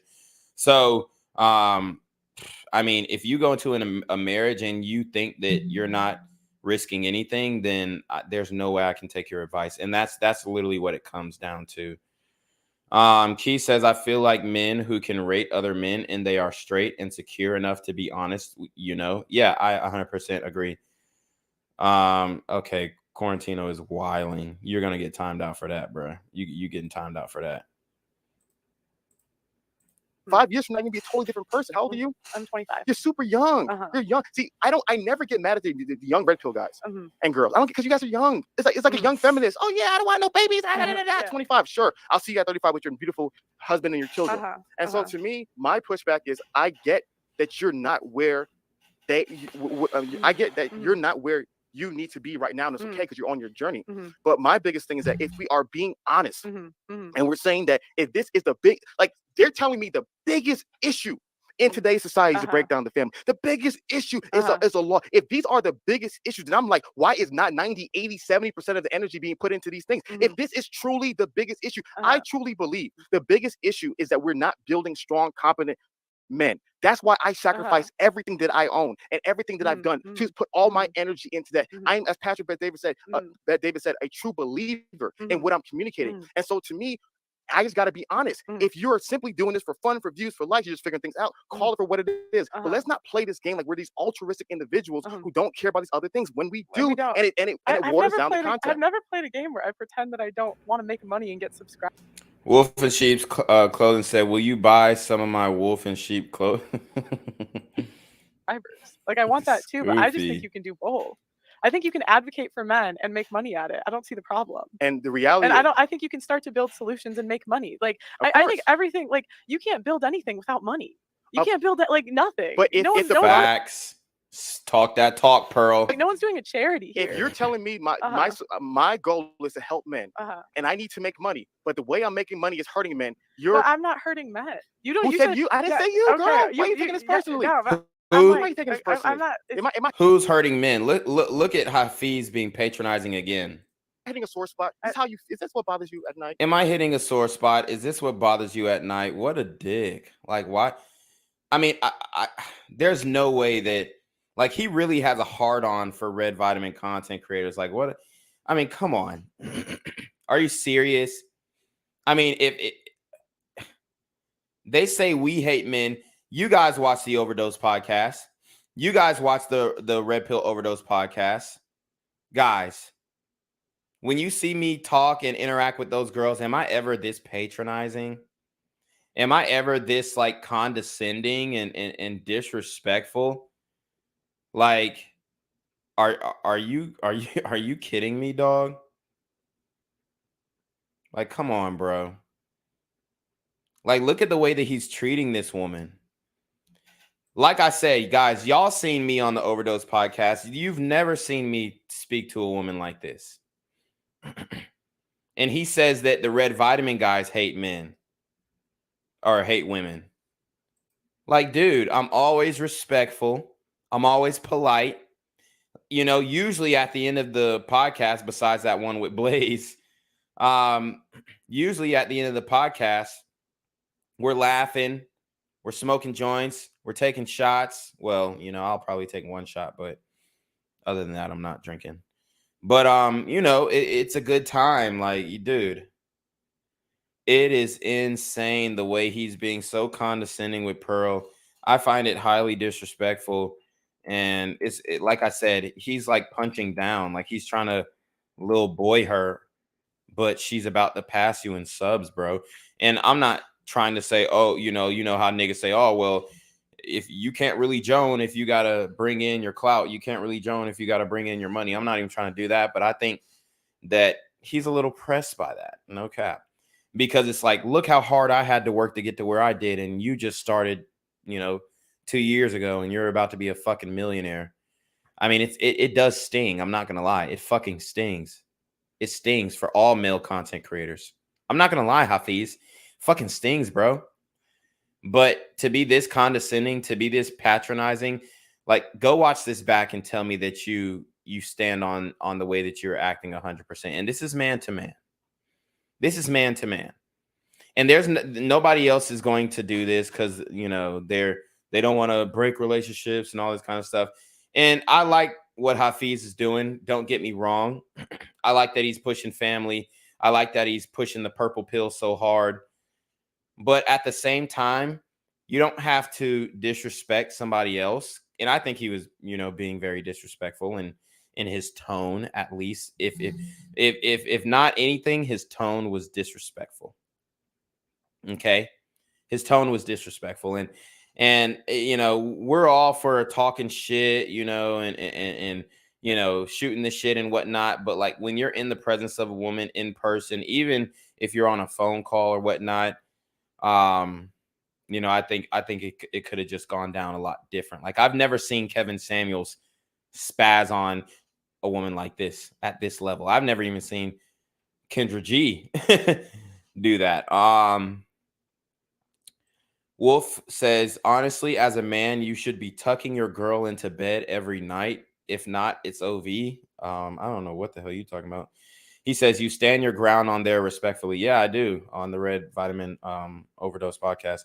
The only time you've got greasy is when Blaze said that goofy stuff to you. And I didn't even get greasy. I called her what she called me. She said I was ugly. I said, you're ugly inside and out, baby. So that's it.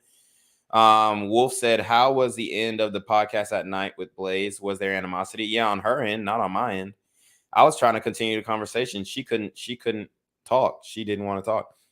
R. Barry says, how is Hafeez concretely helping men? A lot of this RP stuff is common sense.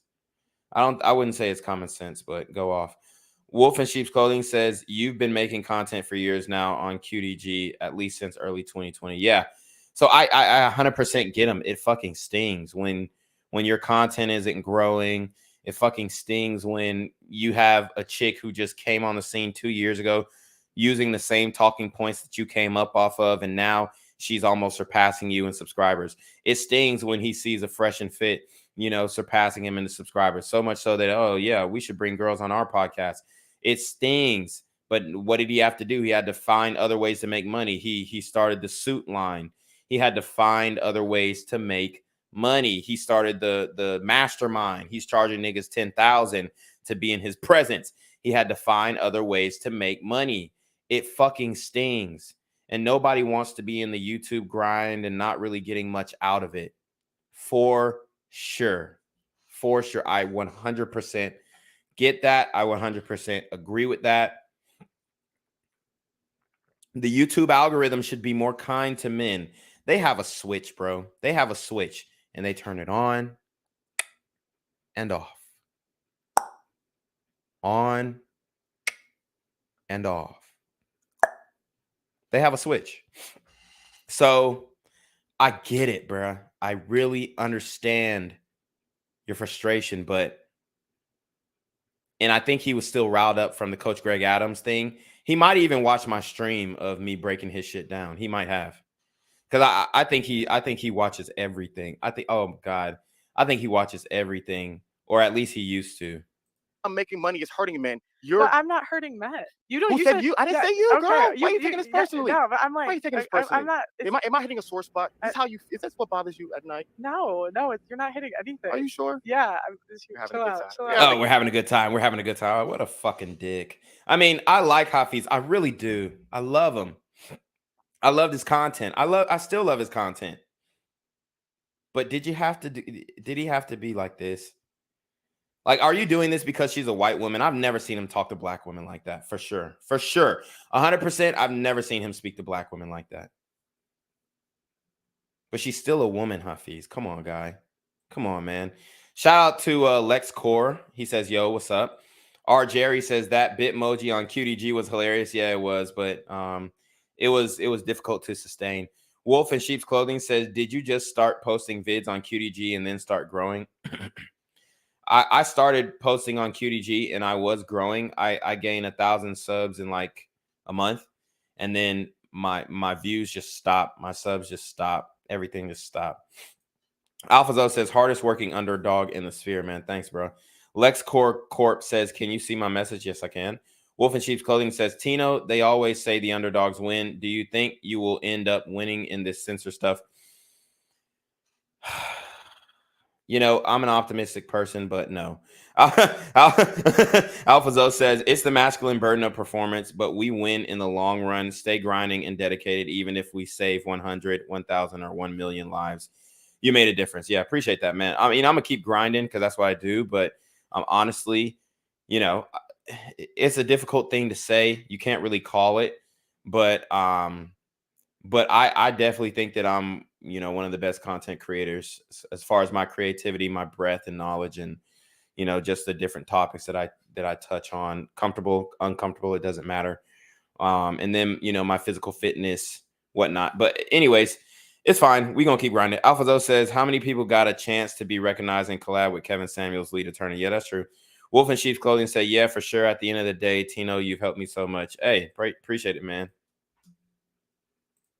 Having a good time, guys. You're having a good time. But it's like I don't know. I think you can do both. Of course. Yeah. But my thing is that as you grow, you realize that some of the stuff I was doing yesterday which I thought was good is not beneficial today. It's not moving people forward today. It's not helping men and women today. Once you understand those things, then you as an individual can adjust, can improve, and you will. You definitely will. You're 25. You're new to the space. You're gonna get so much better. And so what I'm communicating is that if there was a health there, I told you right there, a little bro in her. Oh, you're 25. You're new to this space. Like, bro, 25 ain't that different from 32. It really isn't. It really isn't. I mean, I get it, but at the end of the day, bruh, what she's doing now, she's going to be doing when she's 32. That's a 7-year trajectory. Be balanced, right? We've got on too far on the entertainment side, and we're not into the true life transformation side. And in regards, not saying you, not saying you, but I'm saying the content in general. And that's what I've seen, because I've been watching this content for a long time. You're new here. I've been watching this for a very, very long time. The people that you mentioned, I've been watching them for a Key says, bro, reclaim. I've wanted the same mask as you since last year when you started wearing it. Where can I find it? I can't find it online. Just go to Alibaba. Very, very long time. And to me, there is an evolution and there's a growth, which I love what I was seeing out of Kevin. I love what I'm seeing out of Andrew Tate. And that's what we need to make the society a better place. And that's all I'm advocating for. I feel like you think Rollo Tomasi, I feel like I feel like he's the most these are the solutions, these are the tools you need. Solutions. I thought it was a praxeology, not ideology. Well, define for me a praxeology. Let's stop right there. Define. You want me to look it up, or do you want to look it up? You can look it up. I'm curious. I think it's based on. Okay, so he's going at Rollo Tomasi. He really doesn't like Rollo because Rollo made a video about him, which he saw, and that's why he's taking shots. Let's see. It's a lot of niggas who got beef with Rollo. Let's see. So praxeology is the study of human action and conduct, okay? Which makes sense. It really does. It makes sense. Hold on, I gotta let my girl in. Shit. Give me 1 second, guys.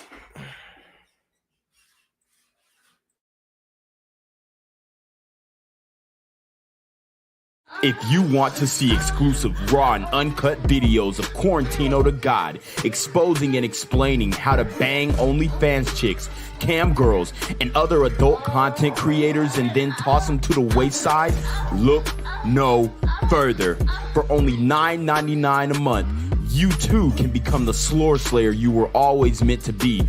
All you have to do is subscribe to my OnlyFans, and you can unlock the skills that it takes to bang adult models on a consistent and regular basis. Are you scared to talk to that bartender at your local pub? Or afraid to lock eyes with the HBIC in your local titty bar? Want to know how to build up the courage to engage in conversation with that hot Hooters waitress with the tight ass that you always order the 6-piece all flats naked wings with? All you have to do is click the link to my OnlyFans in the description box below. Tino Gang.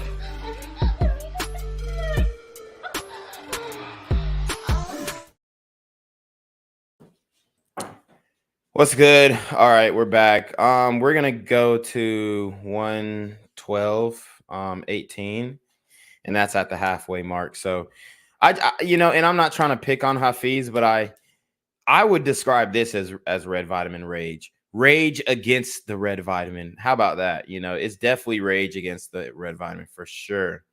I'm not a smart guy. I'm just a guy who likes to read books and share my opinion. I want to know what a praxeology is. I want to know a praxeology. I'm not smart, guys. I'm just a guy. A praxeology. See how condescending? I'm not smart, guys. I'm just a guy. Dude, you think he believes he thinks he's the smartest nigga in the room, in every room that he walks into. Come on, guys. Listen how patronizing that is. He thinks he's the smartest nigga in the room in every room that he walks in, and he's like, I'm not smart, guys. I'm not that smart. Like, dude, he he really thinks that I mean, it's crazy. I want to know praxology. I'm not smart, guys. I'm just a guy. A praxology. Dude, this, I mean, I like him. I fuck with the confidence and all that, but you don't have to be a dick to her, man. I mean, and like I said, guys, we talk shit, we call it how it is, but this ain't it, bruh. This ain't it. AlphaZo says, can we finish the debate or keep going? We're gonna get to 112:18. He also says, my first time seeing it. Yeah, I'm gonna break down the second half. I'm gonna break down the second half tomorrow. Is a theory of human action based on the notion that humans engage in purposeful behavior. Is this the right one? Never looked up the definition. I don't know. But how would you use a word if you never looked? So he says, how would you use a word if you never looked up the definition? I mean, come on, guys. People use words that they've never looked up the definition plenty of times. Like, no, you've never looked up the definition of the, but we use the word all the time. Like, yeah, I mean, I get it, but at the same time, she just was saying what Rolo said about it. So, I mean, we can get into what a praxology is, or a praxeology. It's just a study of human action. It almost sounds like anthropology.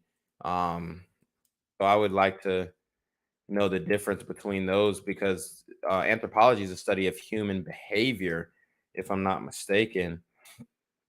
Okay, so anthropology is the study of human societies and cultures and their development, the study of human biological and physiological characteristics and their evolution. So that's more like, studying humans over a elongated period of time, whereas a praxology is the study of human action and conduct. And I guess you can say that's over an elongated period of time, but it's different when you're studying the actions and the conduct and studying biological and physiological characteristics in their evolution. So, and their societies and their cultures. Yeah, I mean, would I describe the red vitamin as a praxeology, the study of human action and conduct? Yeah. I mean, it's studying female nature, studying male female nature, intersectional or intersexual dynamics is what he calls it, right?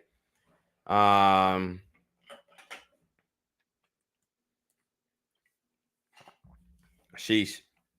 See, I know the way that Hafeez is the type of nigga. He's the type of nigga to like. The way that he argues is he tries to make the other person look stupid.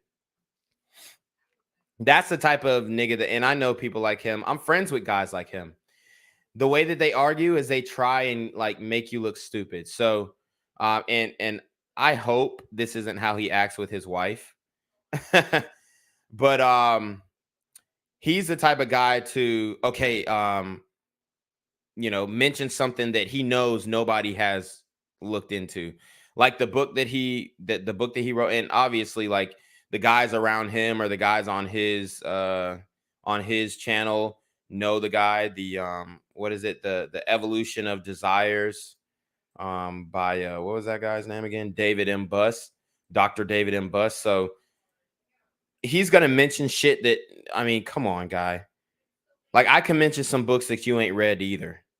You know what I'm saying? So he's that type of nigga to where he'll mention some shit that he knows the other person has no idea with it, and try and make them look stupid by saying, oh, you don't know this book. You've never read this book and you're in the red vitamin. You never read this book. Oh, okay. Well, let me enlighten you. Well, this is what it means. And And it's like, it's a good arguing tactic. Obviously it's like 48 laws of power. But, he's that type of nigga. R. Barry says Hafeez isn't really insightful. He seems like the type to say things that he thinks sound smart rather than making a coherent point. Yeah. AlphaZo says, I'm at work, so this is making the time go by faster. Q Bubble says, are you a waiter, Zoe? He said, yeah, I love anthropology. Did a lot of studying it in college for sure. R. Barry says, always kind of scoffed at the term mansplaining, but it seems that this is what Hafeez is doing. Yeah, no, for sure. If anybody's mansplaining, it's him for sure. Q Bubbles says, are you familiar with Maslow's hierarchy of needs? Yes, absolutely.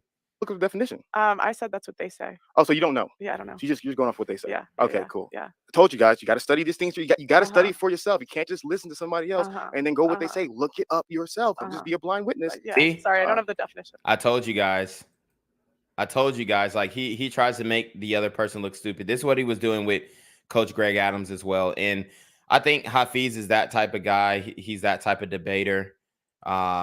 And, you know, he met Patrick Bet David, and now, you know, he thinks that, you know, his shit doesn't stink. That's what it seems like to me, honestly. I have a praxeology memorized. Yeah. Well, if you're using a word, hopefully you know what it means. I'm not gonna throw a word out there. I don't even know what that word means because Jack and Jill told me what it means. I thought it was like my understanding of the it study is of if it's human like, action and conduct. Yeah, like So- my understanding was it's like based on like reality and it's based on like data. It's not like ideology is like how you view the world, and a praxeology is like based on what is. That's my understanding. Ideology of it. is a system of ideas and ideals. If you have a solution to a problem, that is an idea. And so therefore everyone has a unique set of ideas, everyone has a unique set of solutions, and that unique set of ideas and solutions creates someone's ideology. So therefore when you use the word praxeology, which you did not know what it meant, you just heard somebody else said it and then you spewed it out. Therefore what I'm trying to communicate is that Well, I said that's what they say. That's what I said. you heard what someone else said and you spewed it out. Yes. And the initial point, which I was saying initially, is that too many people, when they hear talking points online, they simply regurgitate them. They never analyze them for themselves. Everything that I said, guys, I'm just a man who likes to read books and share my opinion. I'm not Dr. Jordan B. Peterson. He keeps saying that shit. I'm just a man who, you know, reads books and likes to share my opinion. Like, what the fuck does that mean, bro? What the fuck does that mean? I feel like he's being so condescending. I'm not Jordan B. Peterson. Like, bro, my nigga Jordan. We talked about this last time. Jordan Peterson is a fucking pill popper. I mean, I love him. I love what he says, but my nigga cried on Pierce Morgan. You think black men? And I'm not saying that you can't take what Jordan Peterson says and take it in and all that, but you think black men are really looking up to Jordan Peterson? Like, when you drop his name, we think of that nigga as a simp. I'm gonna just keep it a buck. And I like Jordan Peterson. I love Jordan Peterson. This is no slight to him. But Jordan Peterson is a pill popping, admitted pill popper. Okay. He's addicted to prescription drugs, just like Michael Jackson was. He might be addicted to painkillers or sleeping pills. You don't know. But he said he was on them pills. Nigga might fuck around, get an itch, and pop a fentanyl pill. His daughter is getting flued out by Andrew Tate. I mean, bro, we're not really niggas rode that Jordan Peterson wave, but it's over, dog. And I'm not saying that, you know, I like Jordan Peterson. I enjoy him, but niggas don't look at Jordan Peterson as no real nigga. Come on, bro. And I'm not saying like real nigga as in a nigga who will shoot somebody, but a nigga that they would look up to. Like back in the day when Will Smith was a guy that we would look up to, now we wouldn't look up to him anymore. You know, back in the day when Michael B. Jordan was a guy that we would look up to, now we wouldn't look up to him anymore because we see their moves. Let's see. Key says, Reclaim, are you still working as a mechanic? I've never worked as a mechanic. You said last year you were trying to work on diesel trucks. I don't know where the fuck y'all be getting this shit from. AlphaZo says, why does he keep trying to get her to fumble the ball? Man, Hafeez upsetting me. He isn't making this a debate. It's like he's trying to school her on his belief and brainwash her and making it seem that her belief and stats are false. Right. Key says, Tino, do you know what the control bus does? The control bus? Like, are you talking about like computer engineering? Not computer engineering, but audio engineering? Because I don't know if you're talking about like a compression application or AlphaZo says, I think he'd be hanging around Steven Speaks too long. Who is that? Let me look into him. I'm not Dr. David Buss. I'm simply a man who likes to read books and share my opinion. Everything that I say, men and women, study it yourself, investigate it yourself, because that to me is an end destination. And so my biggest point in this conversation was the that nigga with the everybody dreads. has a system Okay, I remember. of practices. So you said that individual, whatever that guy's name, Yeah. has solutions. Oh, wait, great. I'm curious, what is his solutions? Oh, so he does money muscle game frame. And so it's like, if you want to get better with women, it's like get your money up, your muscles game, and then So they're telling men what to do. Yeah. Okay, interesting. Yeah. Interesting. So Well, I think he says it's like the tools that he gives men. I don't want. This is let's move on from him. And you can do what let's you move want on from him because I don't want him to. But this do isn't your reaction. interview. Huh? Okay, this is I just know my rule of thumb is I know how certain people act. You mention their name is like freaking like mention Bloody Mary and pop up in the mirror. I don't want. I want to focus on you and me conversation, other people, other content creators. All right, we actually got somebody who just joined the stream. This is what I'm gonna do. Let's see. All right, so you are on the stream.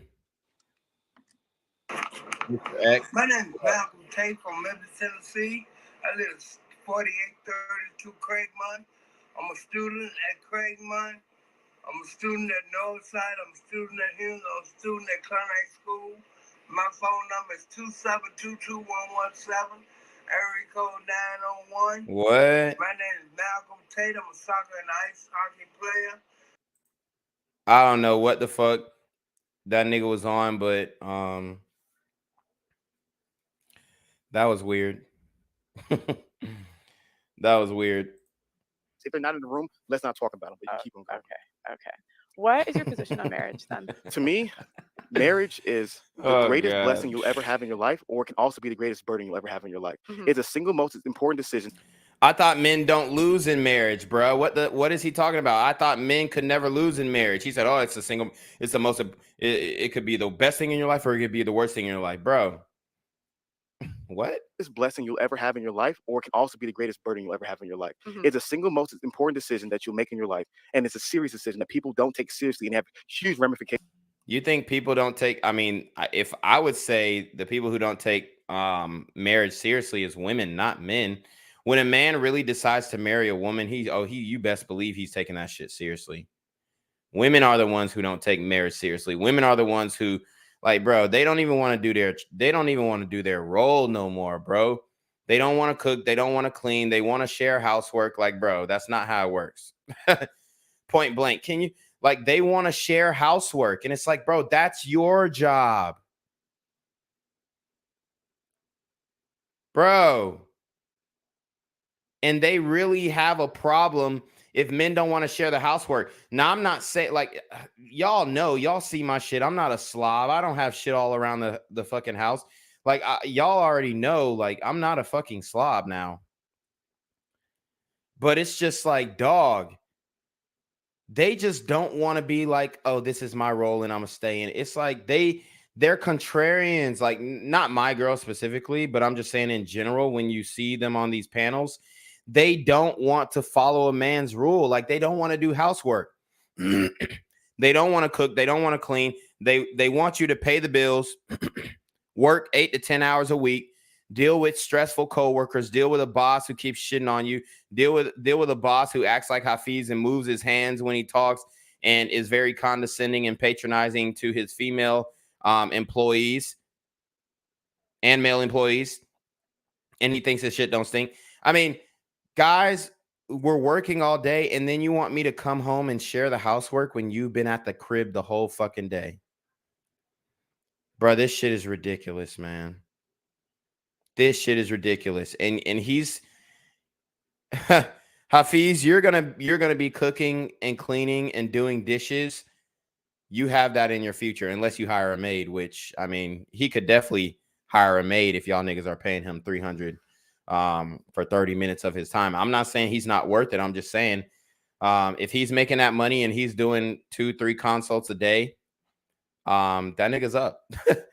That nigga's up. I mean, it's not a bad business model, but don't say that you're not about money if you're charging $300 for 30 minutes, bro. Come on, dog.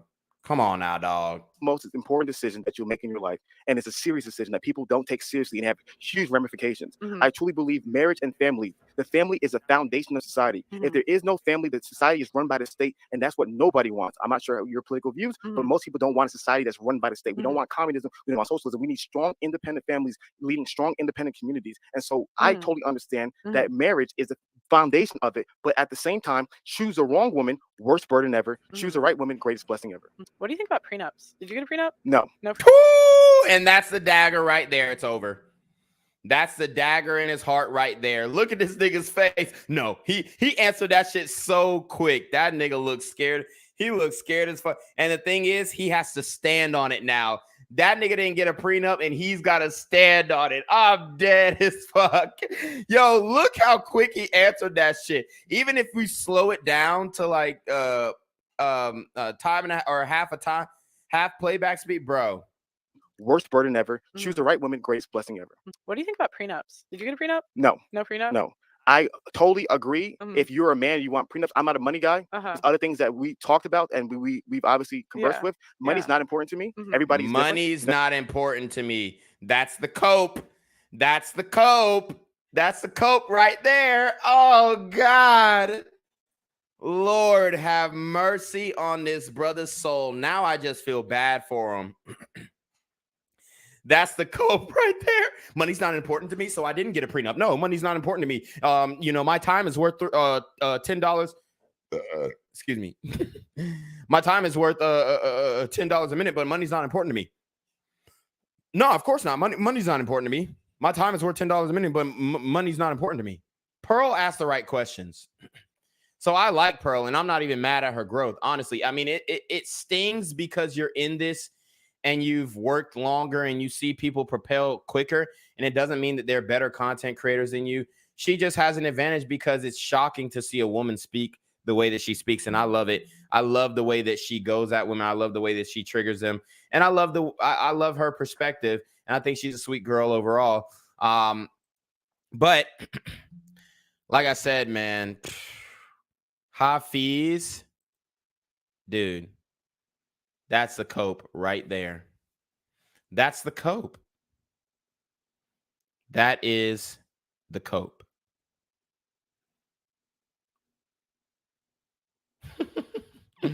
No prenup? No.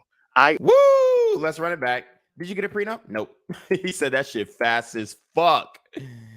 He said that shit fast as fuck. Let's run it back. Choose the right woman, greatest blessing ever. What do you think about prenups? Did you get a prenup? No. No prenup? No. I totally agree. If you're a man, you want prenups. I'm not a money guy. There's other things I'm not a money guy. Guys, I just showed you his course, $50 course, which isn't bad. It's not bad. It's not bad, but honestly, really, what is he teaching you in there? Start a LLC, start a business. Like, this is what these niggas be saying, but it's like, bruh, a business of what? Like, I can literally create multiple courses on actual businesses. I can create a course on real estate. I can create a course on how to run Airbnb businesses. I could create a course on how to run a car rental business. I've got 3 cars on my fleet right now. Like, I can create a course on teaching you actually how to make money. What is he really teaching you in that course? And I'm not saying that he shouldn't have the right to sell the course. That's fine. But come on. I'm going to teach you how to dress. I'm going to teach you how to be a high value man. I'm going to make you a 1% man. Are you going to put him on a jug? Are you going to give him a way to be a 1% man financially? Is there a fitness course in your shit? Because I'm about to drop a fitness course. Like, come on, bro. Come on, dog. It's wild out here. We talked about and we've obviously conversed with. Money's not important to me. This is what they talked about. And this play is run by every single girl ever in the history of ever. We have Meat on the stream, but I'm gonna address this before we bring Meat on. Honestly, I think it's a troll, but we're not. We'll see. But this is oh my God, this is crazy. This is the play that women run. Let me give you some insight. Oh, he's in the private chat. Let's see what he says. So question mark. Okay. All right, we'll bring you up in a second. This is the this is the play that women run. Babe, I would never put you on child support. I would never divorce you. Oh, divorce? I don't even believe in divorce. I don't come from a family that, and I'm not saying that, you know what I'm saying? Like, I mean, that's what every woman says. Come on. I mean, and I'm not mad at them for saying that. Okay. I'm really not mad at them for saying that, but that's literally what every woman says. Oh, you know, and then the prenup. Oh, you don't trust me? You don't trust me, Hafeez? You don't trust me? I mean, we saw her Instagram. She didn't even take his last name. Like, I mean, the least you could do, even if you didn't change your name legally, the least you could do is change your last name on Instagram. Yeah. I mean, when the women are keeping their last name, bro, it's over. That's a telltale in itself. Every woman's gonna say she'll never put you on child support. Every woman's gonna say she'll never put you on alimony. Every woman's gonna say she'll never divorce you. Every woman's gonna say that she'll never put you on spousal support. I ain't one of them gold digging hoes. I'm with you for you. Every woman's gonna tell you that, bro. Like, Lord, jeez. I mean, how could you not see that play coming? And I'm not saying that I'm wishing that upon you. I mean, you guys might be fine since you got your bag already, but I mean, let's keep it a buck. She could easily get a bigger bag. No disrespect, but she could easily show what her mama working with, you know, for, you know what I'm saying? Do something strange for a piece of change and be making more money than you monthly just like that. And she's got a peak window to do it. So you never know what these women decide to do with their bodies, because you can't tell them what to do with their bodies, even if you're dating them, even if you're married to them. She doesn't belong to you. You don't own her, and you didn't get a prenup. So she might end up owning you. Everybody's different. You know what I mean? And so if you're a man, you want a prenup, or you're a woman, you want a prenup, all power to be to it. I guarantee if his girl had more money than him, she would have made him sign a prenup. Facts. One of the things me and my friends had a great conversation about prenups, and I said the reality of it is the state has rules if your marriage falls apart. So you should have rules yourself. So this is what I was talking to Adam. Bro, your rules don't matter if it's not on black and white. About the marital agreement. People don't realize prenup is like a smaller version of a marriage agreement, because prenup is only a few things, but there's a lot more things that you need to have in your marriage. I.e., what happens if you and I pass away in a car accident? Who do our kids get raised by? There's a lot of things that you need to be able to sit down with your partner. Bro, you don't think that people pick their godparents? Dude, come on, dude. Come on, dude. Like, my man is acting like he's the only nigga who ever got married. Talk about. So to me, a prenup is just the beginning. You need to have a whole agreement where you talk about all these nuanced conversations and topics to be able to benefit your marriage in the long run. Do you think that men or women are more to blame for the high divorce rate? Or do you think it's equal? Primarily men, because and I agree with him. Men are to blame because we're the leaders and whatnot. Just don't get married at that point. I mean, because you can't really control what the woman is going to do, and you don't want to. You want her to be a willing participant, but you can't control what she's going to do. Let's read the rest of these chats. Then I'll let you on. Randall, I guess your name changed from Meat to Randall. So, Cash God says, "Where's the stream link?" It's up there. Alphazo says, "To be honest, a lot of girls are filthy. House, car, bathroom, closet. First thing I do when I go visit a girl's house is look around, and it's a mess. I don't want her." Facts. A lot of these girls are messy, got, clothes piled up on their bed, and it's not clean clothes, it's dirty clothes. Alphazo says, I know these girls ain't cleaning like that if they get married. Yeah, they're not cleaning at all. Alphazo says, finish him. Alphazo says, Pearl is growing on me. Yeah, for sure. I love what she doing, but all she doing is regurgitating red vitamin talking points and using women to show it. Yeah. R. Barry says Hafeez was a teacher before he started the podcast. He's not a businessman. Facts. Alphazo says 3 things all should do: take the red pill, get a prenup. If you decide to marry, don't listen to Hafeez. No cap. Alphazo says everything you're saying is facts. No cap. He also says go watch Steven Jackson's story about when he was about to get married. Yeah, I did actually see that. R. Barry says because she wouldn't sign the prenup and he walked away from her on their wedding day. I remember that.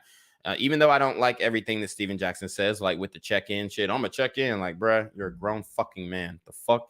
But anyways, I get it though. So if he got street ties and beef in the streets and whatnot. R. Barry says, damn, she didn't take his last name. I mean, she didn't take it on Instagram. When you go to her Instagram, she did not take his last name.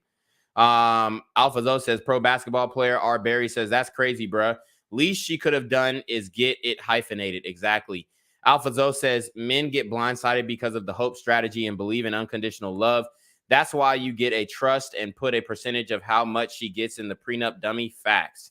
Alpha Zo says, women are whimsical and their feelings change like the weather. Exactly. And you have to understand that. Like, I understand if, you know, like one day your woman just wakes up and she's not in love with you anymore. And that's going to make her unhappy. And you as a man are not responsible for a woman's happiness. You're only responsible for your own happiness. So, okay. So we got a racist in the comments. We are going to block him. All right. Randall, you're on stream.